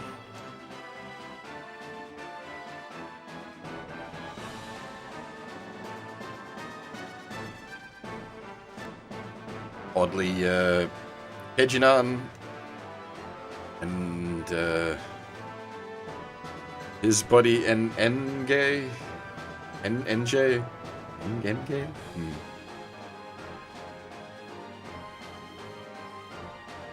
Begging her not to waste their forces before they even have a chance to join up with the main unit. They want to bail. She yells at them to man up and grow a pair.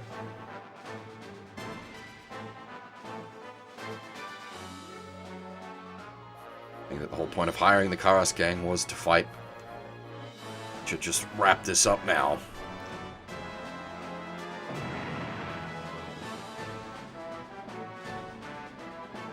Goes charging at Garrod. Which surprises him, as it's a flying walker machine, which is a very unusual thing.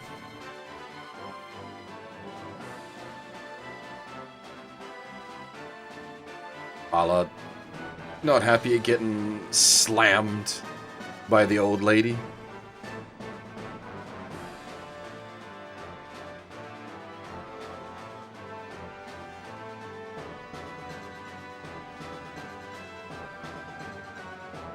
An old friend comes in to assist us.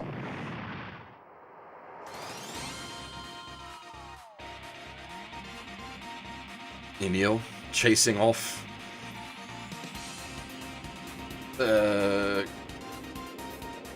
Greta.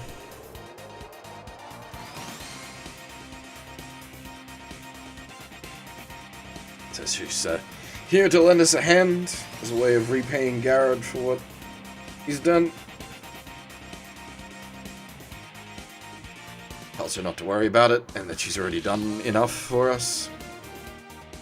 She doesn't feel like she's fully paid back yet.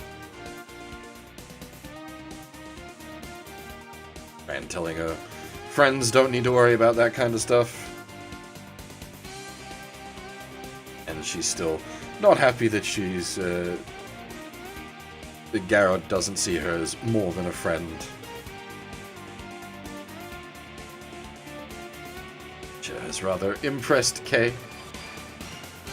Garrod has some lovely women chasing after him.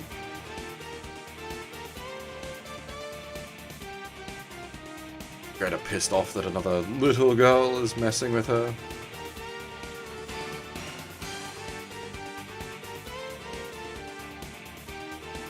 Objecting to being called a little girl.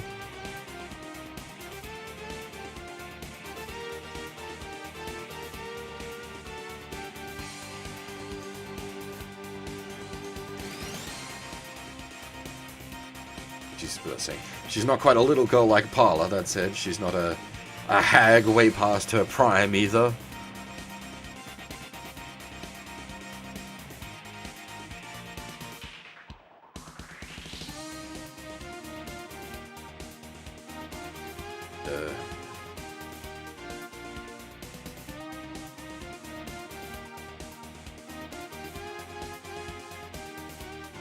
Enio joins up with us. And then Greta orders an all-out attack.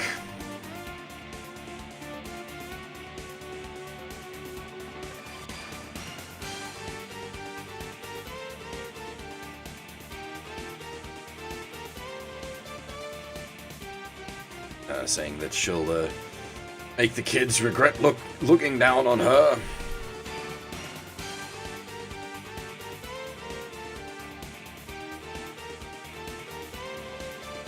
And two more voices pipe in saying that she'll be the one doing the regretting.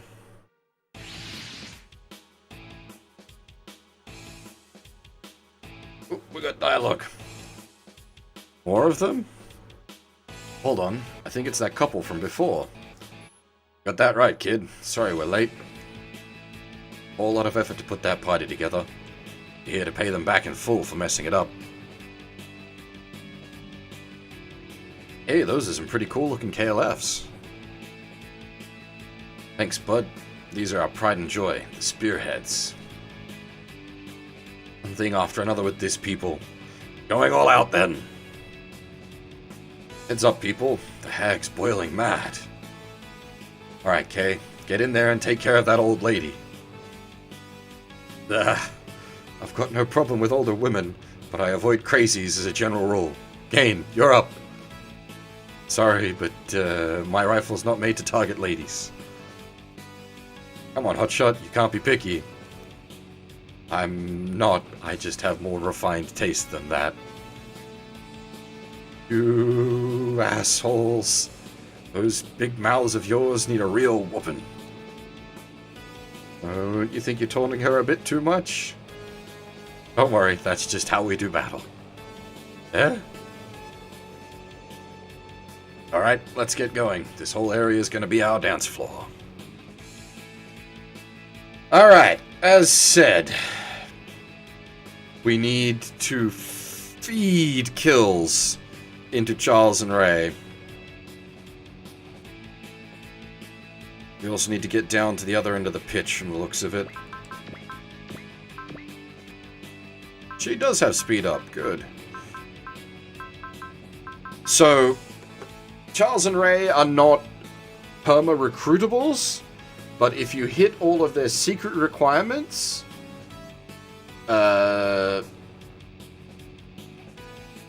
they will join you for the final map. It's quite a bit of work, though. This can very much go wrong from here. Phew. I think, this is, so basically we're gonna have to put a save here and never overwrite this save. Because we want to be able to roll back to this point.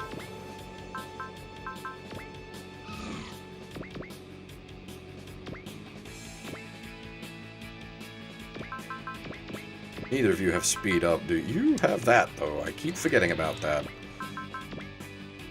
So between Charles and Ray, they need 10 kills each.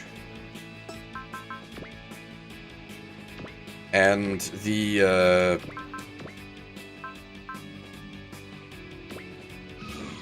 enemy units won't prioritize them target-wise. They prioritize basically everything else.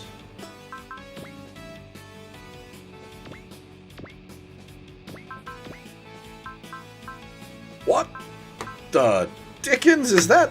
No way. Is she our first? Hang on.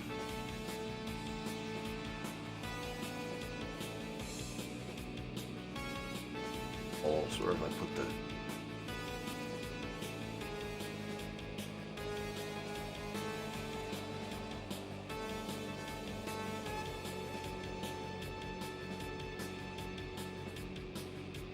No, okay, it's not what I thought it was. It's, yeah, it's Bless. I was gonna say, I thought it was, she's got, actually, she's amazing.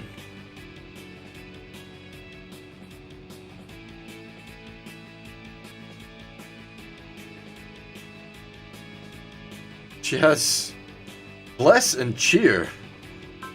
She's freaking amazing.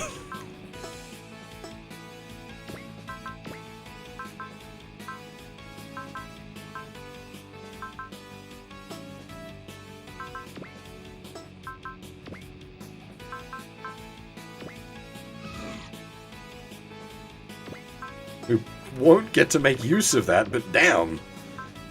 That's super shiny.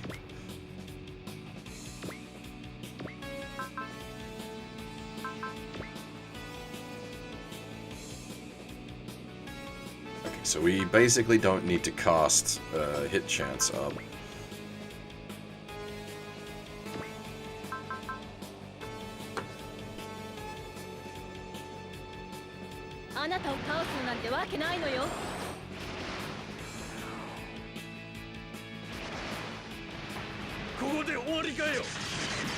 Okay, one. I should start a counter.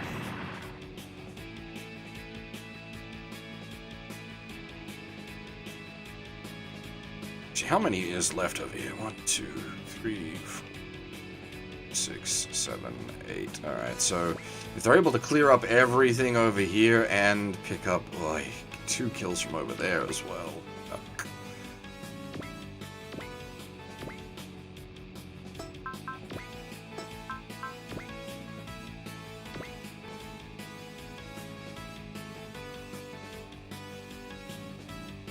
この世の中いつだって気持ちよくなった方の勝ちなのさ。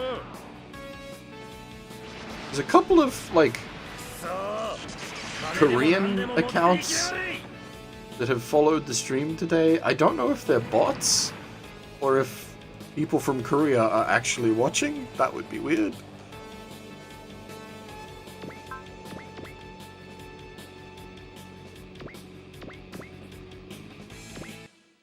I don't know a lick of Korean, so I can't even say hi. Yeah, see, this is the problem here. They do not go for Charles and Ray.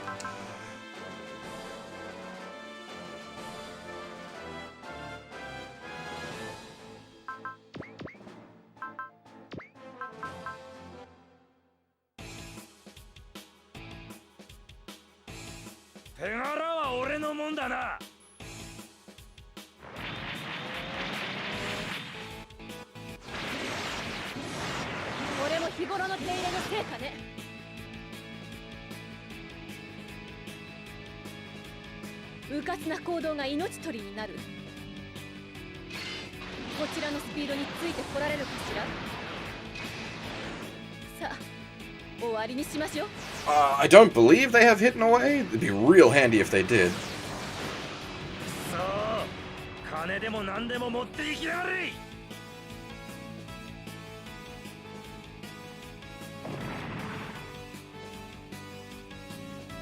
That's 3.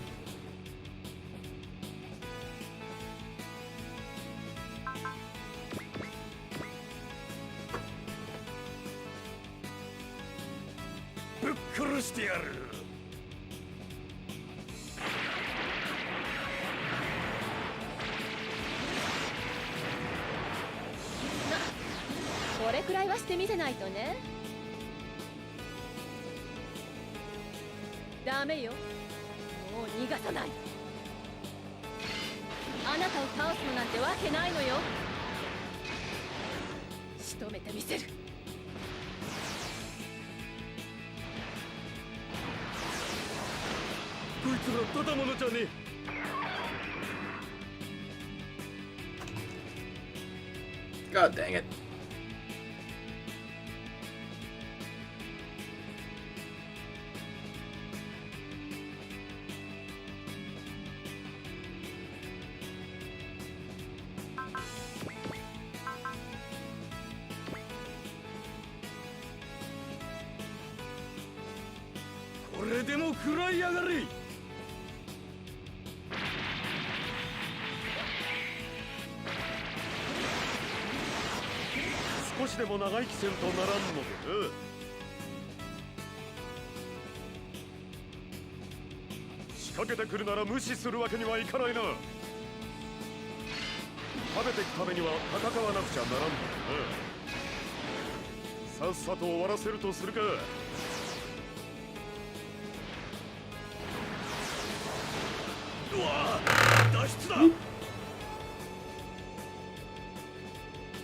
That's 4.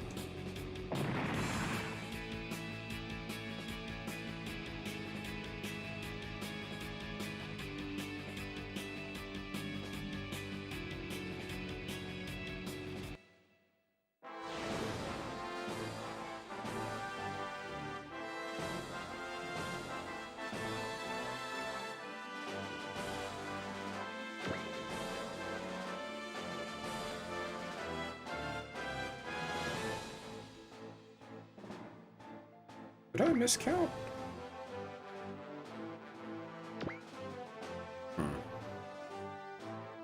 Oh.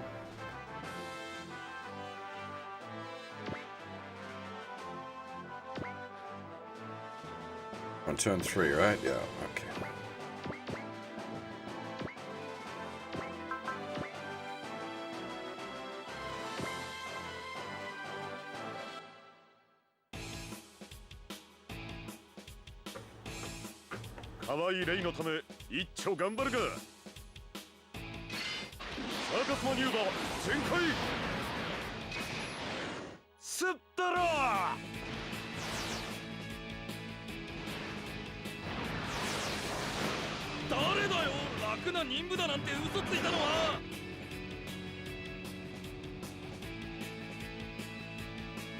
叩くぞ。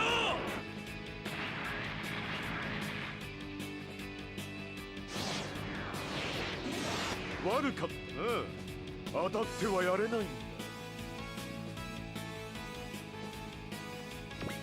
God dang it. God dang it.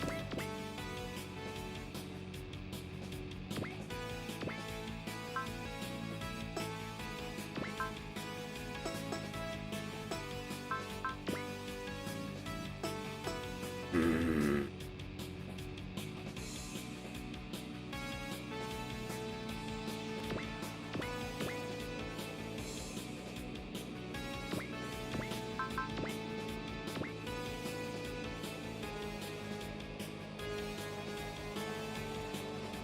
このリズムならいける。こちらのスピードについてこられるかしら。仕留めてみせる。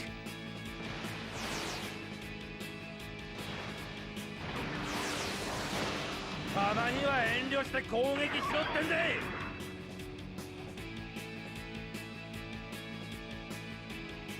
ただのやられ役だと思うなよ。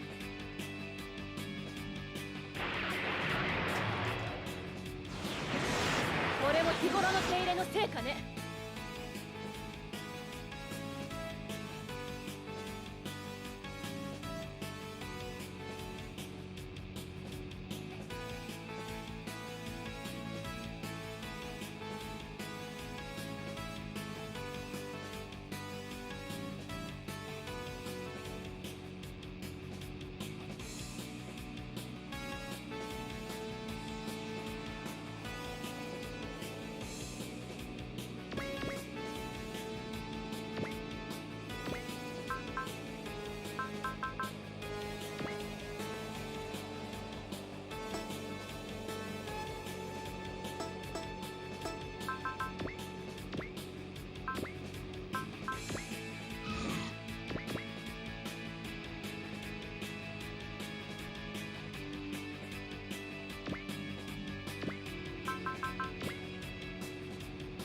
Ooh, yuck.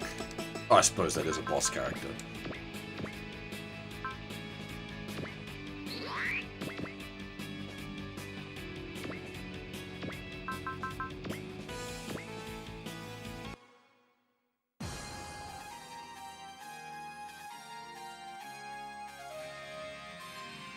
なんだよ、会社ぐるみで好き放題やってるのかよ。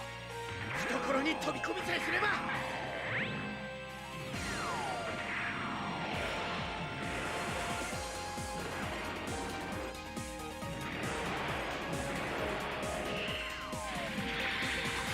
そこだ。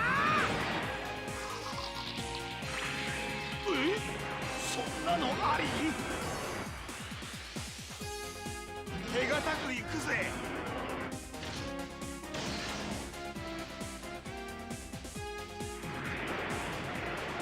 読み通りの攻撃だぜ。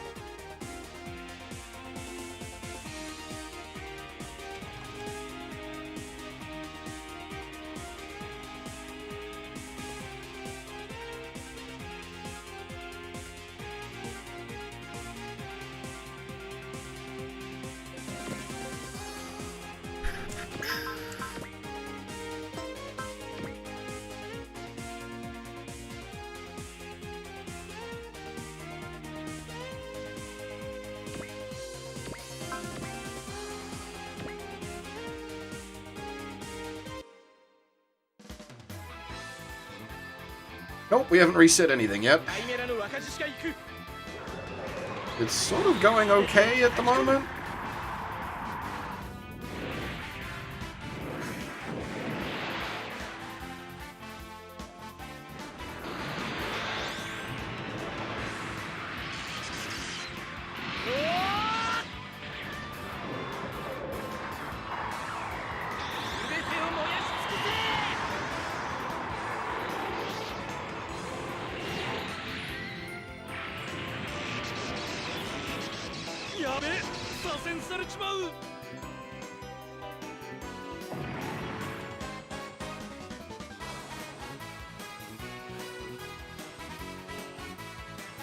So we need to be careful to leave some of this stuff alive.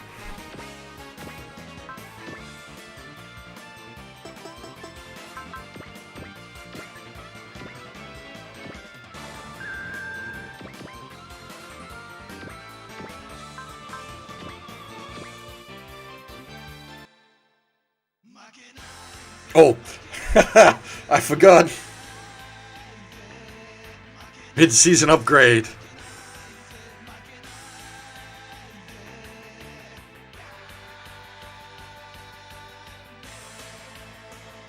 That's actually a lot of dialogue going on here. Do I have...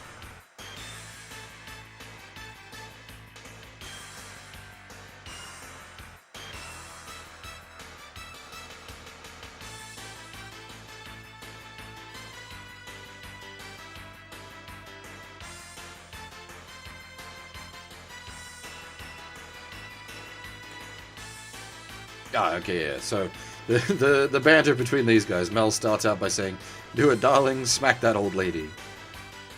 "Hey, aren't you that famous The Crusher fella? What a surprise. I heard you're a good-looking man, but I didn't think you'd be traveling with your wife." Rands, "Whoa, don't go jumping to conclusions." Greta's, I was married once, so I'll take it easy on you lovebirds." "Well, you're nicer than I thought, ma'am." "And whose side are you on, Mel?" "You two are pretty hot. I'm getting fired up a bit myself." "She even stole my quirk."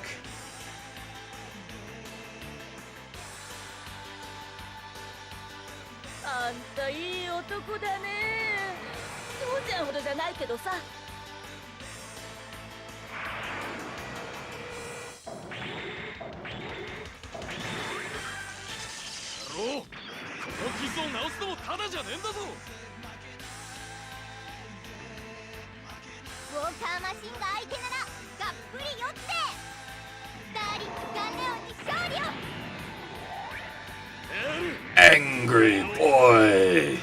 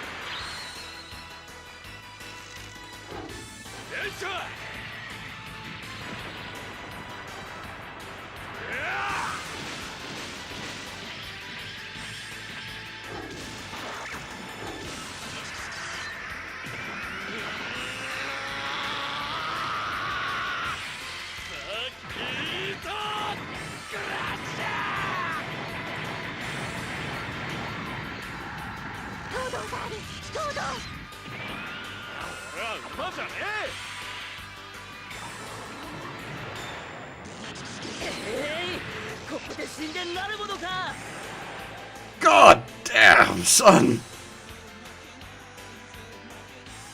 Freaking monstrous!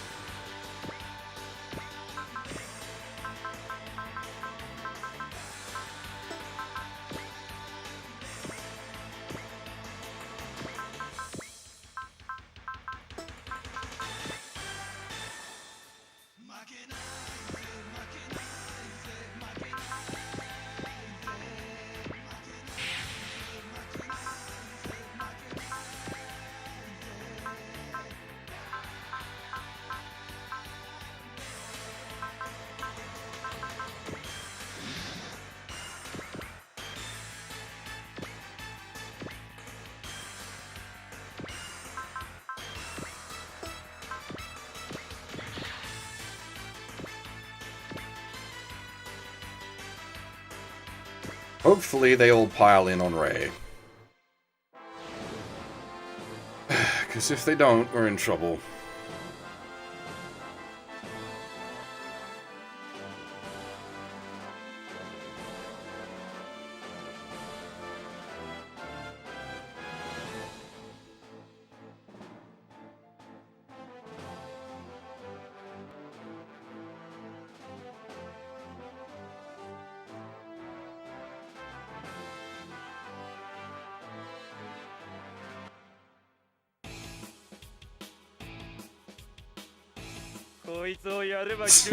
Not meant to be real deep lyrics. The Gun Leon is big and angry. ダメよそんな攻撃じゃ。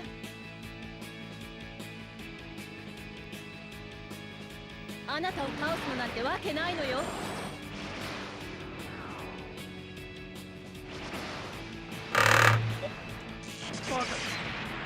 なんて力だ。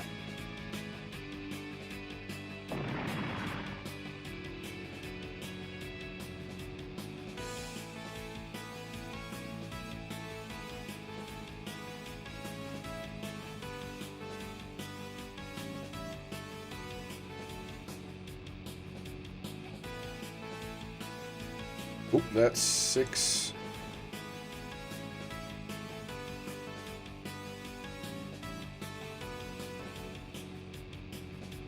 姉ちゃん、俺んちと付き合わねえか？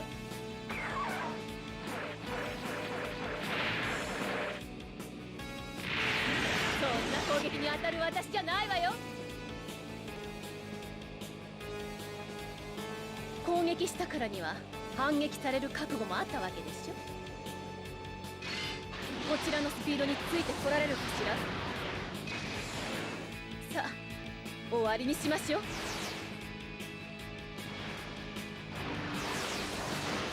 さあ、覚えてやがれ。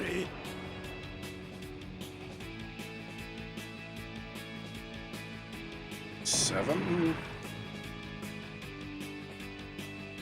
I feel like I've messed my math up somewhere, because there definitely wasn't this many.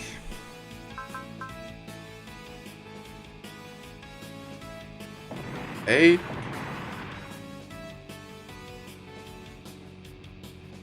What are you? Where are you going?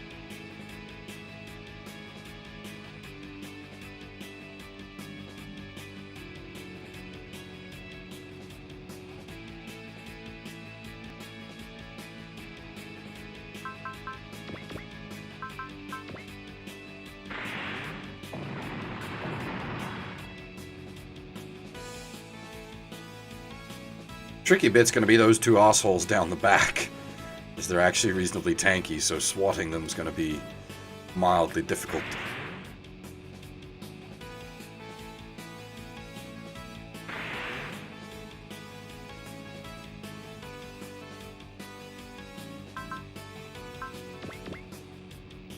Oh god. 50% accuracy even with that. Not great. Oh, nice.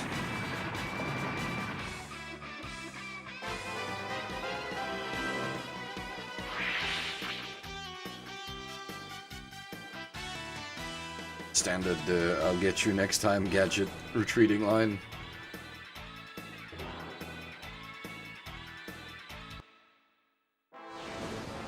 Jiron figures her age is starting to show.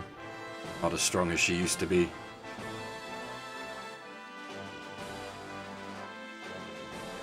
This is turn 4, right? Yeah, okay. So the problem's gonna be these chaps. Because we need to hit them fucking hard. Thankfully, Rand is available. He is very good at hitting ridiculously hard.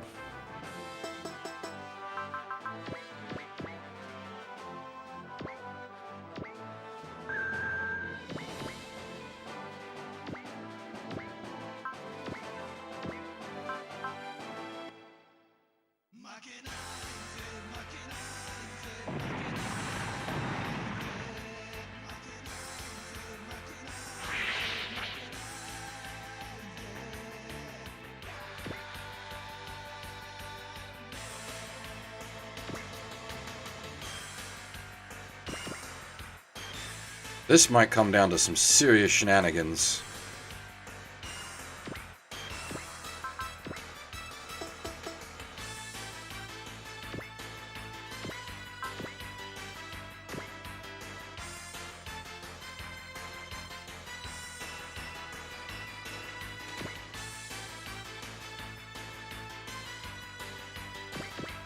Oops.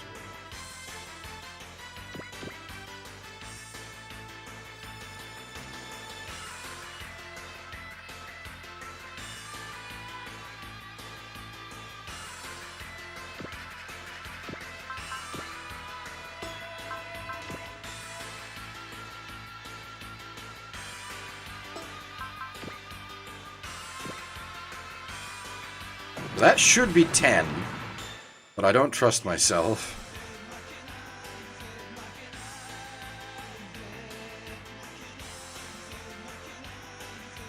Counting is hard.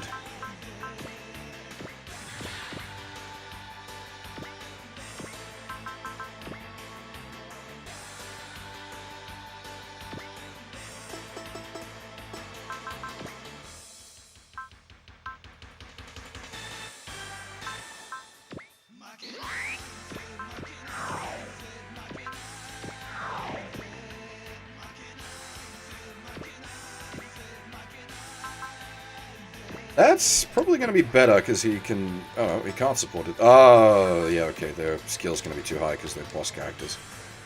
Nice.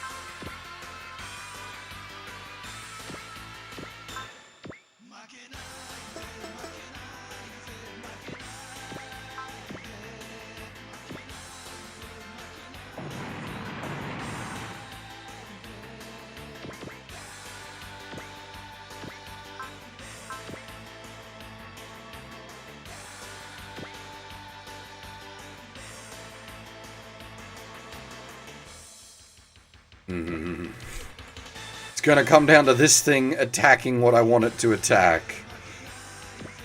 Dangerous. Very dangerous.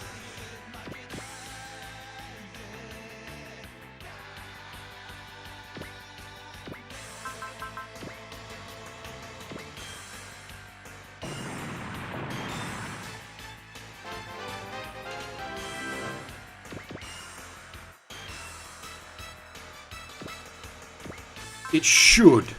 Logically, it should. Because there's nothing else even close to being in range. It should suicide on either Charles or Ray.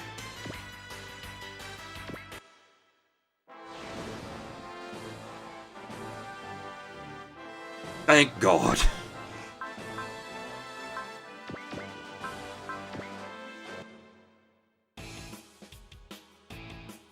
That should have been 11 kills between the two of them.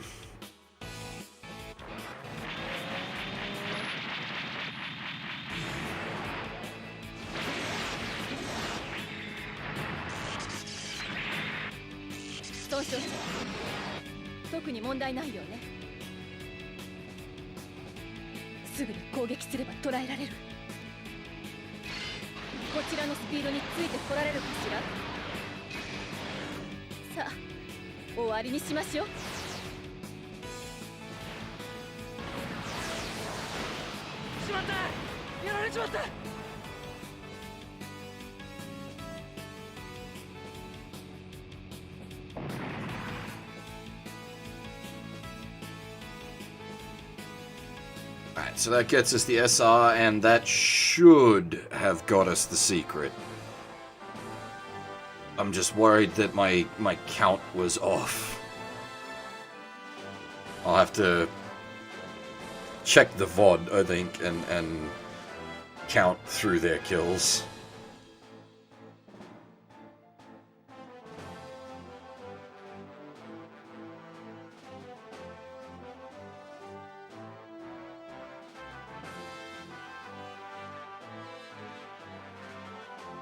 Oh, right, story.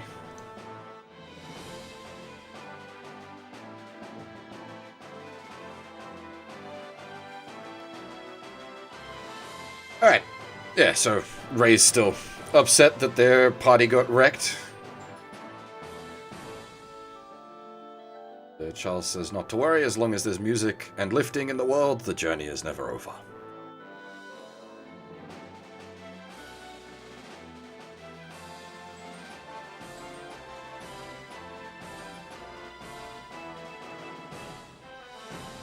Alright, my phone's beeping at me.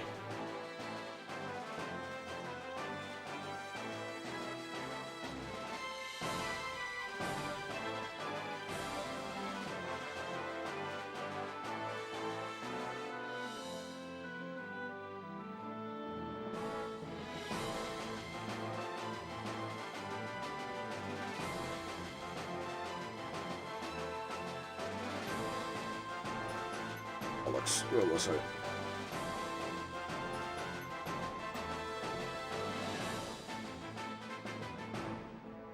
Rand compliments them on their skills, asking if they're Federation soldiers. Say no, they're freelancers. He's also quite impressed with their moves.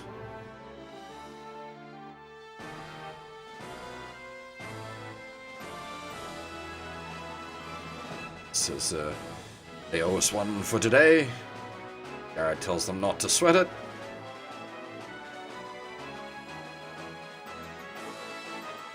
They head off, happy to have found new brothers and sisters.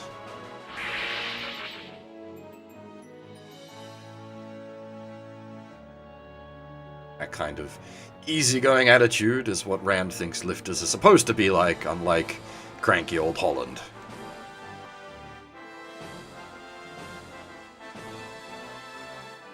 Seems in the chaos and confusion, Rand has run off again. Rand? Renton, the other R. Renton has run off again.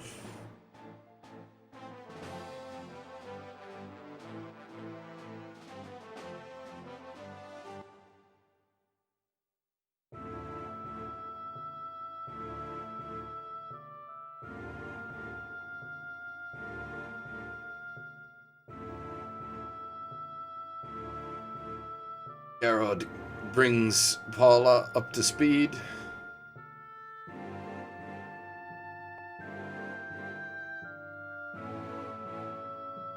Telling her about what the Arkham has been up to under Zaft's orders. As unbelievable as it sounds, we saw it all over the internet.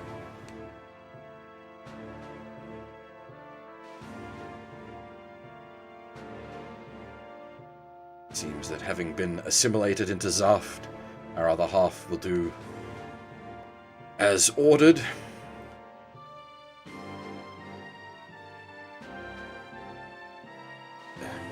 Kay sort of orders or no, he cannot condone such actions.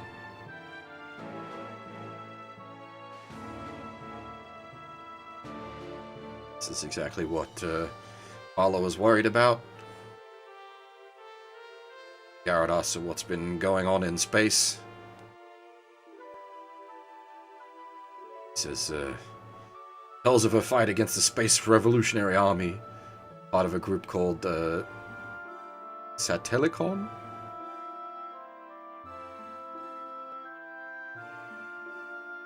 The same colony-based revolutionaries that battled the UNE 15 years ago. The nutters that tried to drop the colony, or colonies, on Earth in the Gundam X timeline.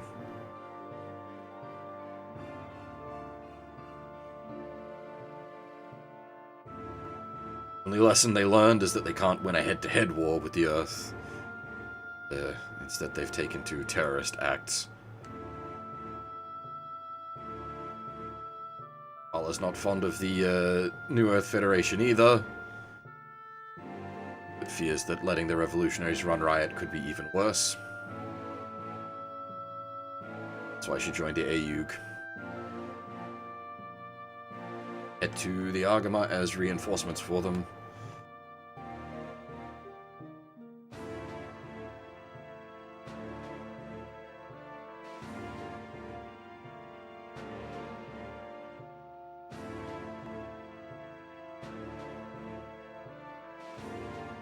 Gain tells that, as far as we know, they're currently in Western Galia.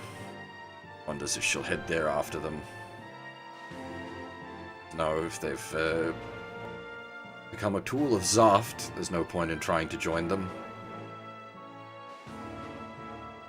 Superiors were worried that there were people within Zaft who were also looking to, you know, cause trouble.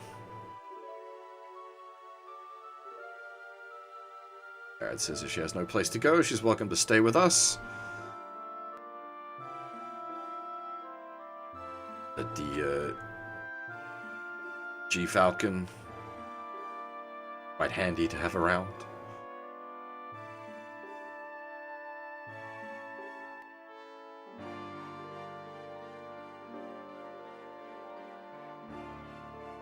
Bill asks what we're gonna do about the missing Renton issue.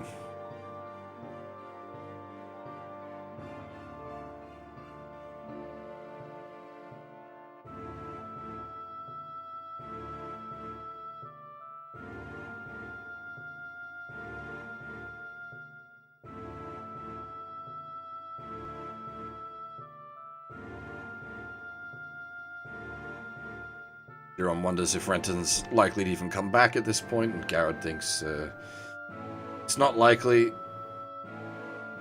And even if they forced him back, he would likely just run off again.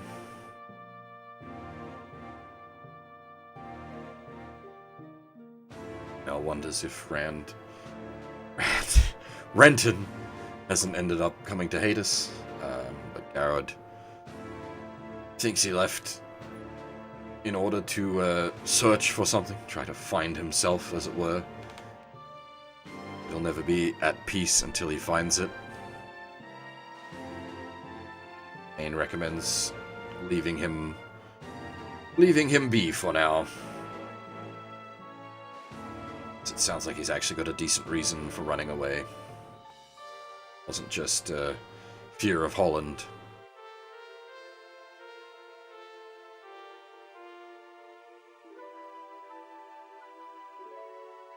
Rand thinks that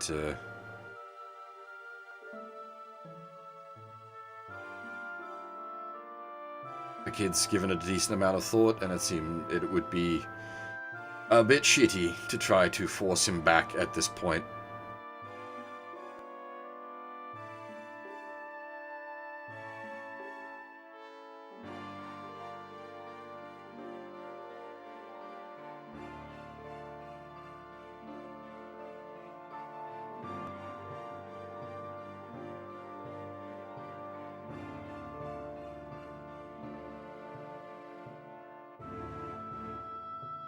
Is hopeful that Renton can find his something.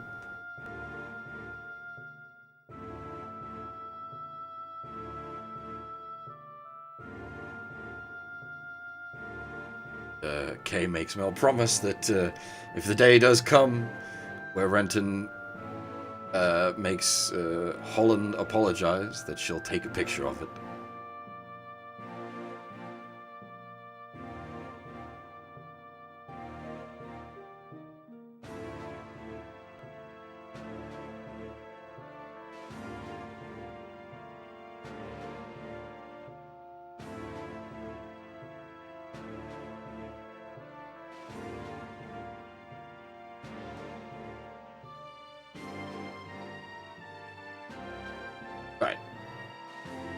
Rand figures we could make like Renton and enjoy our brief moment of freedom before returning. I was surprised at how sort of unfocused we are as a group. Owen just says, that's how it be here. Says Parla's always welcome to leave if she doesn't like it, but she's happy to stick around. Support Garrod. Lowen, still not particularly fond of ladies, getting a bit fidgety with all the whammons around.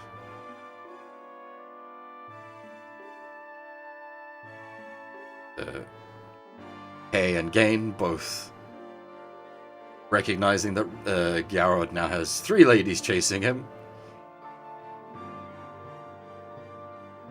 Garrod, though, completely focused elsewhere.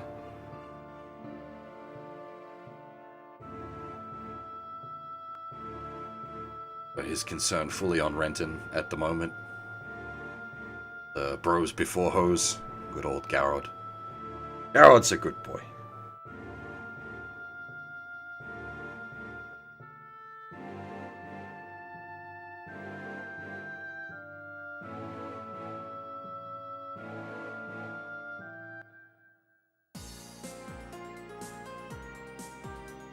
And then we jump over Charles in a local arcade, having come across Renton again.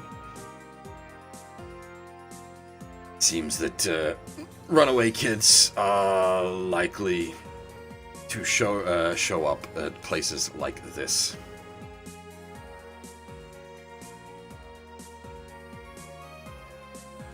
Regardless, Ray wants to thank him for his help earlier and invites Renton over to their place. A bit hesitant at first. Charles points out he probably can't afford to eat anything decent after running away. Wouldn't it be better to go with him and taste some of Ray's heavenly cooking?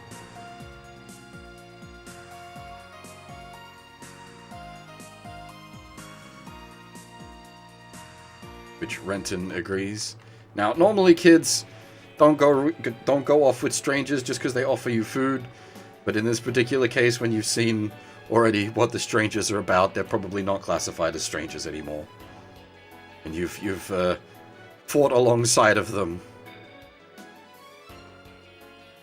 Yeah, probably past the point of classifying as strangers.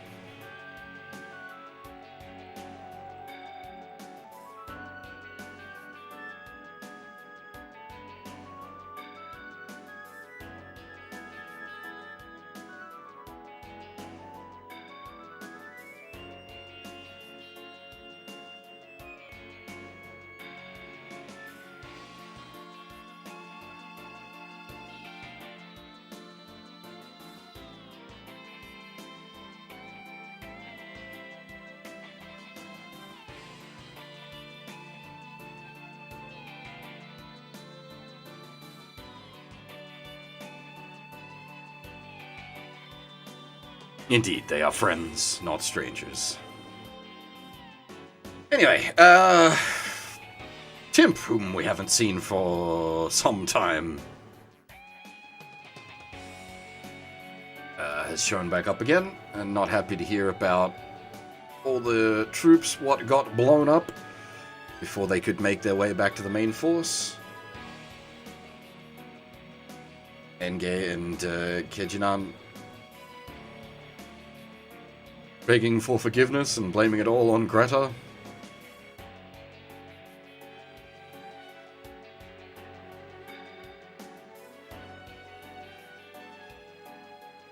Tells them to stow their excuses, save them for Kashmir.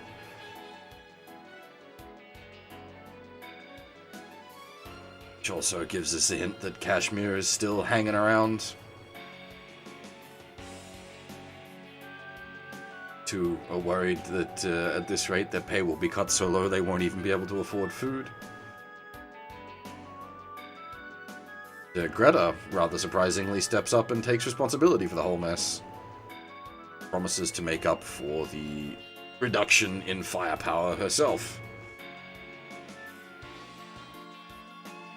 Timp's downfall? Because that's exactly why he scouted her in the first place.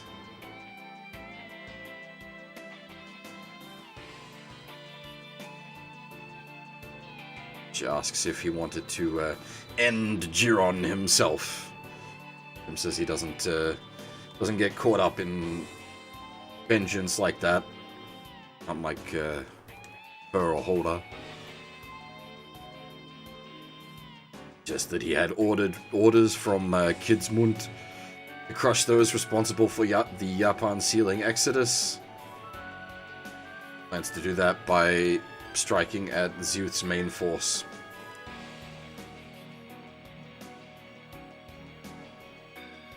Such he will leave her and Asuham in charge of dealing with Giron and his friends. We have, of course, another returning friend. Good old Asuham Siskon Boon.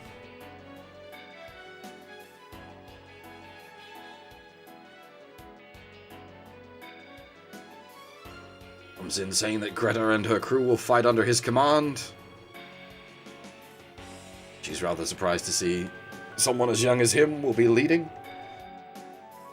But he ain't taking none of her shit. Is fully dedicated towards a single goal, killing the Black Southern Cross. Greta is rather impressed with how focused and serious he is. That she's always liked passionate men. And we have even further of our rogues gallery show up. Have the return of Hoda. Has brought with him Beck.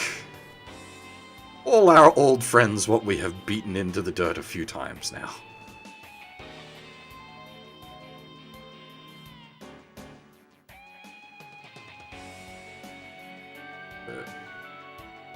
Asuham's not fussy about all these people. As long as he can reach his goal, anything to get there is acceptable.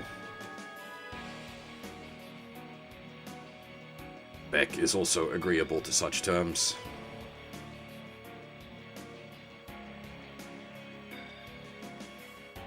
He says he's picked up a shiny new mech and is eager to slap us around with it.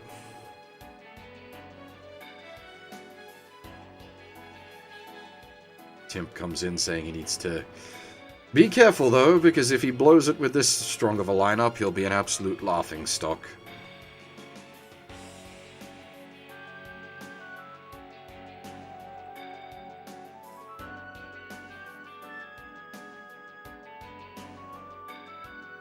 Just you wait, Gain.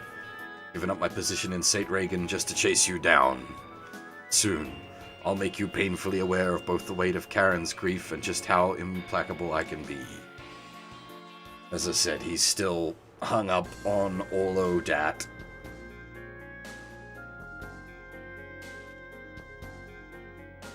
Alright, I think we're actually making good time tonight. We will go for a third map.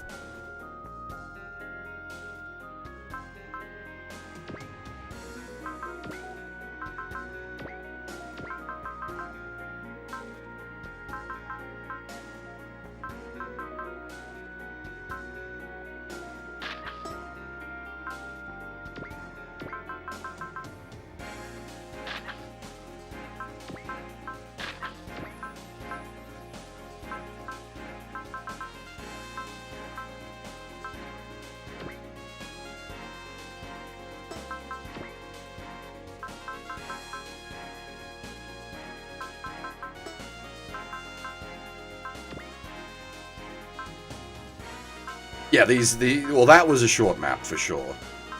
The one before it, not so much.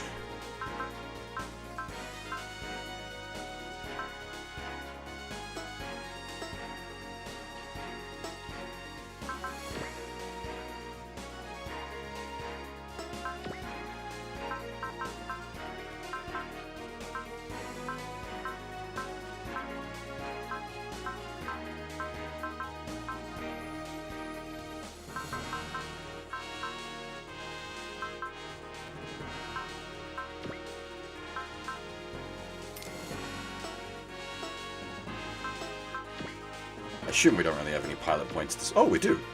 Ah, of course, because we've just got her, yes. Now, hang on. Hitting away on her is kind of a waste, because she's a backpack.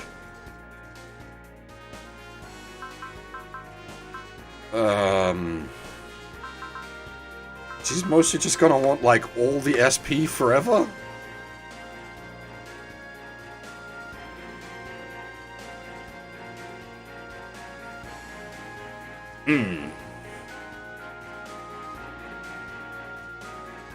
I'm not really sure what to put on her, to be honest.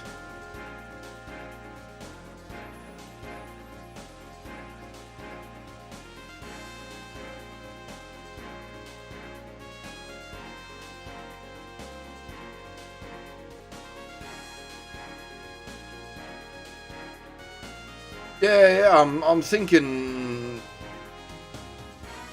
As I said, well, Subpilot setup is effectively SP for days.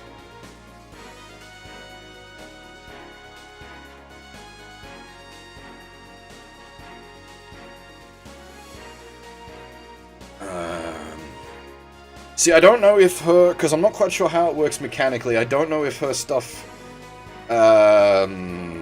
skill-wise, counts while she's plugged into the GX.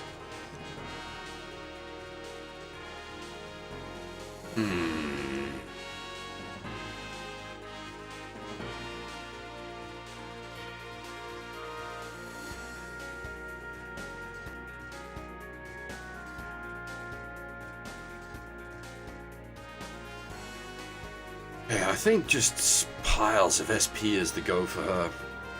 As boring as that is.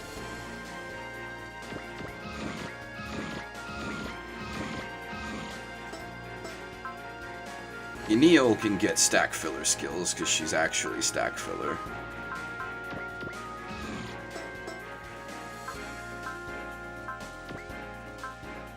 You're just SP as well, aren't you?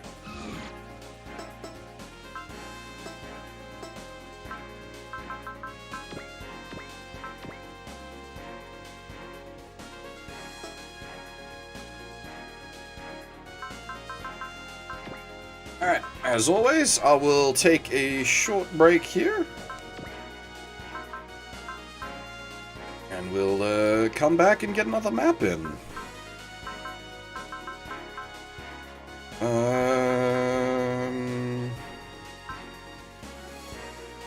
You know what? We rarely get to hear this in this game, so it will be used often.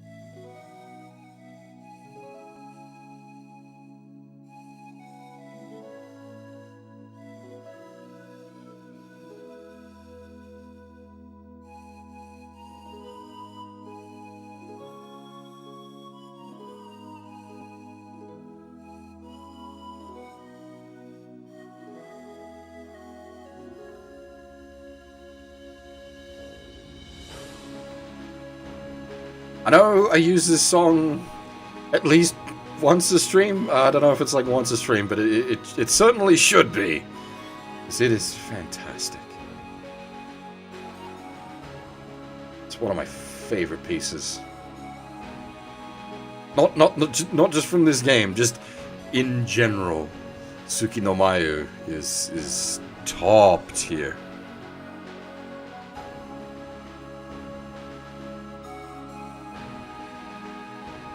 Turn A has a bunch of good music, but this is just above and beyond.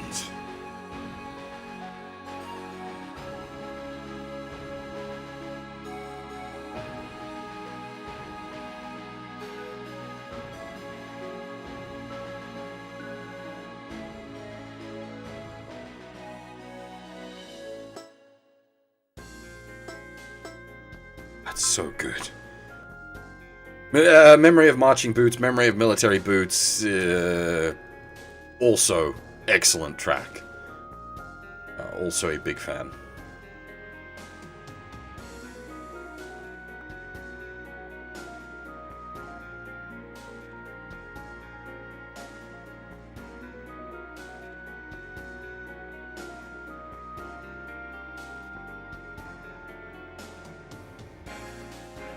Alrighty, so hopefully we hit the Charles and Ray secret. I think we did, but oh, I'm not certain. I'll have to go back and count in the VOD to make sure. According to my count, we hit 11. But I'm just not sure of myself, unfortunately.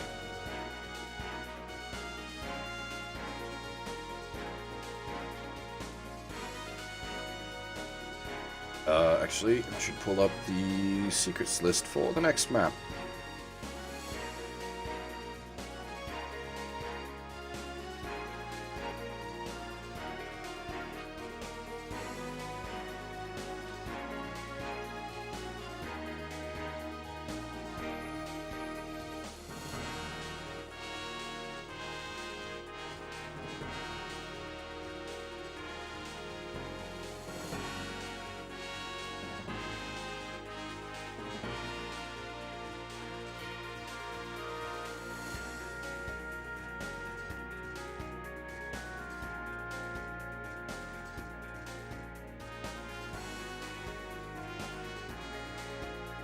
Okay, this one shouldn't be too bad. Or at least the secret shouldn't be too bad.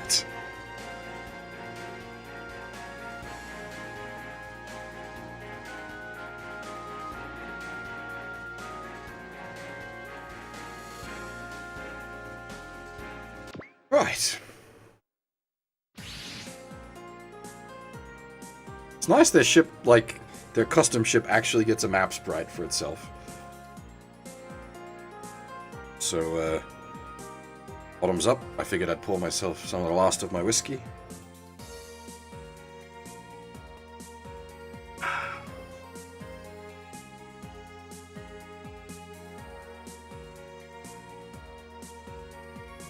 Alright. Yeah, so Charles brings Renton aboard his ship, the Swan. Renton is very impressed at how clean it looks for an obviously military model.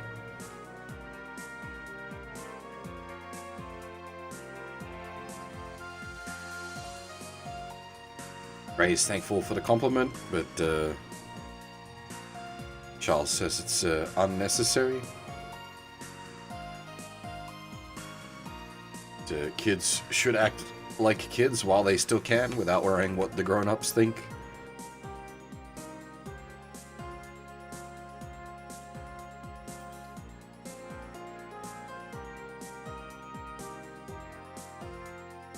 Thinks to himself he may need to take advantage of those words eventually.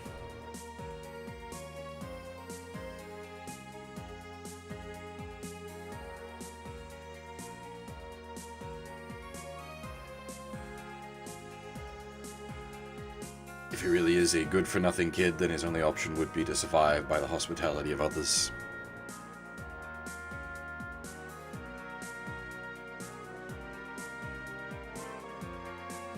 Ray will be bringing out the dinner shortly.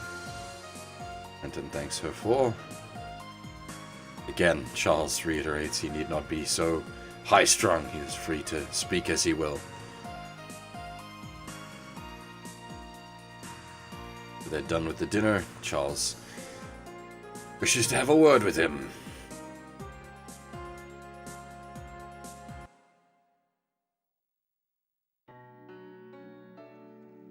A bit of a flashback.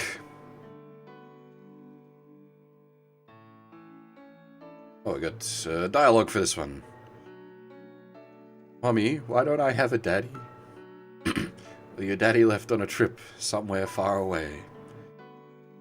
And he left us behind? He's a very free spirit. I don't think he's even capable of staying in one place. What kind of a man was he? Please tell me. His name was Kei Katsuragi. He was a wonderful man. Kei Katsuragi. Note the toddler's name. Atina. I remember, well, it's not obvious here because of the color tinting, but the girl's hair is green.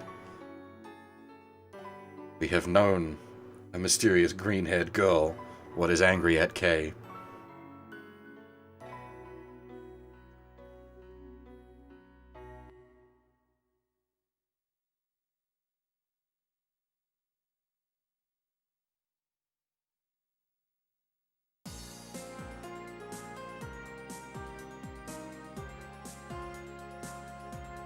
Yeah, Rand and company, enjoying the freedom from the routine of youth. And sleep till late and relax without the likes of Sarah and Kango giving them hell for it.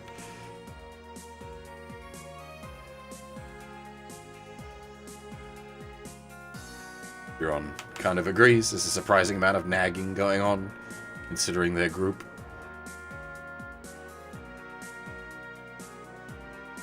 Misha once gave Rand a big talking to after he broke a flower vase. Hilda spanked Chill. At one point. Mimsy always getting mad when she catches Juron and Apollo eating with their bare hands.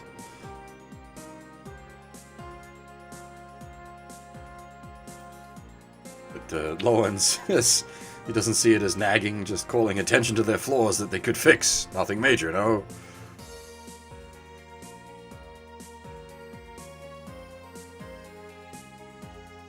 Rand says they're outcasts within outcasts.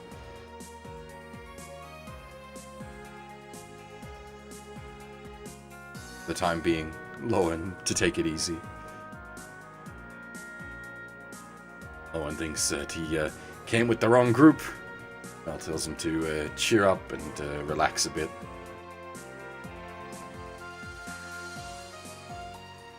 Garrett's had enough of playing in the arcades, visiting the markets, and wonders what else we could do. Jiron suggests going on a lizard hunt in the nearby desert. Good fun, and the end result will be tasty. Pala vetoes the idea of eating lizards.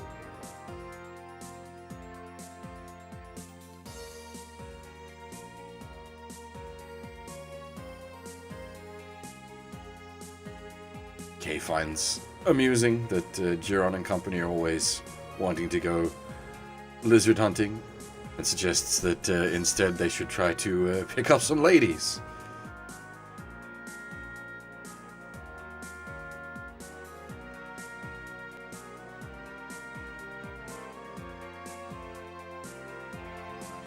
Gain points out that there's no different. He's being no different from usual either there. Kay says every land has different girls, so going after chicks here is something completely unique. And with that in mind, he calls Lowen to come with him as part of his grand scheme to cure Lowen of his fear of women. Of course, he declines.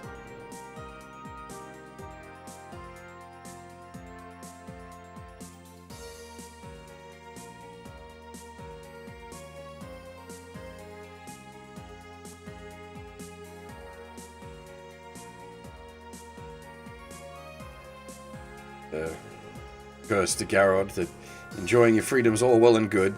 It's strangely difficult to decide on what to do for fun. Eniel thinks, you know, the world they came from, people were more concerned with surviving than anything else. Of course, it would be the case. Rand himself can find enjoyment in the harsher lifestyle.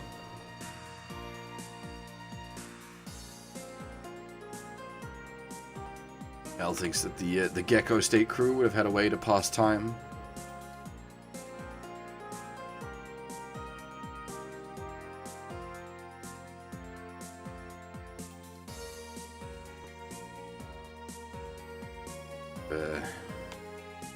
Rand volunteers to think up something for us to do in place of Holland. None of the ladies are willing to take a chance of what he might come up with.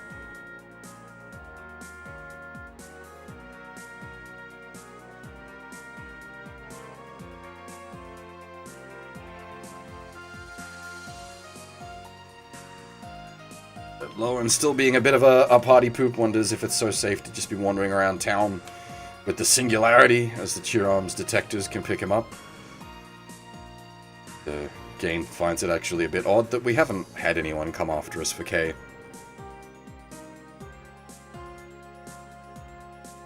And at the end of the day, all that matters if they do come, that we run.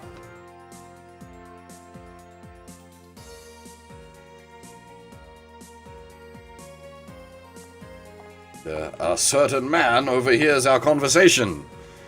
Some mysterious figure what has been missing for quite some time. Turn of Roger.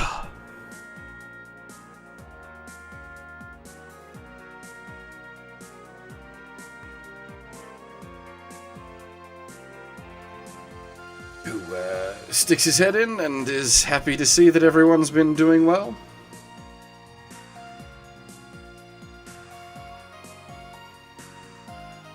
Lowen's actually heard of him, how he barely manages to pass a 50% success rate as a freelance negotiator.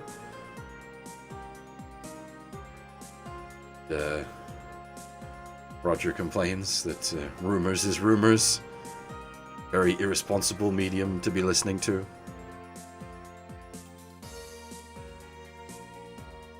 Kane asks Roger while he's here. Not here to catch up with old friends, but as usual is on business.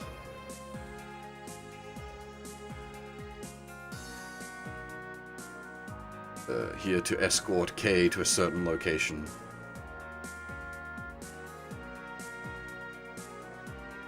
Kay figures he's been hired to ask him on a date for some cute girl, but alas, that is not the case.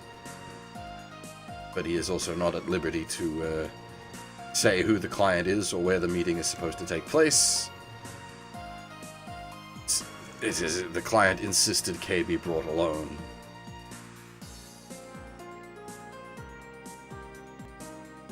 Gaines curious about who the client be.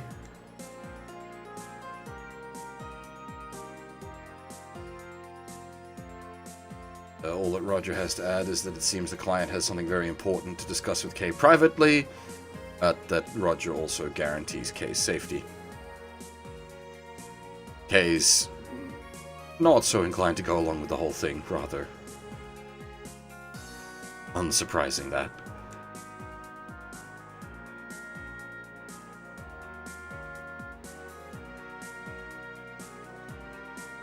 Roger was apparently asked to speak a specific name, Tina Henderson. Take Kay by surprise.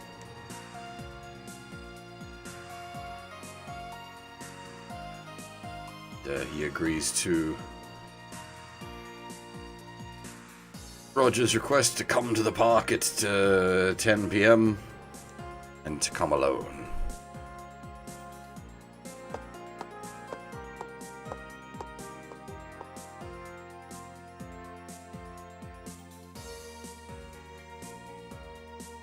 Owen inquires as to who Tina Henderson is. Kay says it's his sweetheart from before all the break the world stuff happened.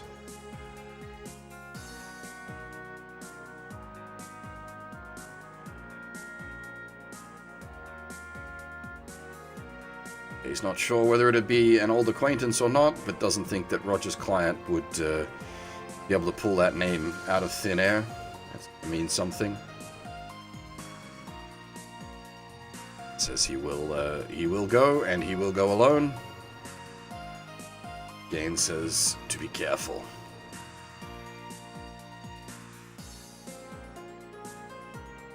And Kay wonders if it could actually be herself. Tina herself, I should say. Words are hard.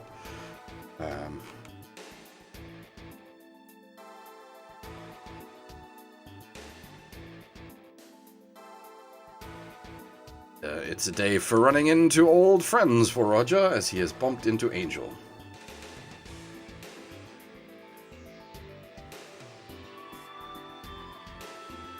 Explains that he's been using one of the town's factories as a place to do maintenance on the Big O. Didn't expect to run into her here. Just like him, she's here on business. In this case, she's investigating both Adarok and Renton on behalf of the Siberian Rail.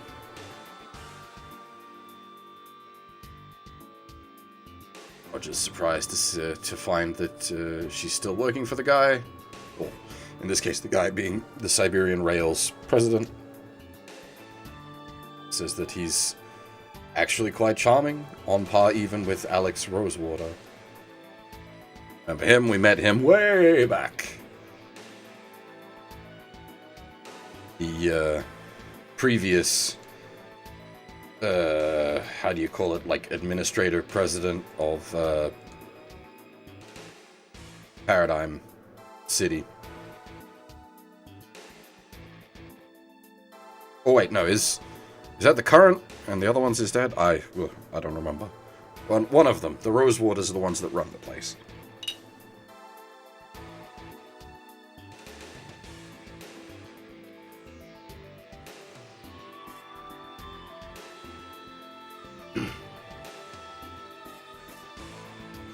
Either way, Roger wanted to invite her over for tea, but they're both quite busy at the moment.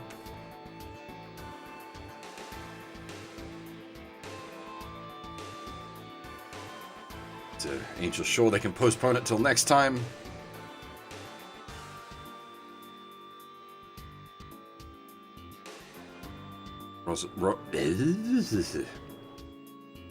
Roger isn't certain they will meet again, but she thinks, considering how often they seem to bump into each other, that it will definitely meet again. But Roger doesn't really put much stock in fate.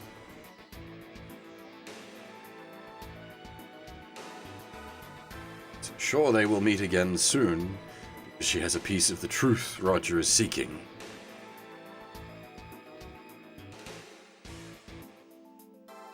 And the relic of the Black History will soon awaken, and therein lies the truth.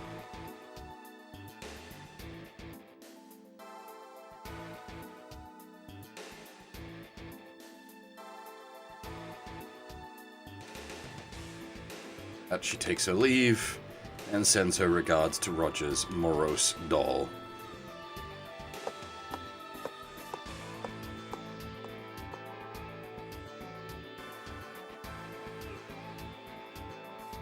Wonders to himself, if the truth she says lies within said relic, that she says lies within said relic is the same thing that Schwartz is after.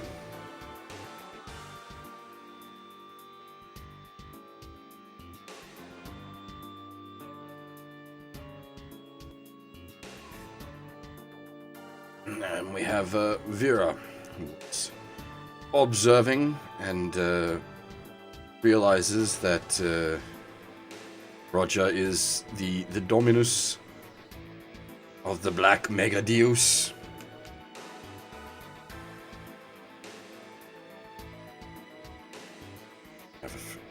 Alan sees Roger as a man worthy of being cut to shreds.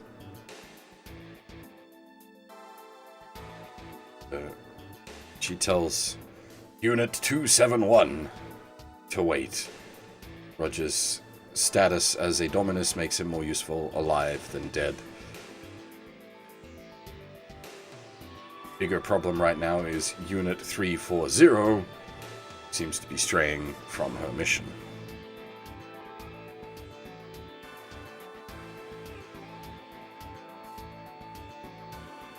To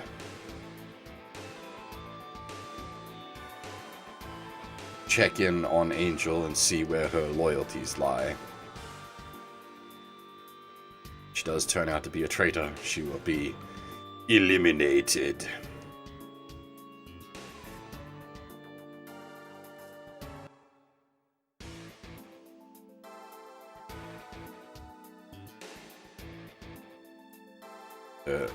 Later on at night, Kay is escorted to the meeting point as promised. Roger steps back to give him and his client some private time.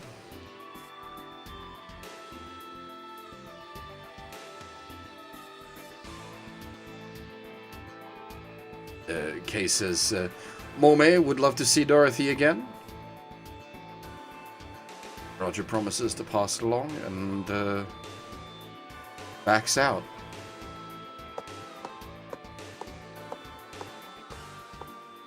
Leaving Kay to ponder who he is here to meet, hoping that it is a cute girl.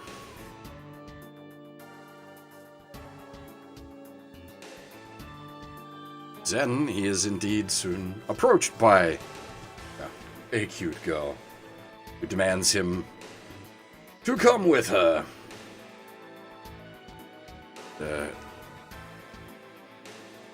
Kay is immediately on guard as she's in a Chiram uniform. Thinks he's been deceived after all the talk of guaranteed safety. She is real not happy with him and commands him to not resist, lest she decide to deal with him here and now. She calls her shit and wrestles her to the ground. Doesn't like to get rough with the ladies, but he had no choice here. As he's about to scoot, however, he notices something fell out of her pocket.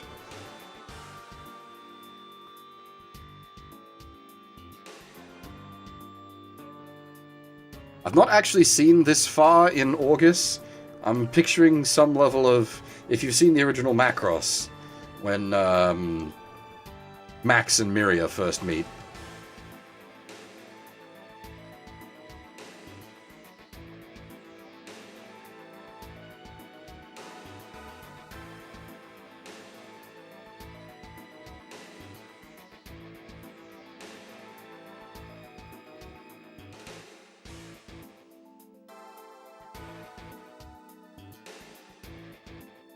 He recognizes it. Words. He recognizes it as a picture of Tina and asks why she has it. She yells at him not to touch it, cursing the Singularity's very existence. Then a familiar voice tells her to stop.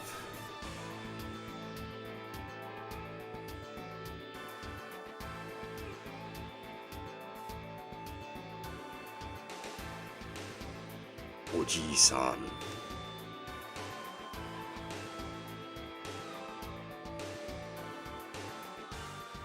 She realizes he must have overheard her setting up the meeting with Roger, and he's here to, well, he tells her to leave and calls it a direct order.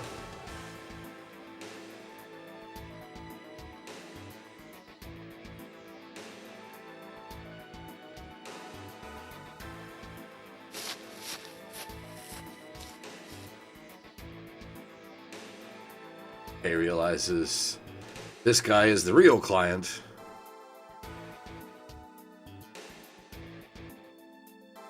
And is sad that the true meeting isn't with a cute girl,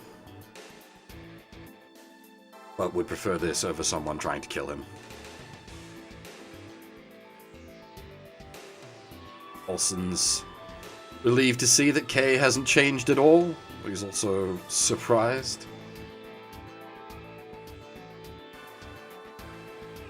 Kay's suspicious of the guy, but Olsen figures it's only natural since Kay's hasn't recognized who he is.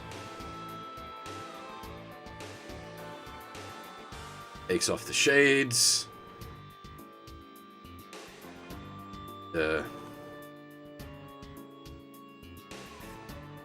It's been a very long time since they last talked, since the battle at the orbital elevator.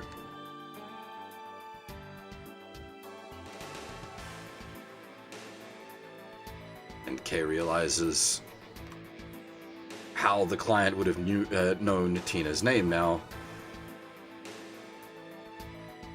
It's his friend Olsen from before the dimensional bomb.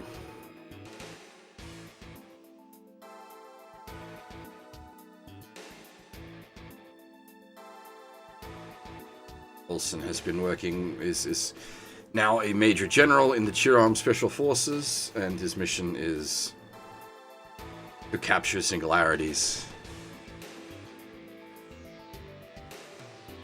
But as of today, that mission has been changed to simply eliminate the singularities.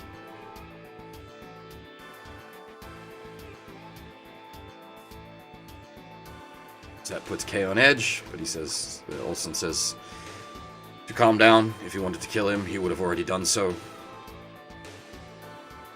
He's actually made use of his authority to temporarily suspend any search for Kay, which is why Chiram have been so quiet of late. This is why Olsen wanted to contact him.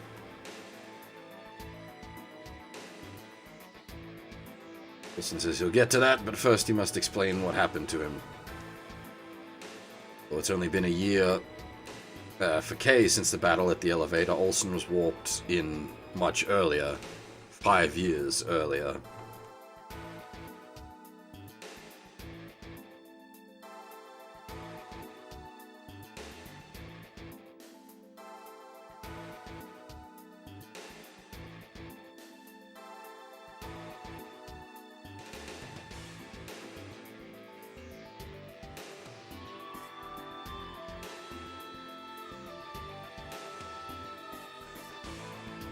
Asks if Kay knows why the Chiram are after him. Explains about the Iman, like the Iman having told him about the singularities being the key to the dimensional repair.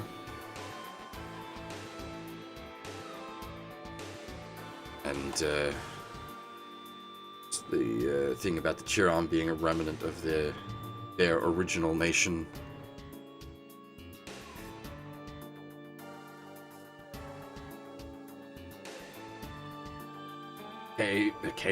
Olsen proceeds to ask Kay to come back with him to Chiram, saying it's the best course of action.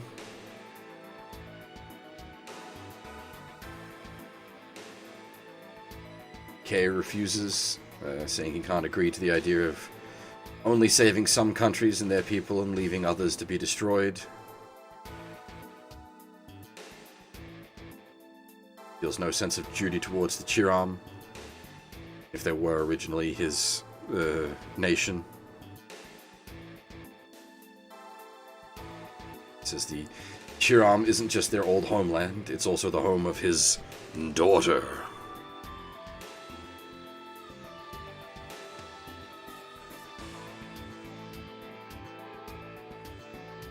Starts putting things together. Asking what happened to Tina. Is she also in this world?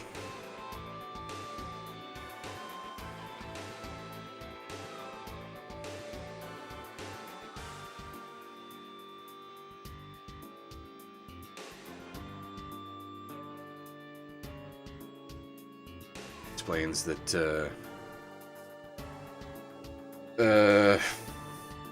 the time space oscillation bomb sent her 20 years into the past.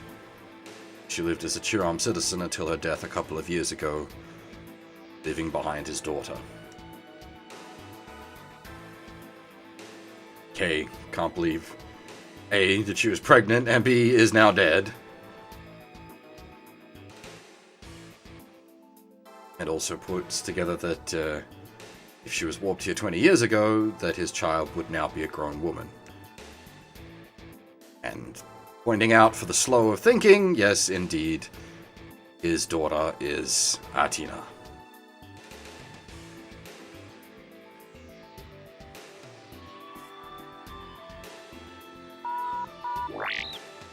And then Olsen gets buzzed. Something's approaching on his radar.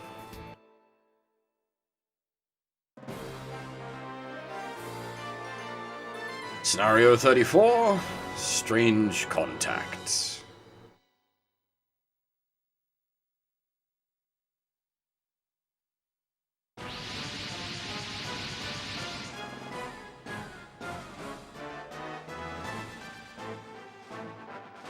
Bunch of Chiram forces have popped up, led by our old buddy Robert. Olsen had ordered them all on standby and demands why they have been deployed in direct contradiction to his orders. Robert counters with he wants an explanation as to why Olsen is hanging out with a man they've been ordered to kill.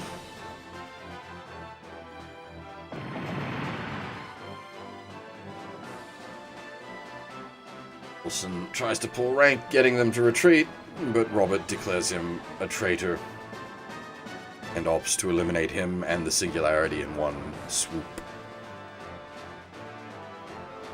Of course, we have friends in the audience. Big O! Show time!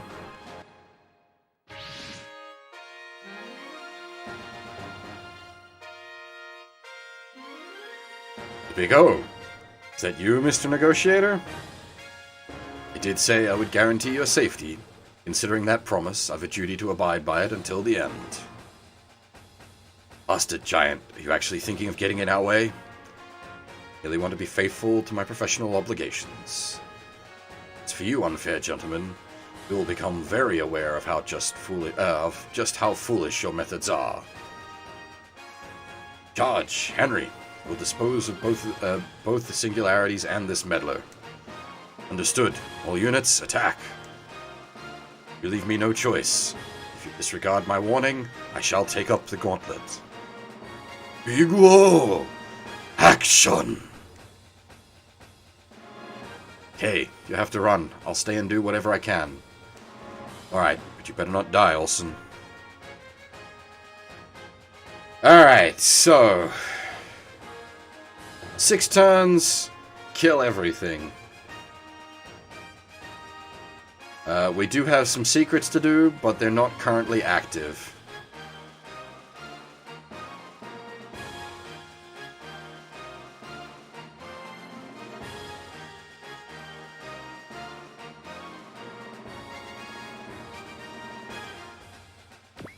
I don't remember if I unequipped the Big O. It might not have any bits on it anymore. It's got something. Oh, okay. It's slightly tanky. On top of already being tanky as fuck.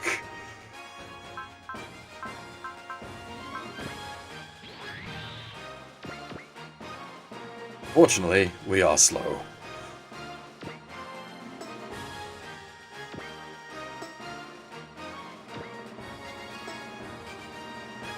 Oh, and have difficulties pointing up. Oy.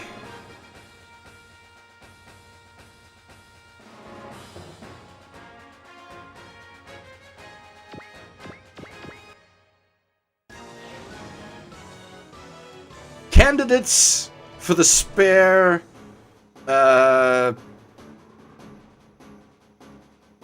Minovsky craft. Definitely the big O. いい位置だ。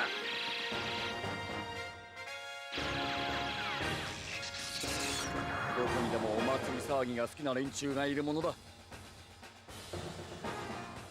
命令を聞くだけの人間に私の自由は侵させない。光の奇跡をその目に刻みたまえ。 Some of his attacks can shoot up. His best attacks can't. 限界だ。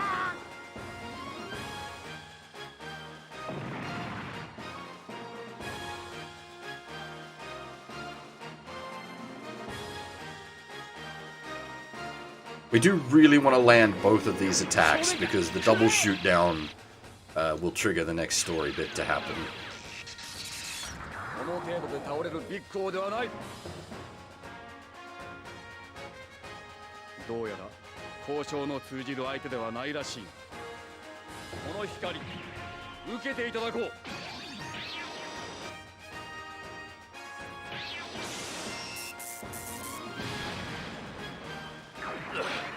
機体が。 God dang it. Ah.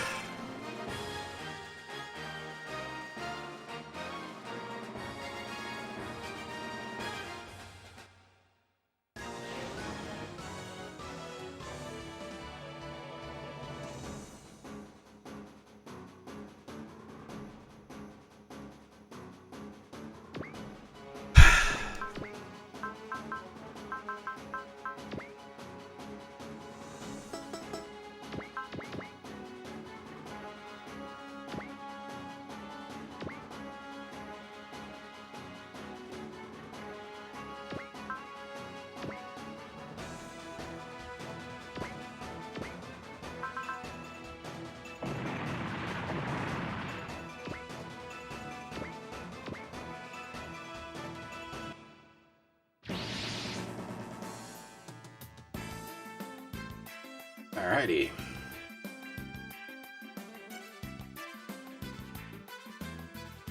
We have Olsen and Atina joining in the fun.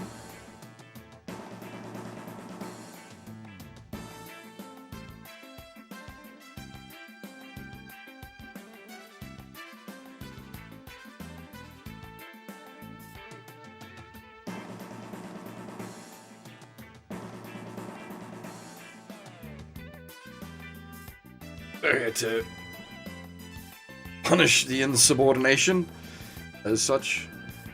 Olsen orders Atina to head back to HQ ahead of him, but she refuses.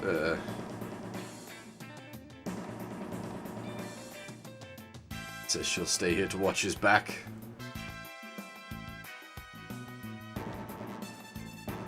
Accepts. Kay also pops up.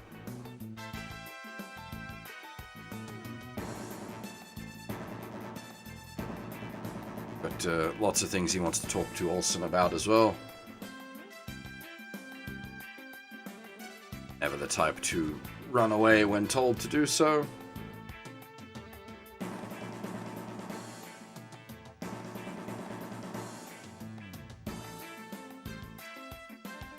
Olsen buzzes Roger, apologizing for the trouble, and asks for his help. He says not to worry. It's all within the scope of the job he was hired for. Very impressed at Roger's sense of duty.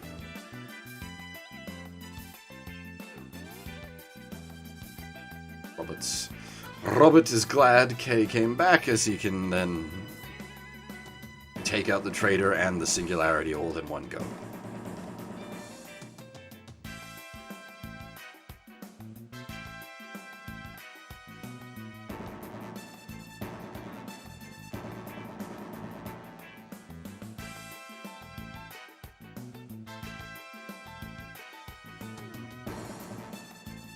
I am a bit worried, actually, as we're technically a turn behind. Because I think there's things that trigger based on, like...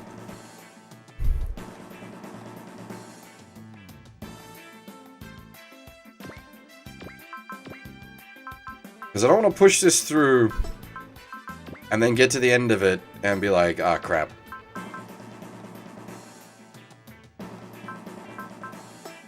We're a turn short. So I might, when did I put the save?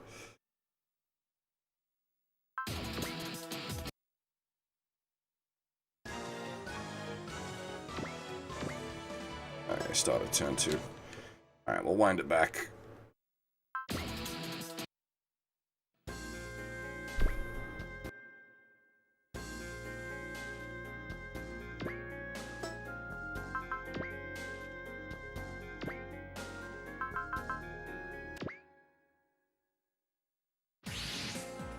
Oh my, that's quite the wind back.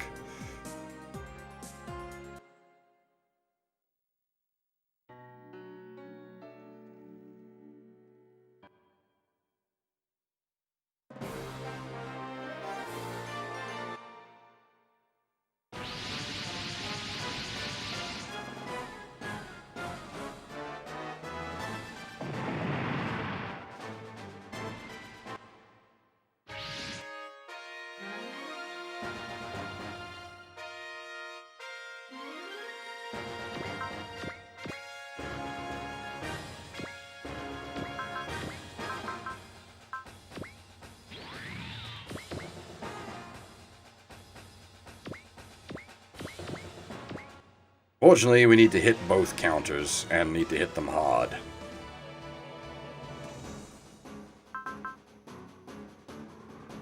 Do we actually need double crits? Is that where we're at?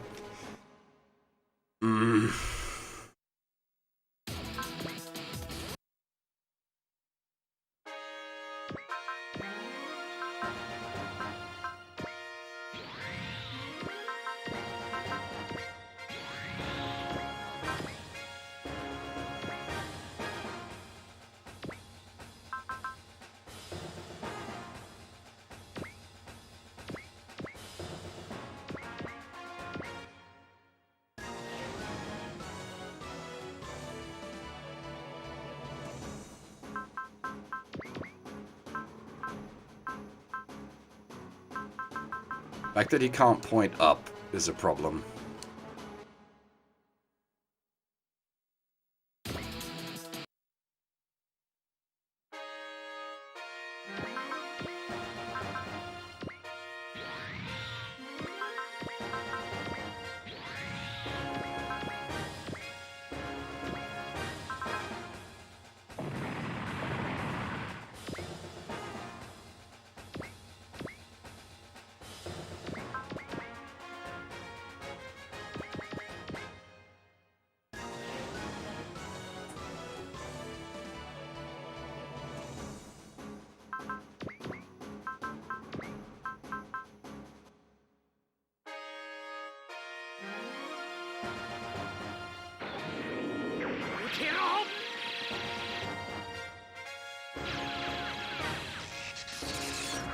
こんな攻撃で私を止められると思わないことだ。いつの世にも暴力で物事を解決しようとする輩がいるものだ。この光、受けていただこう。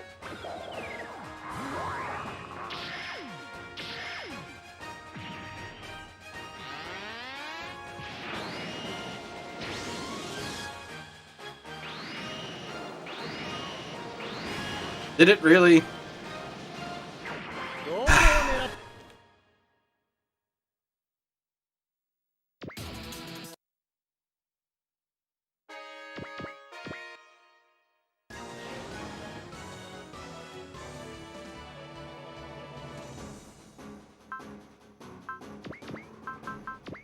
I suppose we're not rolling great odds.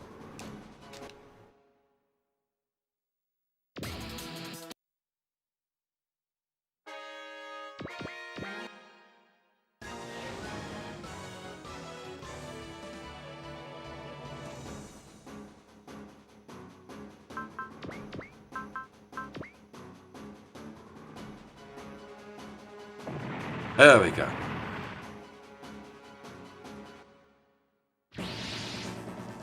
That forces our boys to show up on turn 1.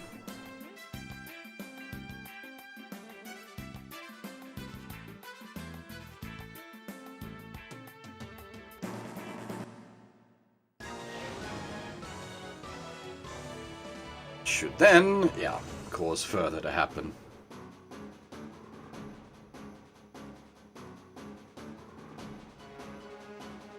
Robert is not happy with how long it's taking despite their superior numbers. And Roger points out that their advantage is about to go out the window. As the rest of our boys all turn up. This is why you wanted to get that done on turn 1. As you get an extra turn with all your chaps.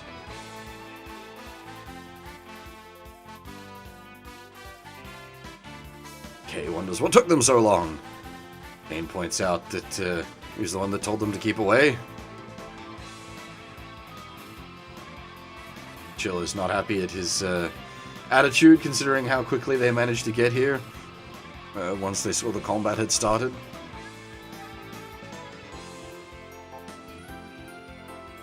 Giron pulls the old, I'll turn this party around, god dang it.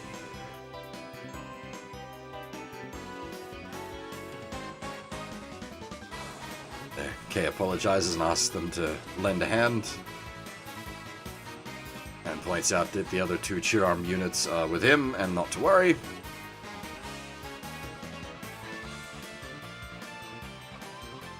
Rand finds it amusing that, as always, Roger is getting drawn into fights.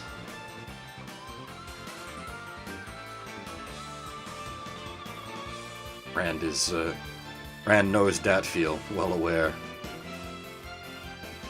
of how that goes.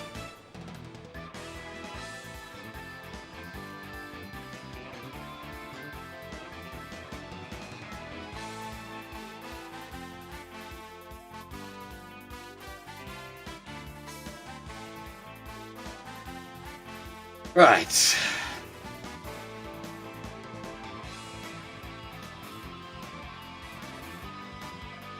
This is going to be a little odd as I'm using a bit of future sighty powers here.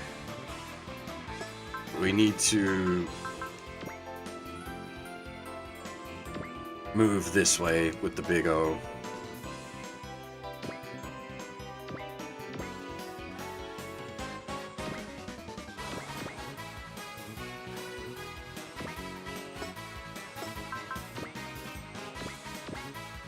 Well, we can replay the map a bunch if you like.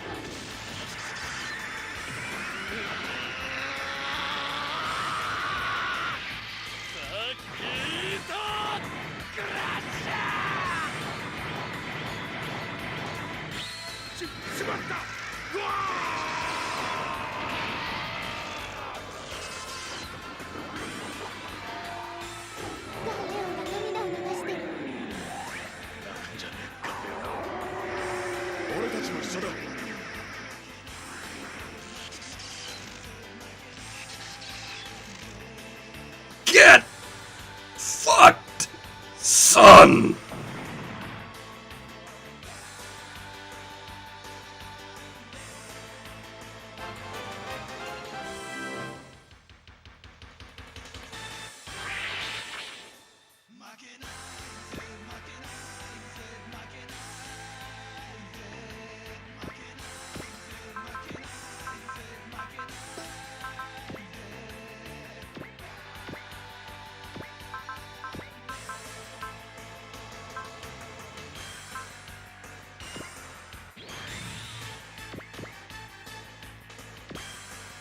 Yes, the Gun Leon is a sad boy.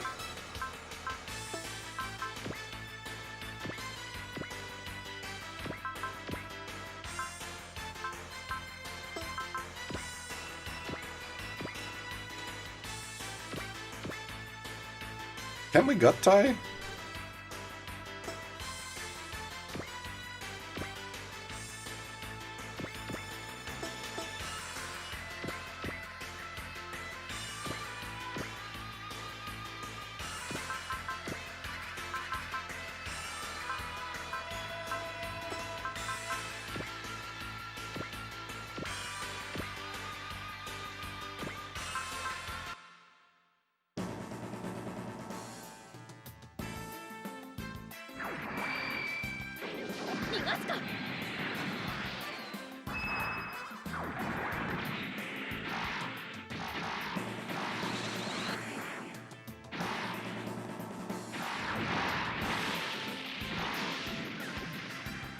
なんだあのデバイスは。当たれよ。はあ。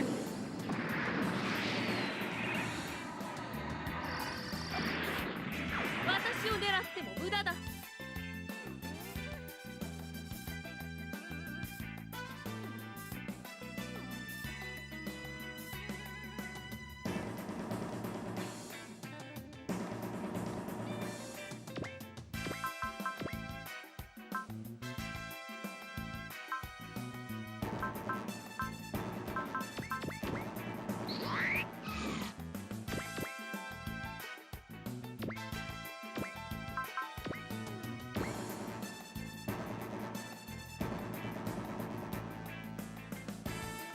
Nope. やれるだけやってみるさ。 Bike crashes, you tend not to go well.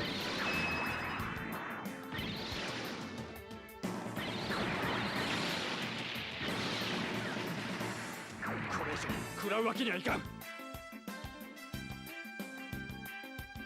脱走兵にかける情けはない。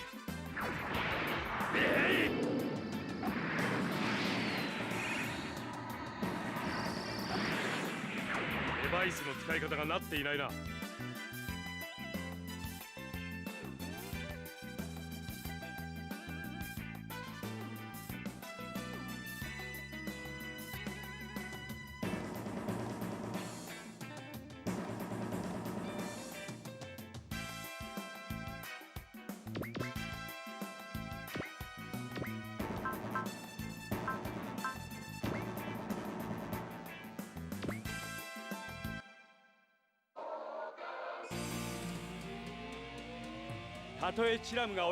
Not that I haven't done the old temporary Australian riding my motorbike with a pair of shorts and a t-shirt, but that's not often, and I've never come off, thankfully. Only time I've ever come off my bike was back on my L's, shortly after I started riding. Nothing was particularly damaged in that except for the bike itself. どうしても俺が欲しいのか。ここで終わる桂木圭様じゃないぜ。そこだ。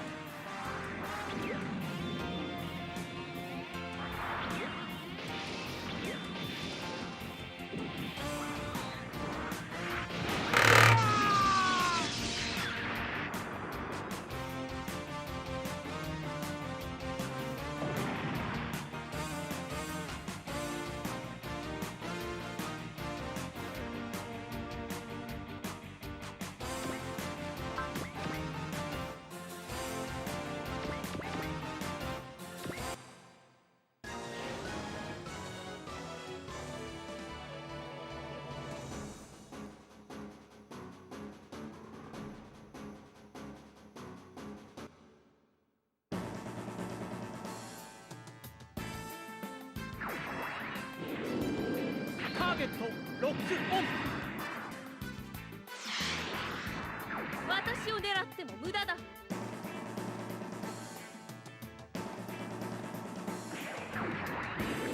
仕留める。That's...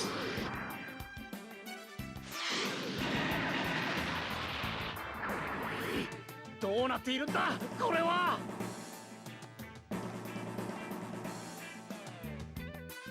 The cyclones from Genesis Climber Mospedo.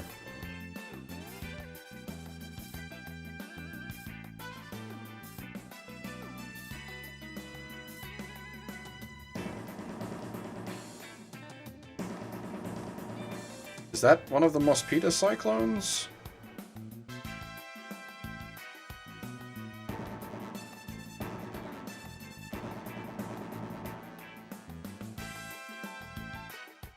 I suppose you're limited in how close you could get a real-world bike to look. Cyclones are cool though, because they're essentially motorbikes that turn into power armor.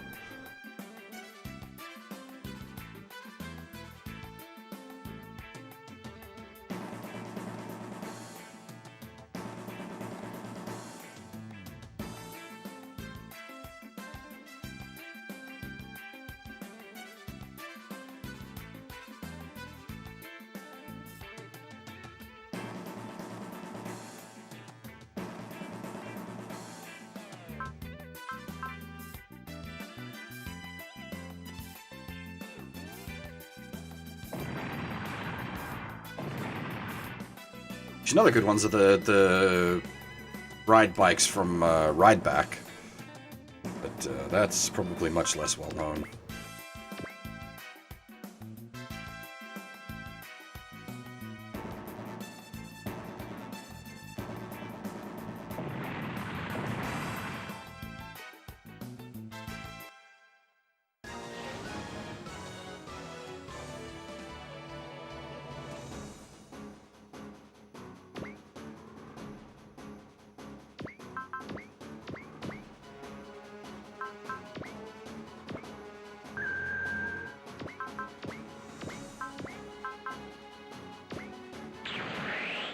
Wait, hang on, no, wait, hang on.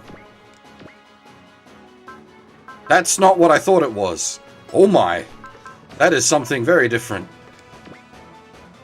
Oh my. Oh my. Oh my.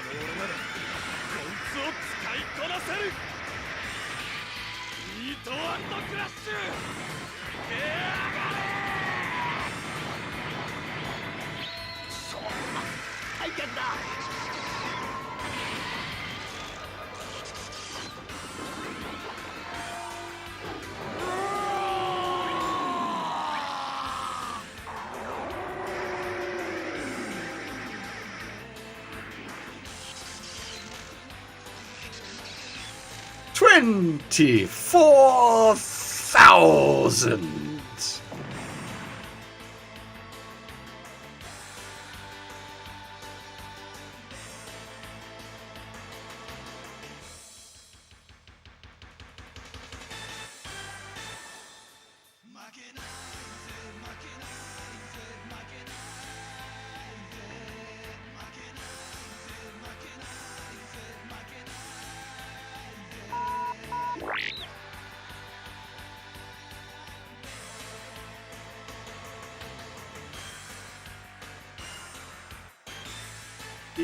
Robert detects something else coming in and orders his forces to retreat.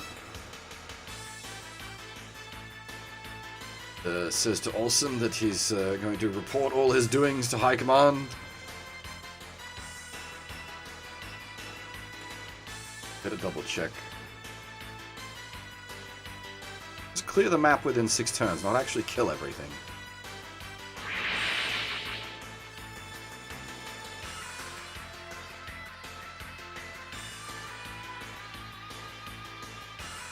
Sort of figures that Robert and Olsen has some sort of personal grudge going on.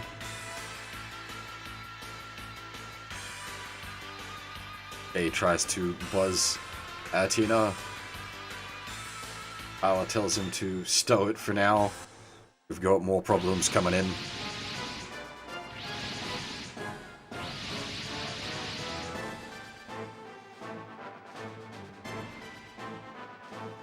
Hear me, Black Southern Cross. I've come to settle accounts with you.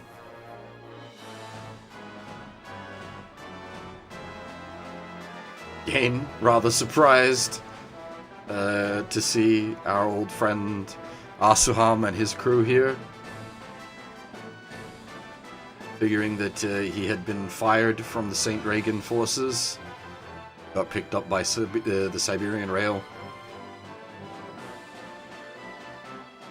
Asuham has forsaken both his position and status, all for the sake of destroying gain. So brought some other of his lackeys along with him. They're less than enthusiastic.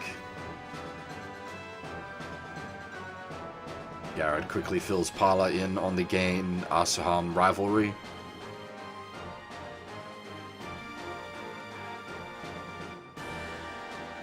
Rand notes that Asuham isn't the only one here with a vendetta.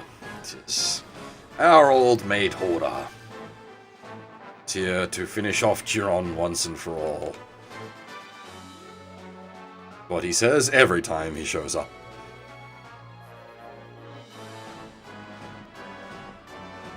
Greta has also deployed.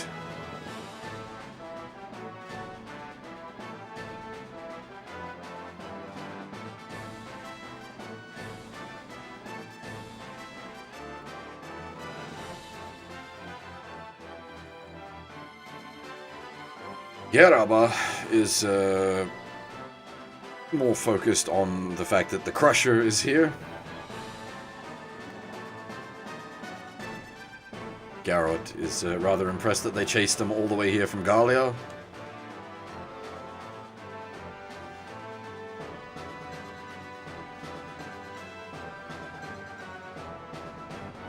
As it turns out, President Kidsmund is still exceedingly pissed at us helping the Exodus to succeed and wants us destroyed at all costs.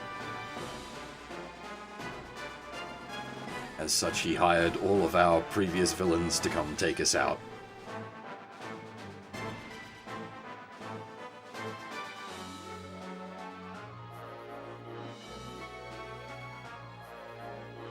Seems to Roger like they've all chosen this spot to have our final battle. But there are other matters that require his attention, so he's off. Over.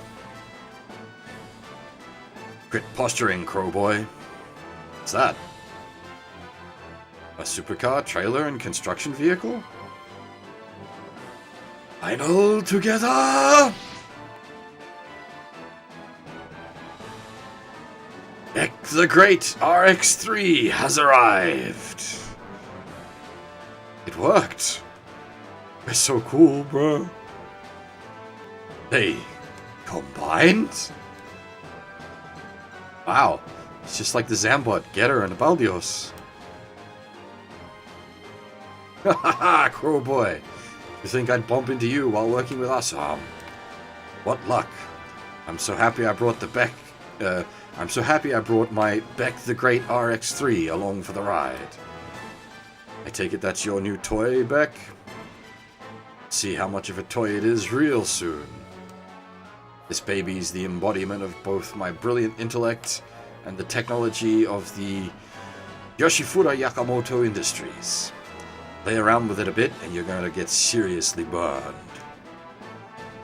Gain, Zeus, there are no tricks today. I will end you all fair and square. Good on you, Asuham. I'll play your game in deference to that sportsmanship. Olsen, there's no turning back now. You're gonna have to help us too. Okay, I'm already more than used to you getting me in trouble. He looks so happy. This is the first time I've seen him like that. Time for your guts and our anger to throw down. Going hog wild today. Fine, if you want to wrap this all up, then we're up for it. Psych yourselves up. This is going to be the climactic battle. Crushing a hoodlum like you is starting to feel like an exercise in futility. Behold our rage and our pride. Attack!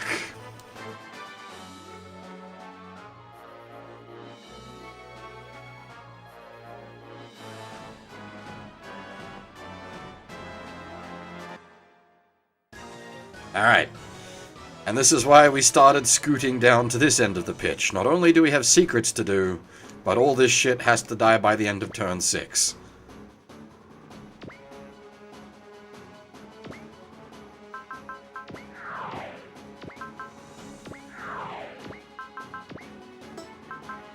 Is there no way to gut tie?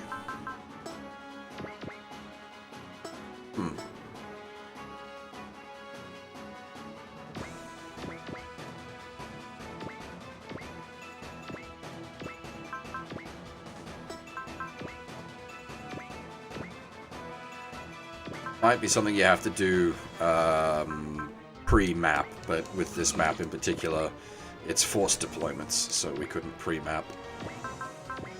Not having a flight pack on the big O hurts. So what we need to do is, he needs to fight Beck, and they both need to survive the encounter. We obviously then need to kill Beck later, but initially they need to both fight and survive, so we can't rough Beck up too much just yet. We just need to basically scoot down this end of the pitch as fast as we can and start causing havoc.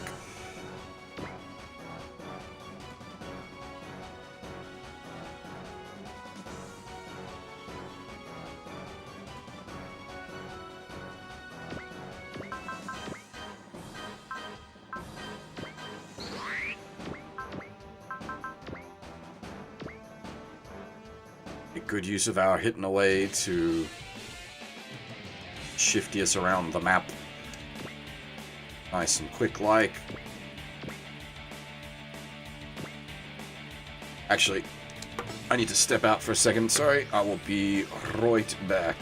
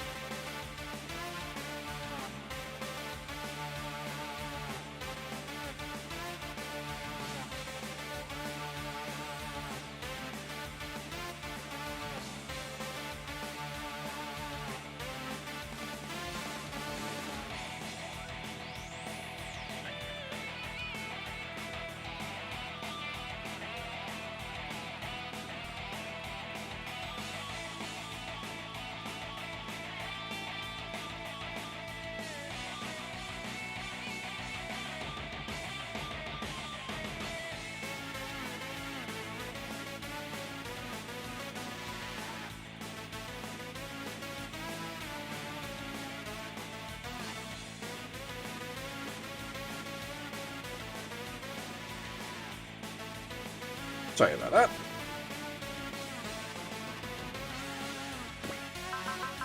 Oh, she's a resupply unit. Interesting.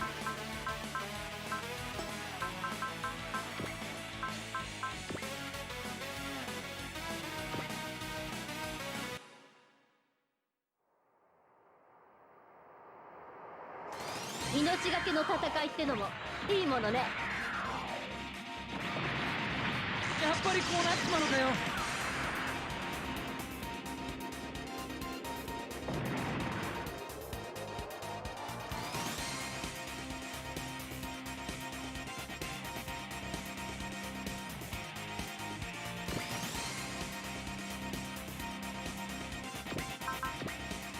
Did we give him hidden away yet? Yes, good.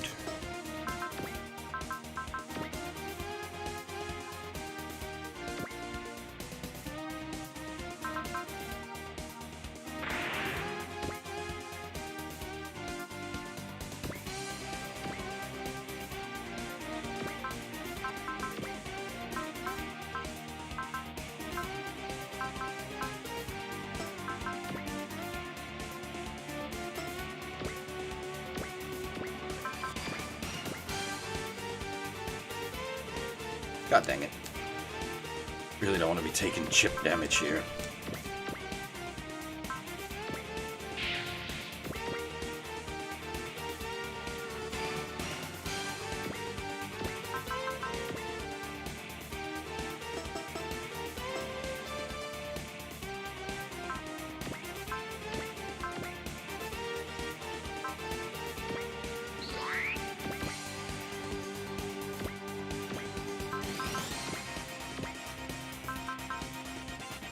Unfortunately, yeah, the route splits for this game are a little odd. While we're on effectively the supers route, most of the supers go the other way.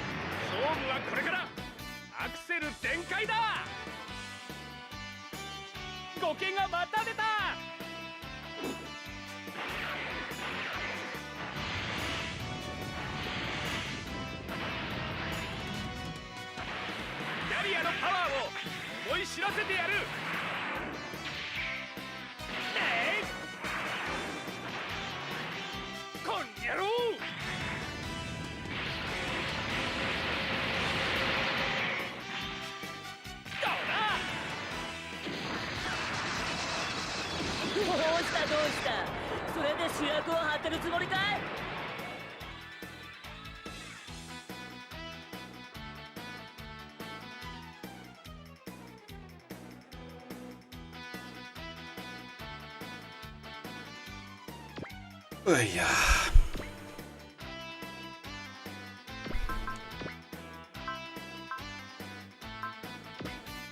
Having to use the G-Falcon as like an individual rather than as a combined piece is a bit, yeah. Oh my! What is broadside of a barn? She really should not be deploying individually.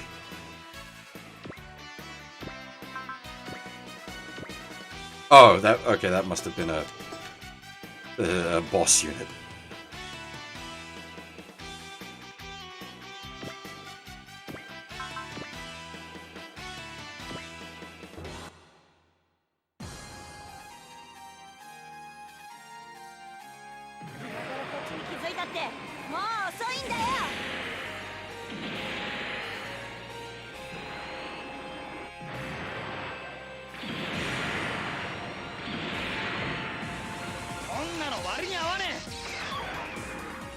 Well, I guess that's also technically a boss unit.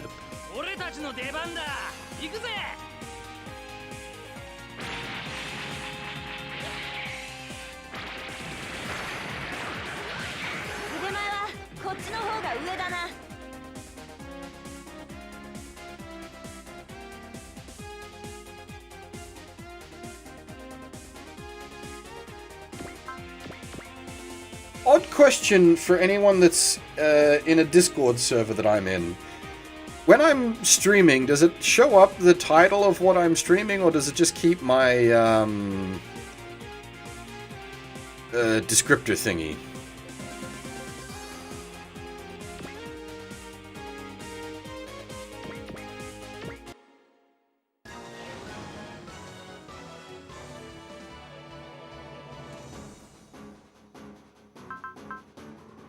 Keeps the descriptor thingy, okay.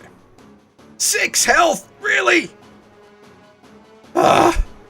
Asshole!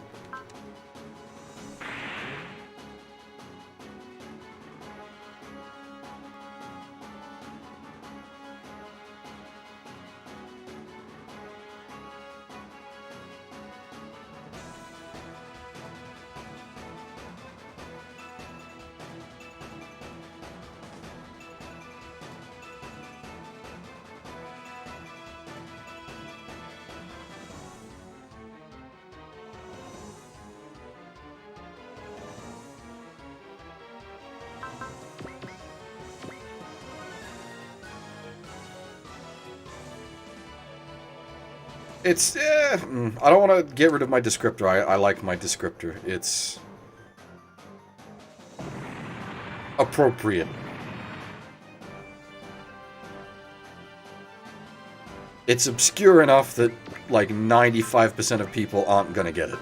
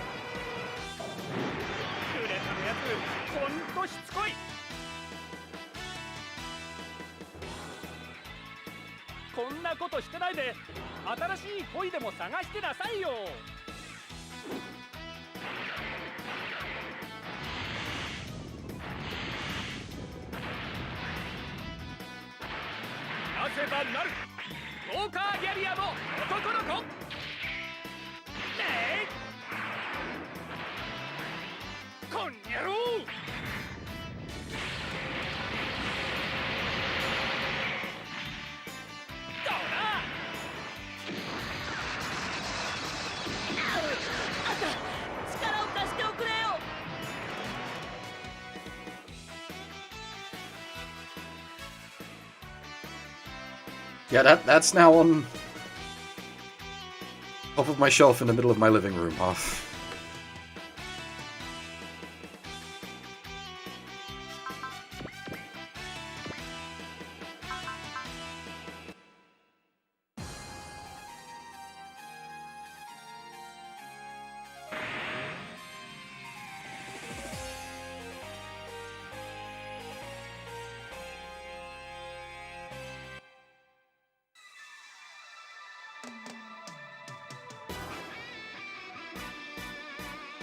We are actually dangerously hurt.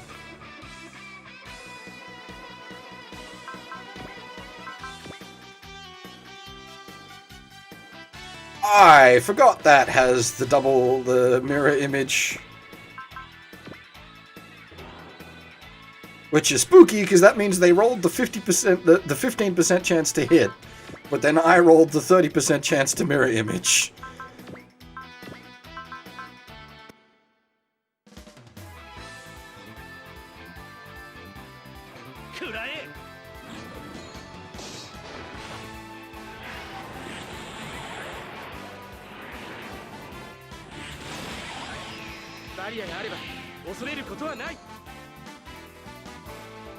That barrier has really been paying off on the Chaos Leo.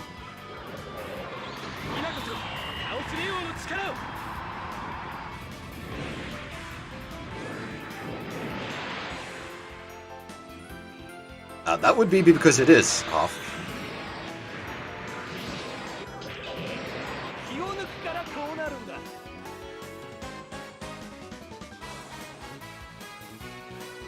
Well, it's not from OG Saga. I'm pretty sure it is used in OG Saga. It's one of the, like, classic OG's tracks.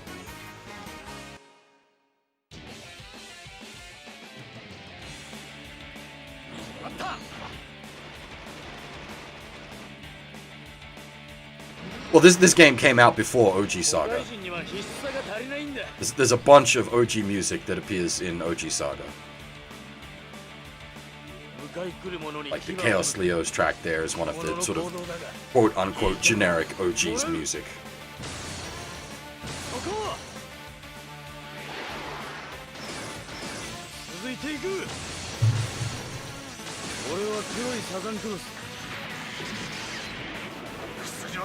Just deleted. See ya.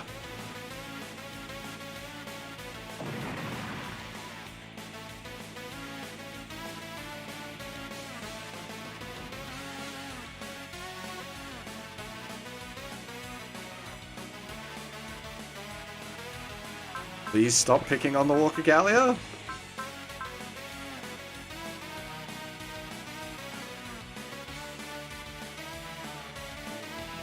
That, sir, is some impressive sniping distance.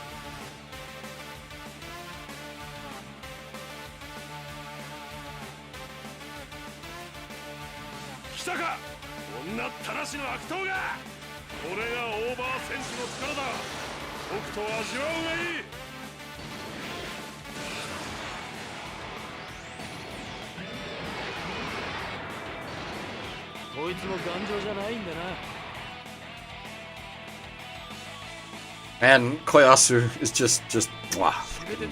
Love Koyasu. I should watch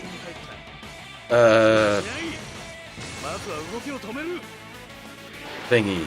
Big meme anime.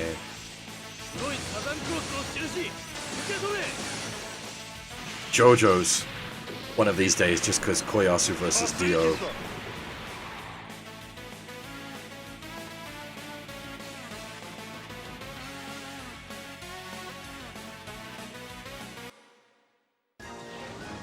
Surprisingly, I'm actually in the middle of watching a series at the moment, which is very rare for me.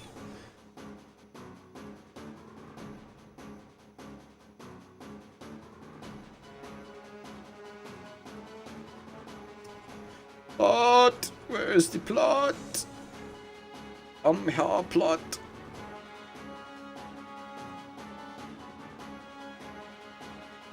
Alrighty. We have our good friend Charles coming in to help us.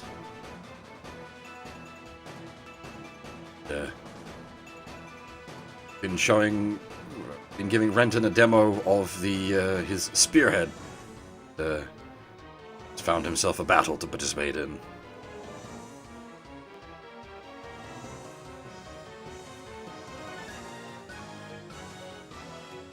It asks him why he's diving in. There's no rules against mercs getting into fights just for the hell of it. Wants to pay us back for our previous help. Seems a little uneasy. Says he'll keep his presence in the KLF a secret.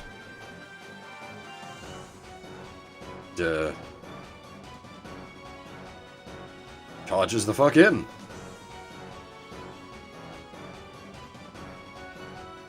Everyone's happy to have him here and helping.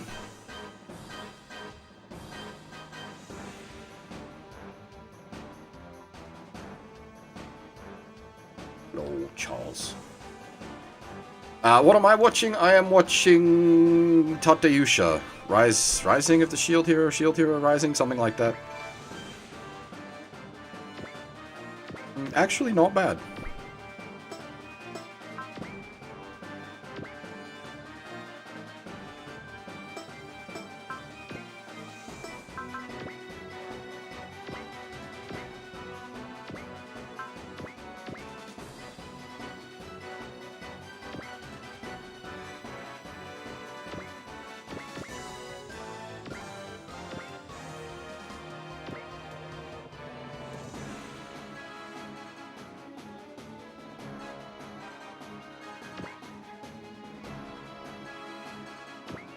Okay.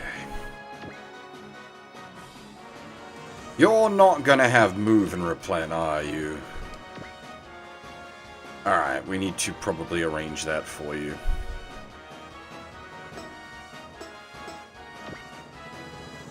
How beat up is you're about to fall apart.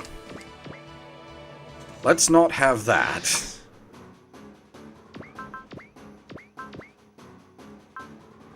A real robot? Question mark? Pilot with guts? Hells yeah.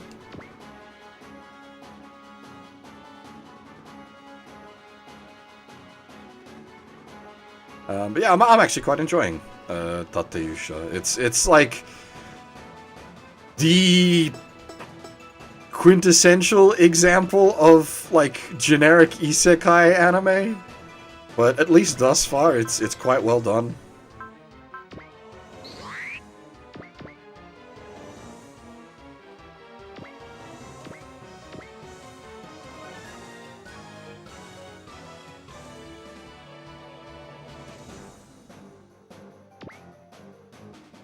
I wasn't expecting it to be like the greatest example of the isekai genre or anything like that. Nothing's gonna top Yojo Senki as far as isekai goes.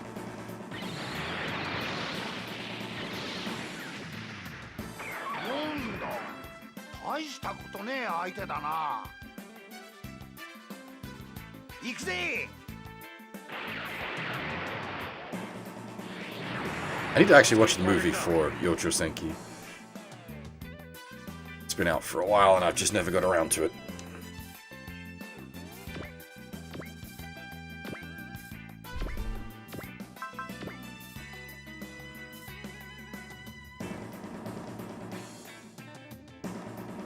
Basically, I just need to spread the herd around as much as I can at the moment,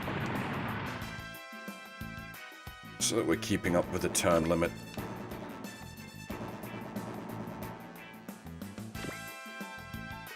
Now, I'm hoping Beck has been programmed to beeline for Roger.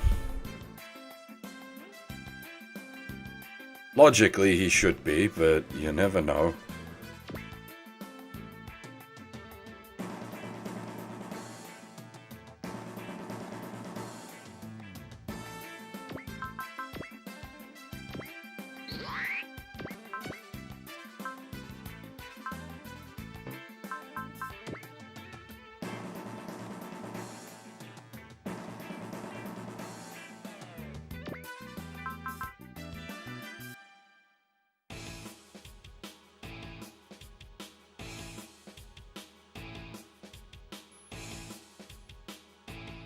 It's a shame that the Charles and Ray's secret is such like an optional one, because they would mesh quite well with a lot of our crew. 攻め手の中にも手だれがいるのか。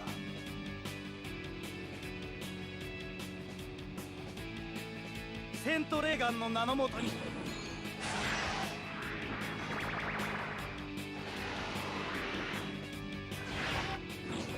甘い。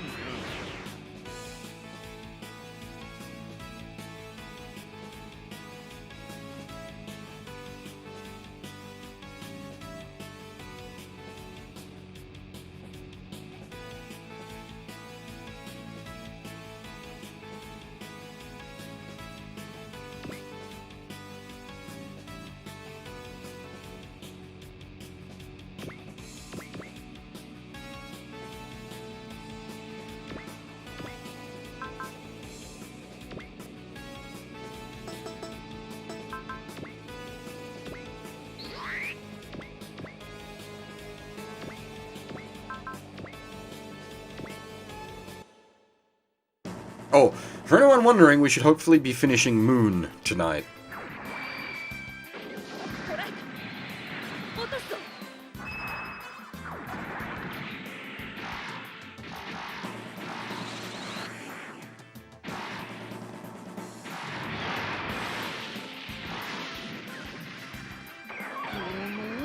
Whatしやがる。痛いじゃねえか。ははは。てめえもうおだぶつだぜ。つまらない相手だ。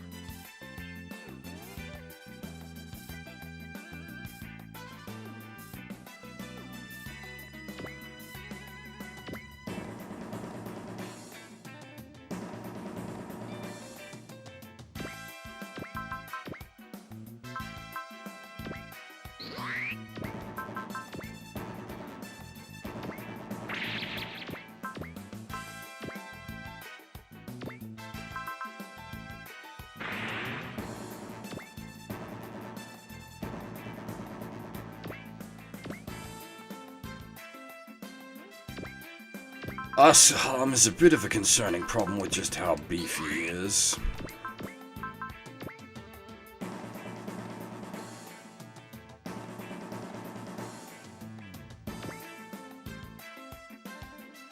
So yeah,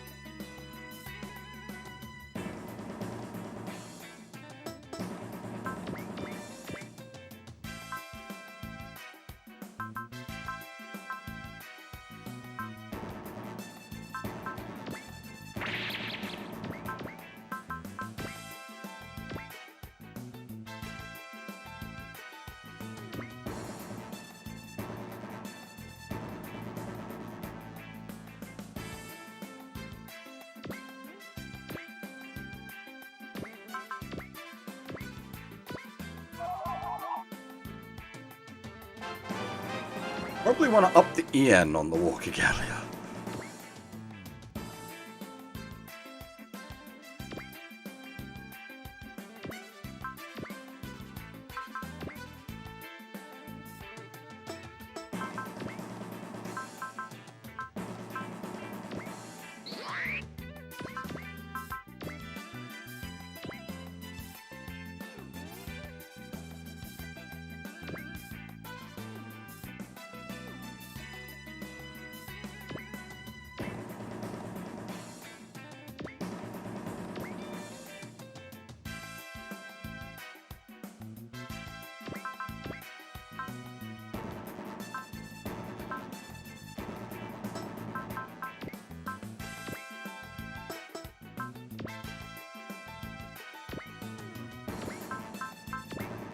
%. Oh man, this guy's got such terrible accuracy.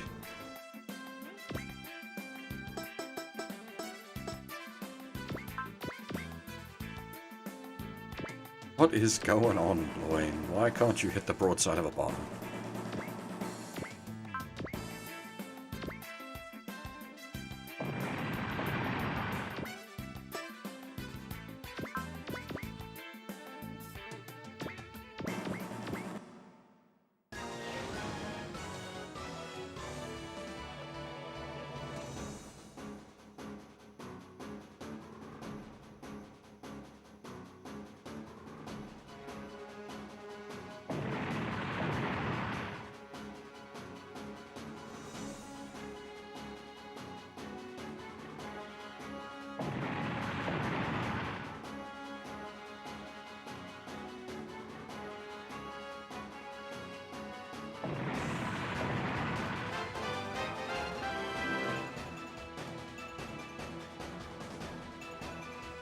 EX is a little low on health for me to be comfortable.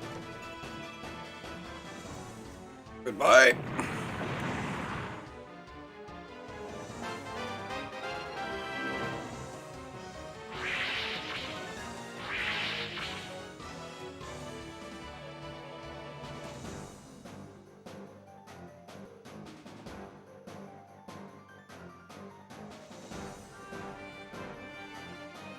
Man, these fuckers are hard to hit. And the whole lot on his buddies. Real dodgy bastards.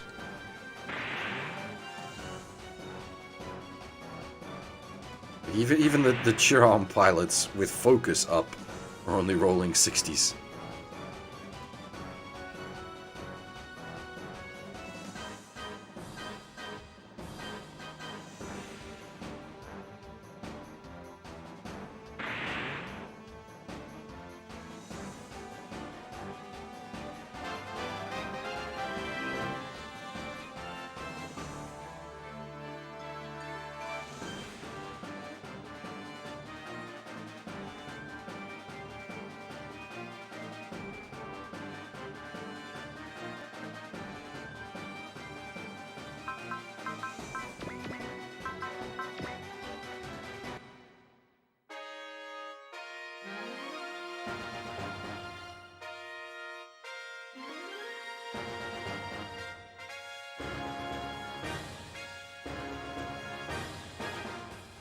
Come on, Crowboy. I put a whole lot of cash into this thing. It's more than a match for you in raw power. Certainly seems like you've invested heavily into it. However, it doesn't have an ounce of aesthetic quality, as usual. What? How can you not appreciate the glory of a combination? Are you dead inside? My aesthetic sense is antagonistic to you. As that is your unit, I'm incapable of perceiving any beauty in it. You smug son of a bitch. I'll smash that black body of yours to bits. 覚悟しな。お前はもう逃げられないんだよ。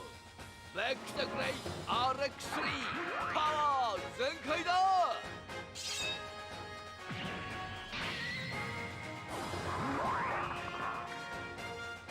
パワー充填率80、90、100。兄貴、今よ。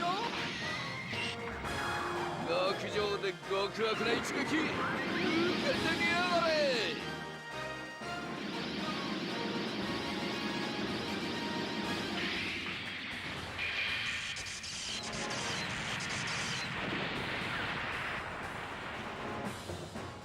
操縦桿の機器が甘くなっているようだ。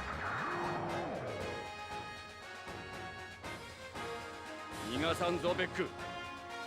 光の奇跡をその目に刻みたまえ。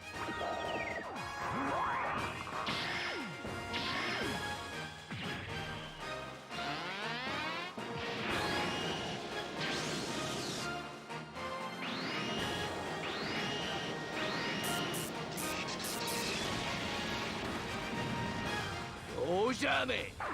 俺様のロボットによくも傷を。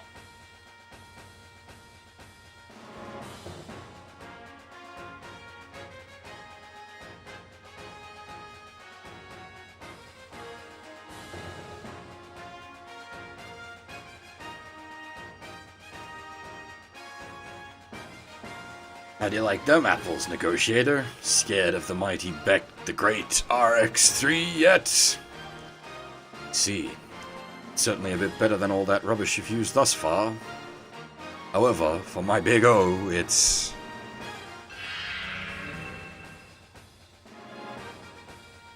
What's this? Something just poured into my mind. Oh, thunder? Plasma gimmick? These some sort of hidden weapons of the Big O? Honey? Something happened with the Mega Juice. Has a portion of my memory returned? Why? What caused this? Could a new foe have emerged? One I have to use these weapons against? Hey, dumbass, you're facing the amazing Beck. Quit mumbling to yourself. You're severely lacking as Big O's opponent. Still, why don't you come and try your hand against its once hidden strength?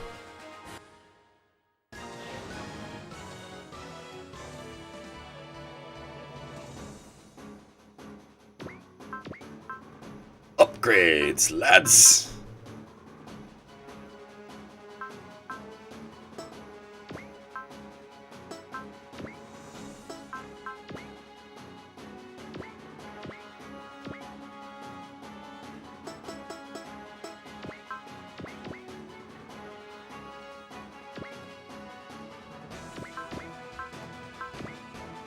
Oh, we're out of missiles? Oh no, out of range. Makes sense.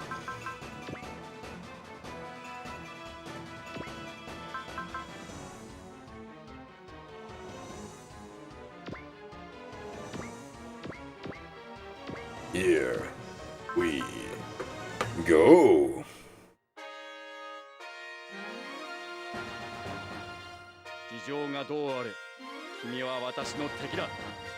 It's showtime!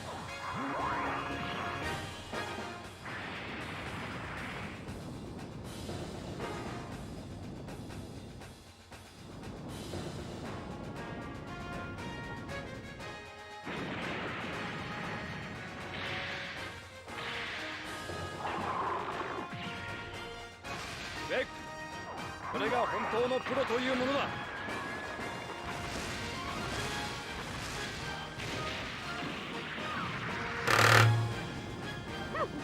だボス。ちくしょう、覚えてろよ。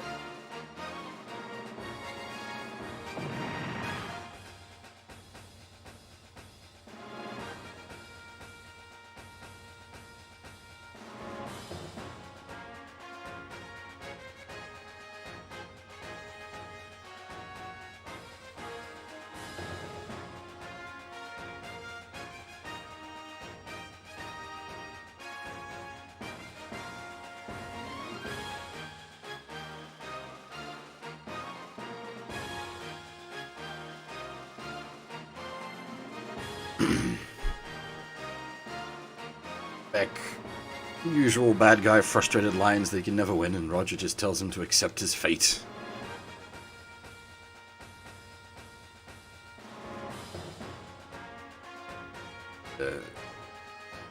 Beck says he's only acting so smug because he's a mega deus dominus. Roger is surprised that he knows that word. Beck doesn't know why he knows the word. Information on Roger and his Megadeus suddenly popped into his mind.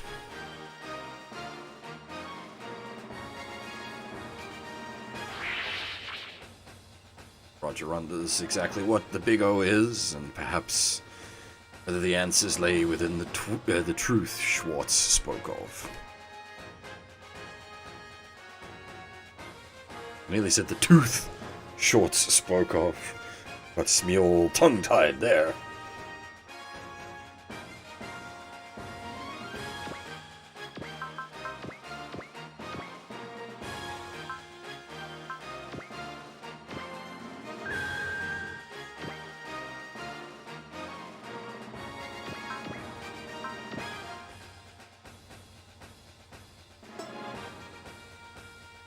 I don't think we've actually used this one yet.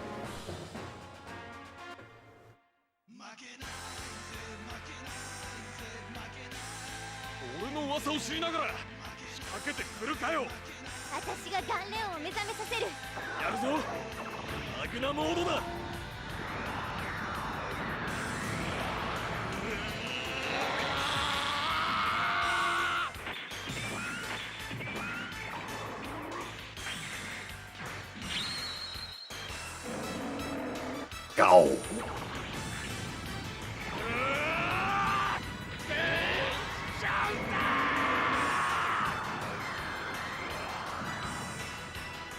The attack is literally pain shouter.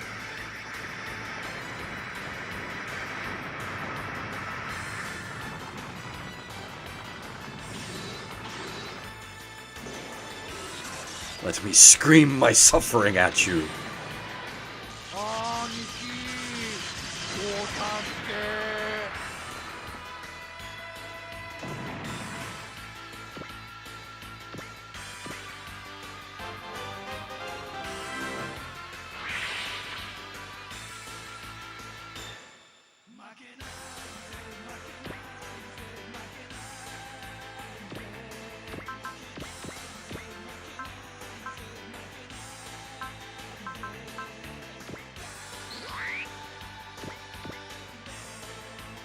To be fair, he's been beaten so many times before.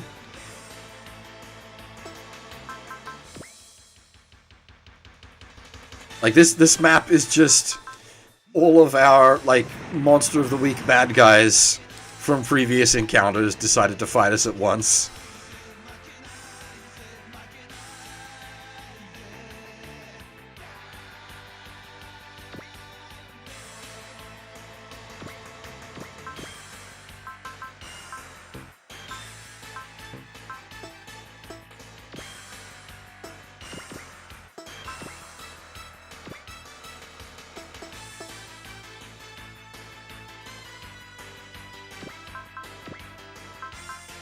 They're probably not too enthusiastic about, you know, Team Rocket blasting off once again kind of situation.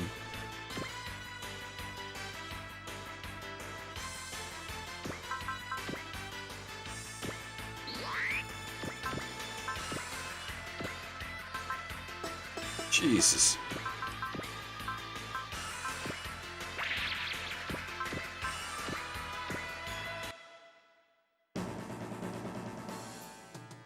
確実に仕留める。貴様の最後だ。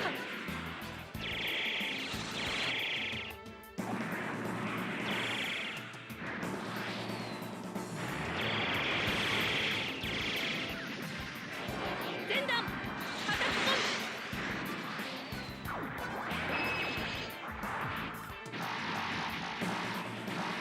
まだだ。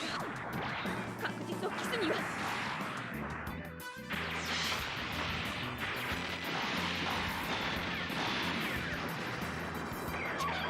話が違うじゃねえか。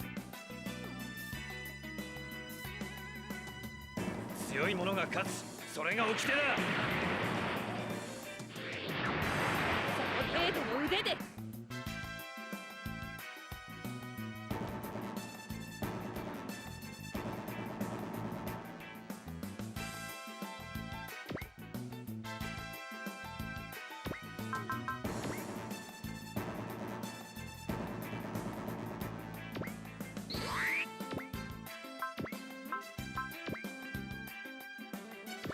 Hold up.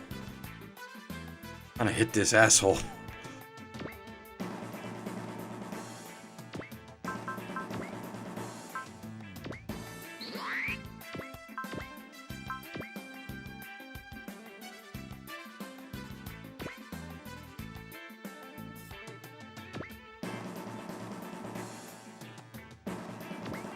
In general, I'm gonna hit these assholes.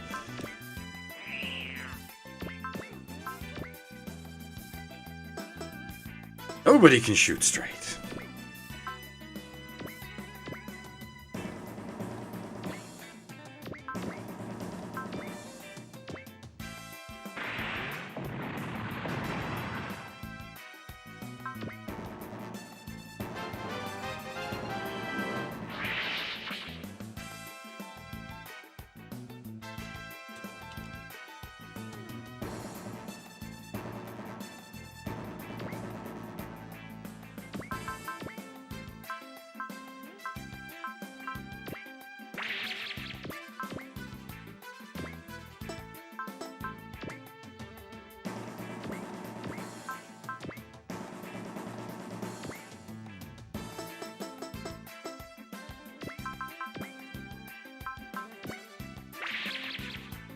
It's an odd game, actually. I've not taken much advantage of, like, support attacks because of the way the stacks work. Your characters with support attack often aren't stack leading, whereas usually in SRWs I'm trying to be... That did nothing. Good lord.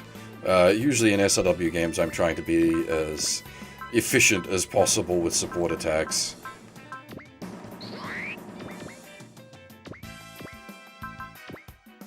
Ah, is he...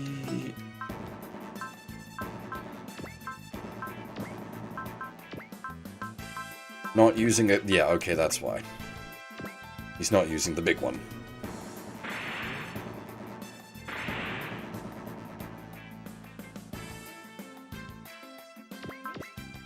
You can't... Okay, that's why he was out of ammo. You can't support attack with all at all in this.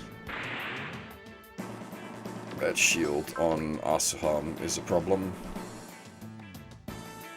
He's gonna have a bad day next turn, though. A real bad day.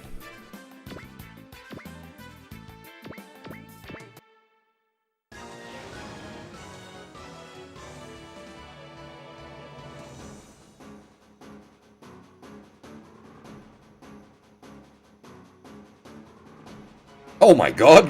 He mirror imaged it and got the kill. Holy shit, fucking Jiron. What a monster.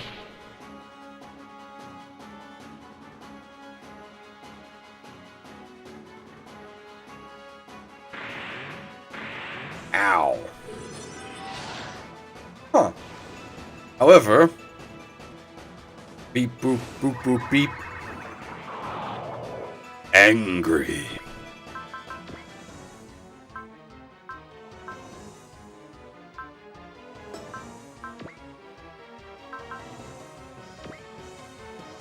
%. Alright. Let's fix that.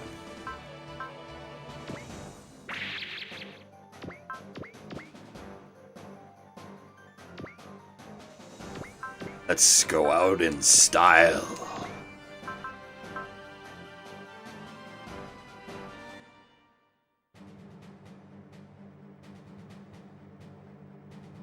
Soこのお前動くなよ。あなたに力を。よし隙が見えた。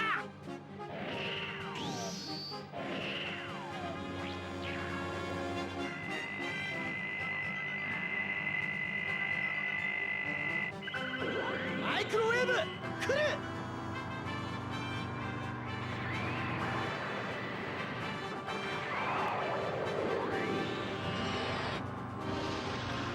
ツインサテライトキャノン発射。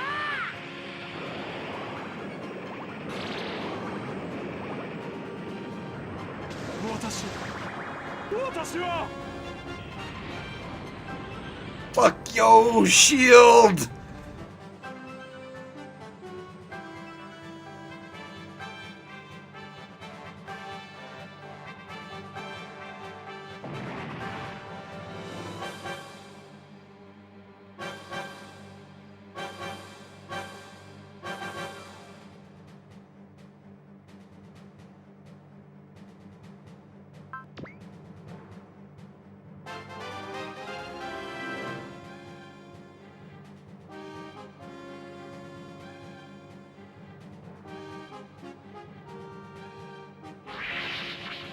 That should get us the SR. Thank God. There we go.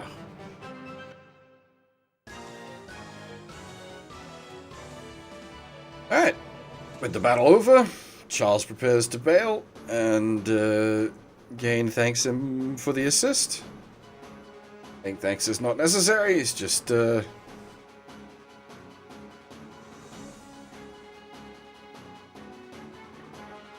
paying us back for last time. Says he may in fact still owe us, considering the amazing gift he and Ray received. I'm a bit confused. Says he looks forward to meeting us again sometime. It's off. Of course, Olsen and Atina are out as well.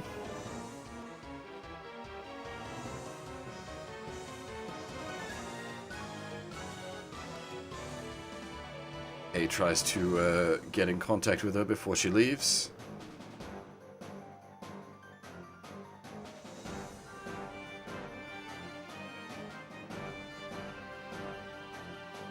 Olsen had told her everything and warns him that she'll never accept him as her father, not after what he did to her mother.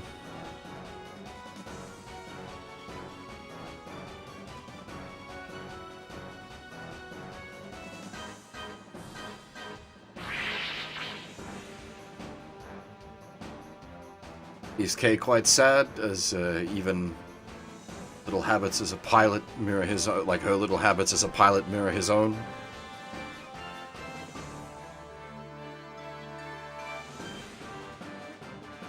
Olsen apologizes, saying that Atina's belief that Kay made her mother unhappy is one thing he was never able to convince her of. Oh, sorry, but not convince her of, unconvince her of. All these years. Kay says it's not his fault, saying that he was not anywhere near the ideal boyfriend for Tina.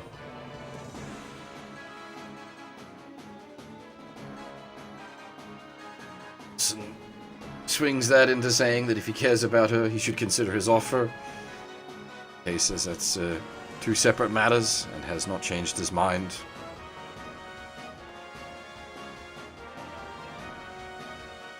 Asks if Olsen might not have lost sight of what's truly important himself by getting wrapped up in all this motherland business.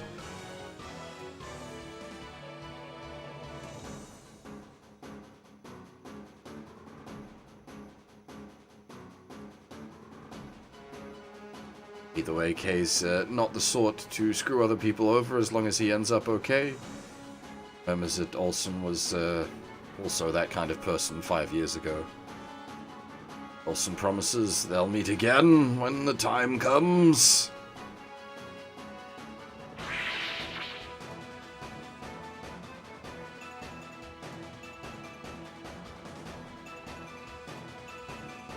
Jiron asks if it's an old friend of his, and Kei says it is. It's a great guy.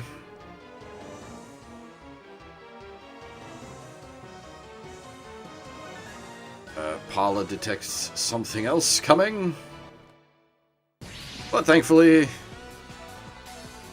it is, well, not thankfully. In this case, it is the Glomar, and Shay brings concerning news.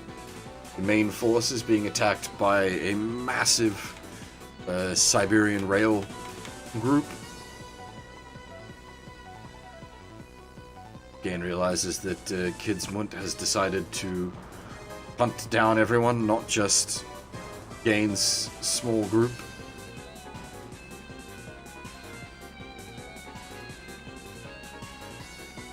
Jiron realizes Timp and Kashmir weren't present here, so likely they're involved with the attack on our main force. And apparently, some huge monster has also appeared, making the fight very difficult.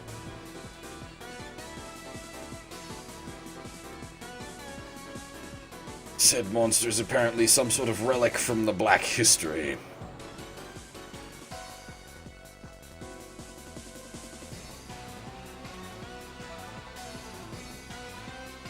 And that Glomar is here to take us back to the battle as soon as possible.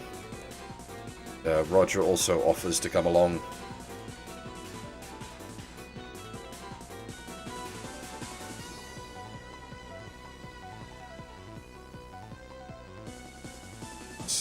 Roger's going along because of the talk of the Black History and the truth.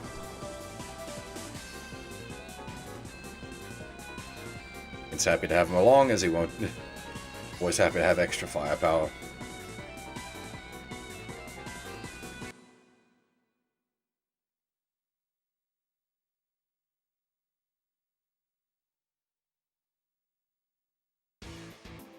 On board the Chiram ship, Wesley confronts Olsen about the report that Robert filed. Olsen saying that it's bullshit, and that he requests Robert be punished for insubordination. Wesley's not convinced. Whatever happened, the fact remains that the chance to eliminate the Singularity escape. Such, he has been demoted to captain and ordered to return to the homeland at once. Threat of immediate execution as a traitor if he should refuse.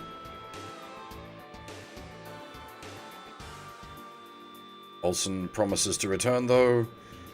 He knows that likely is just prison awaiting him.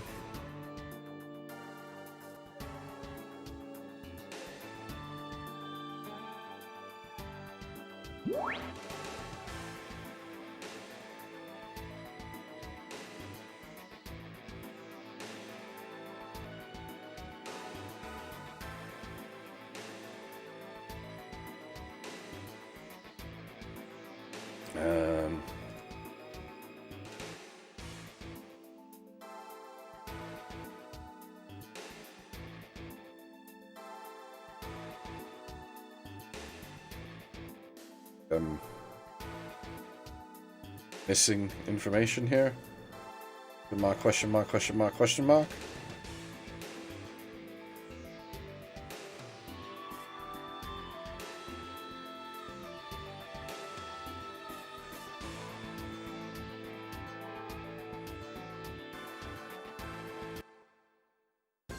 Oh, okay, we're good. No mind. We do, however, have some stuff to do.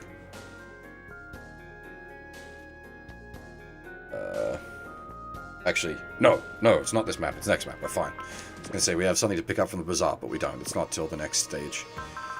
We have something unique to grab from the bazaar. We we are fine for now.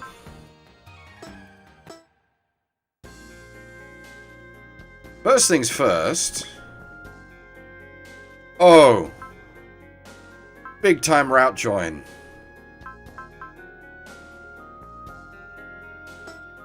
Oh, baby!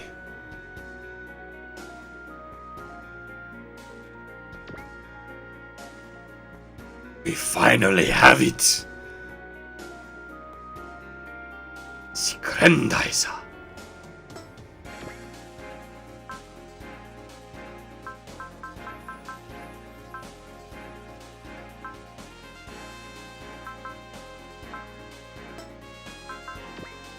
I got things I need to do though.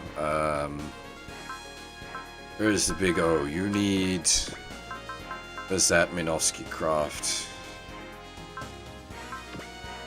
As fun as a flying iron gear is, Minovsky craft much more useful on the big O.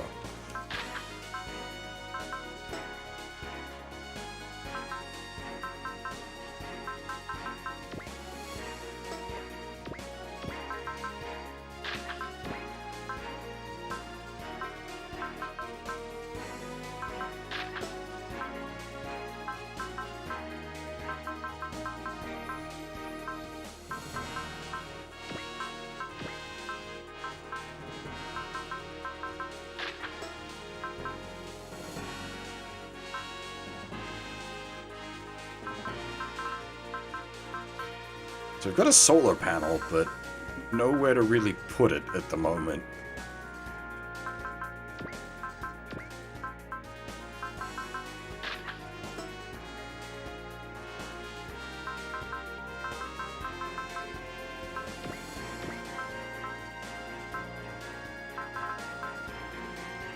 Deploy morale +5. Okay, that's quite nice. Where the heck do we want that? Oh, again we hit the problem of, like, gear slots. Just not enough of them.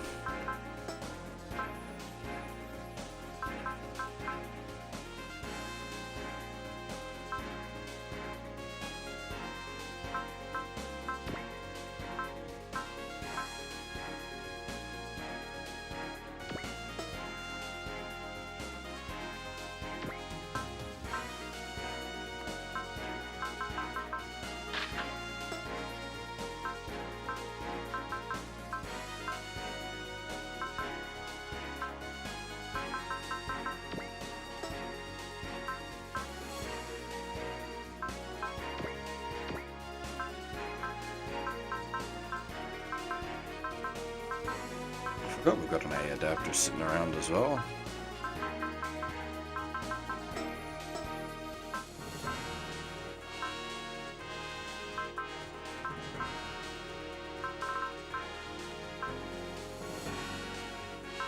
Who's piloting that?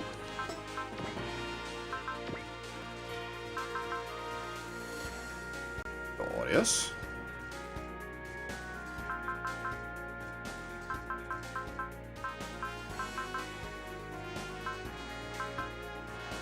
Why are you not in that?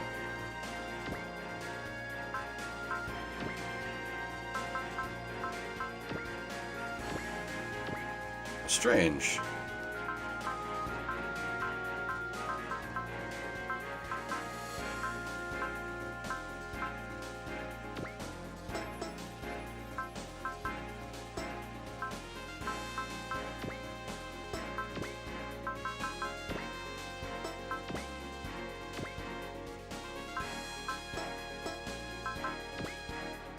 How do I make the GX divider? Can I set it as to like start deployed as the GX divider?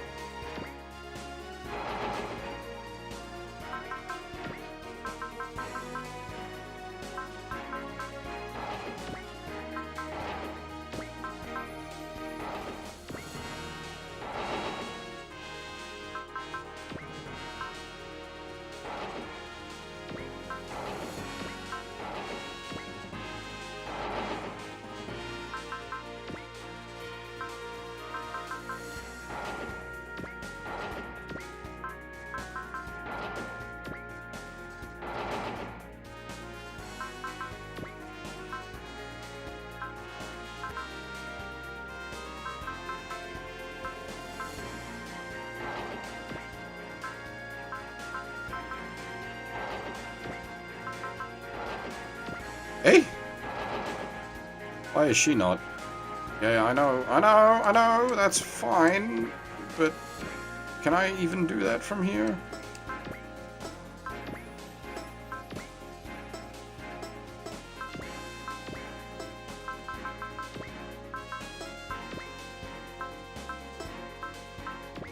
I can. Damn it, it fucked with all of my, like, pilot changes.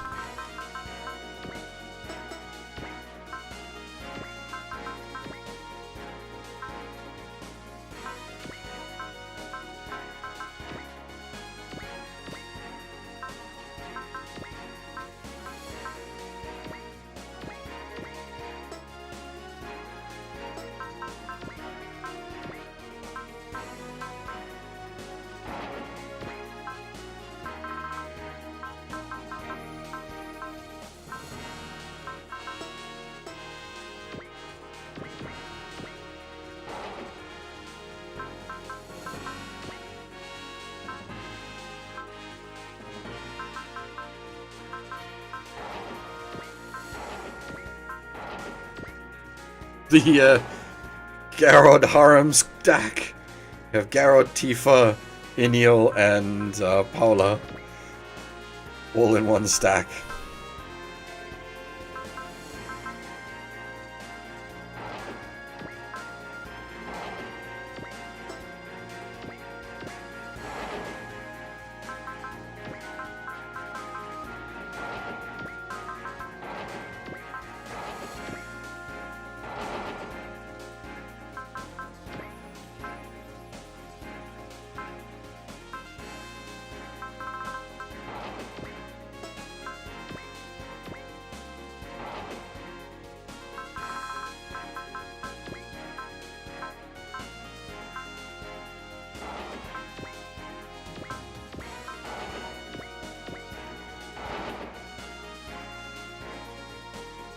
Okay.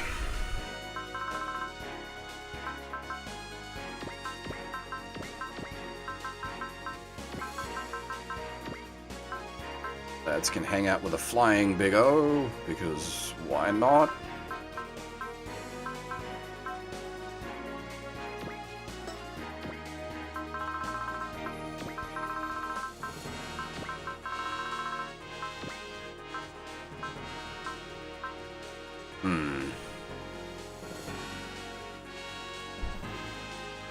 Might just bench him, almost.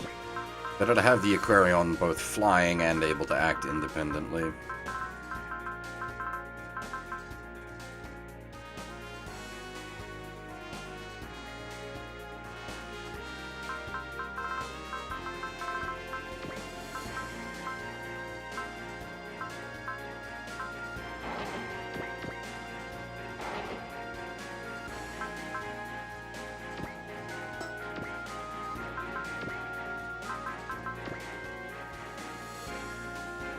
Okay.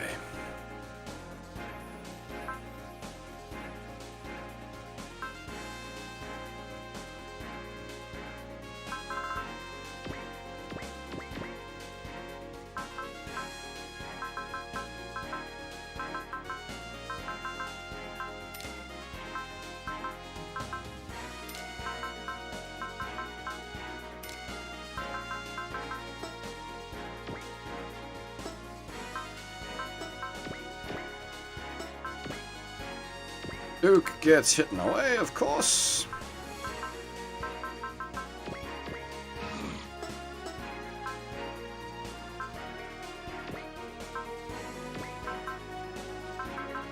Jamil also gets hit in the way.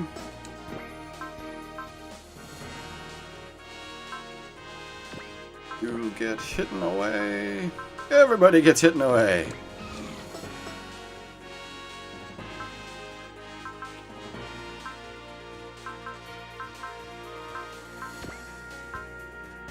You want B-Saver?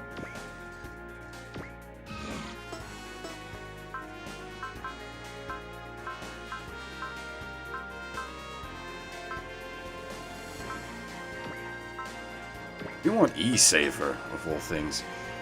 Um,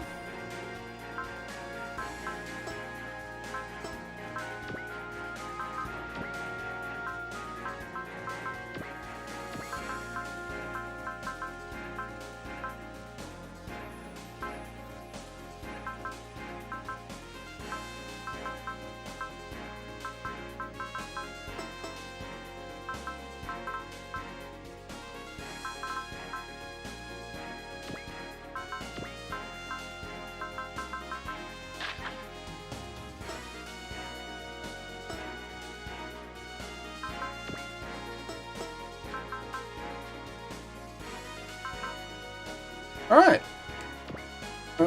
I think that will do us for the week. We've been going just over 7 hours, not a bad run. We got 3 maps done, which I'm glad. We got 1 more map than usual done. We are still at 34 out of 34 SRs. We're on track, as far as I'm aware, for all of the secrets.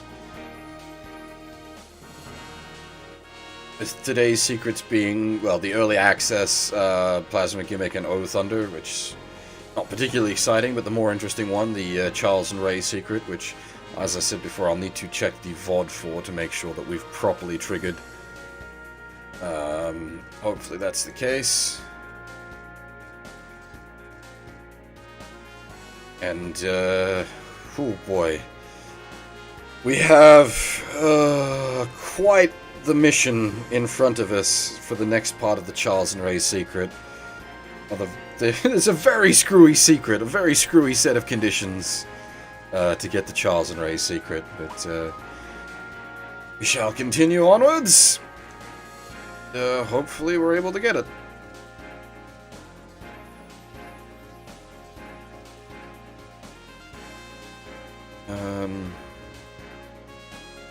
Yeah, that is all for now.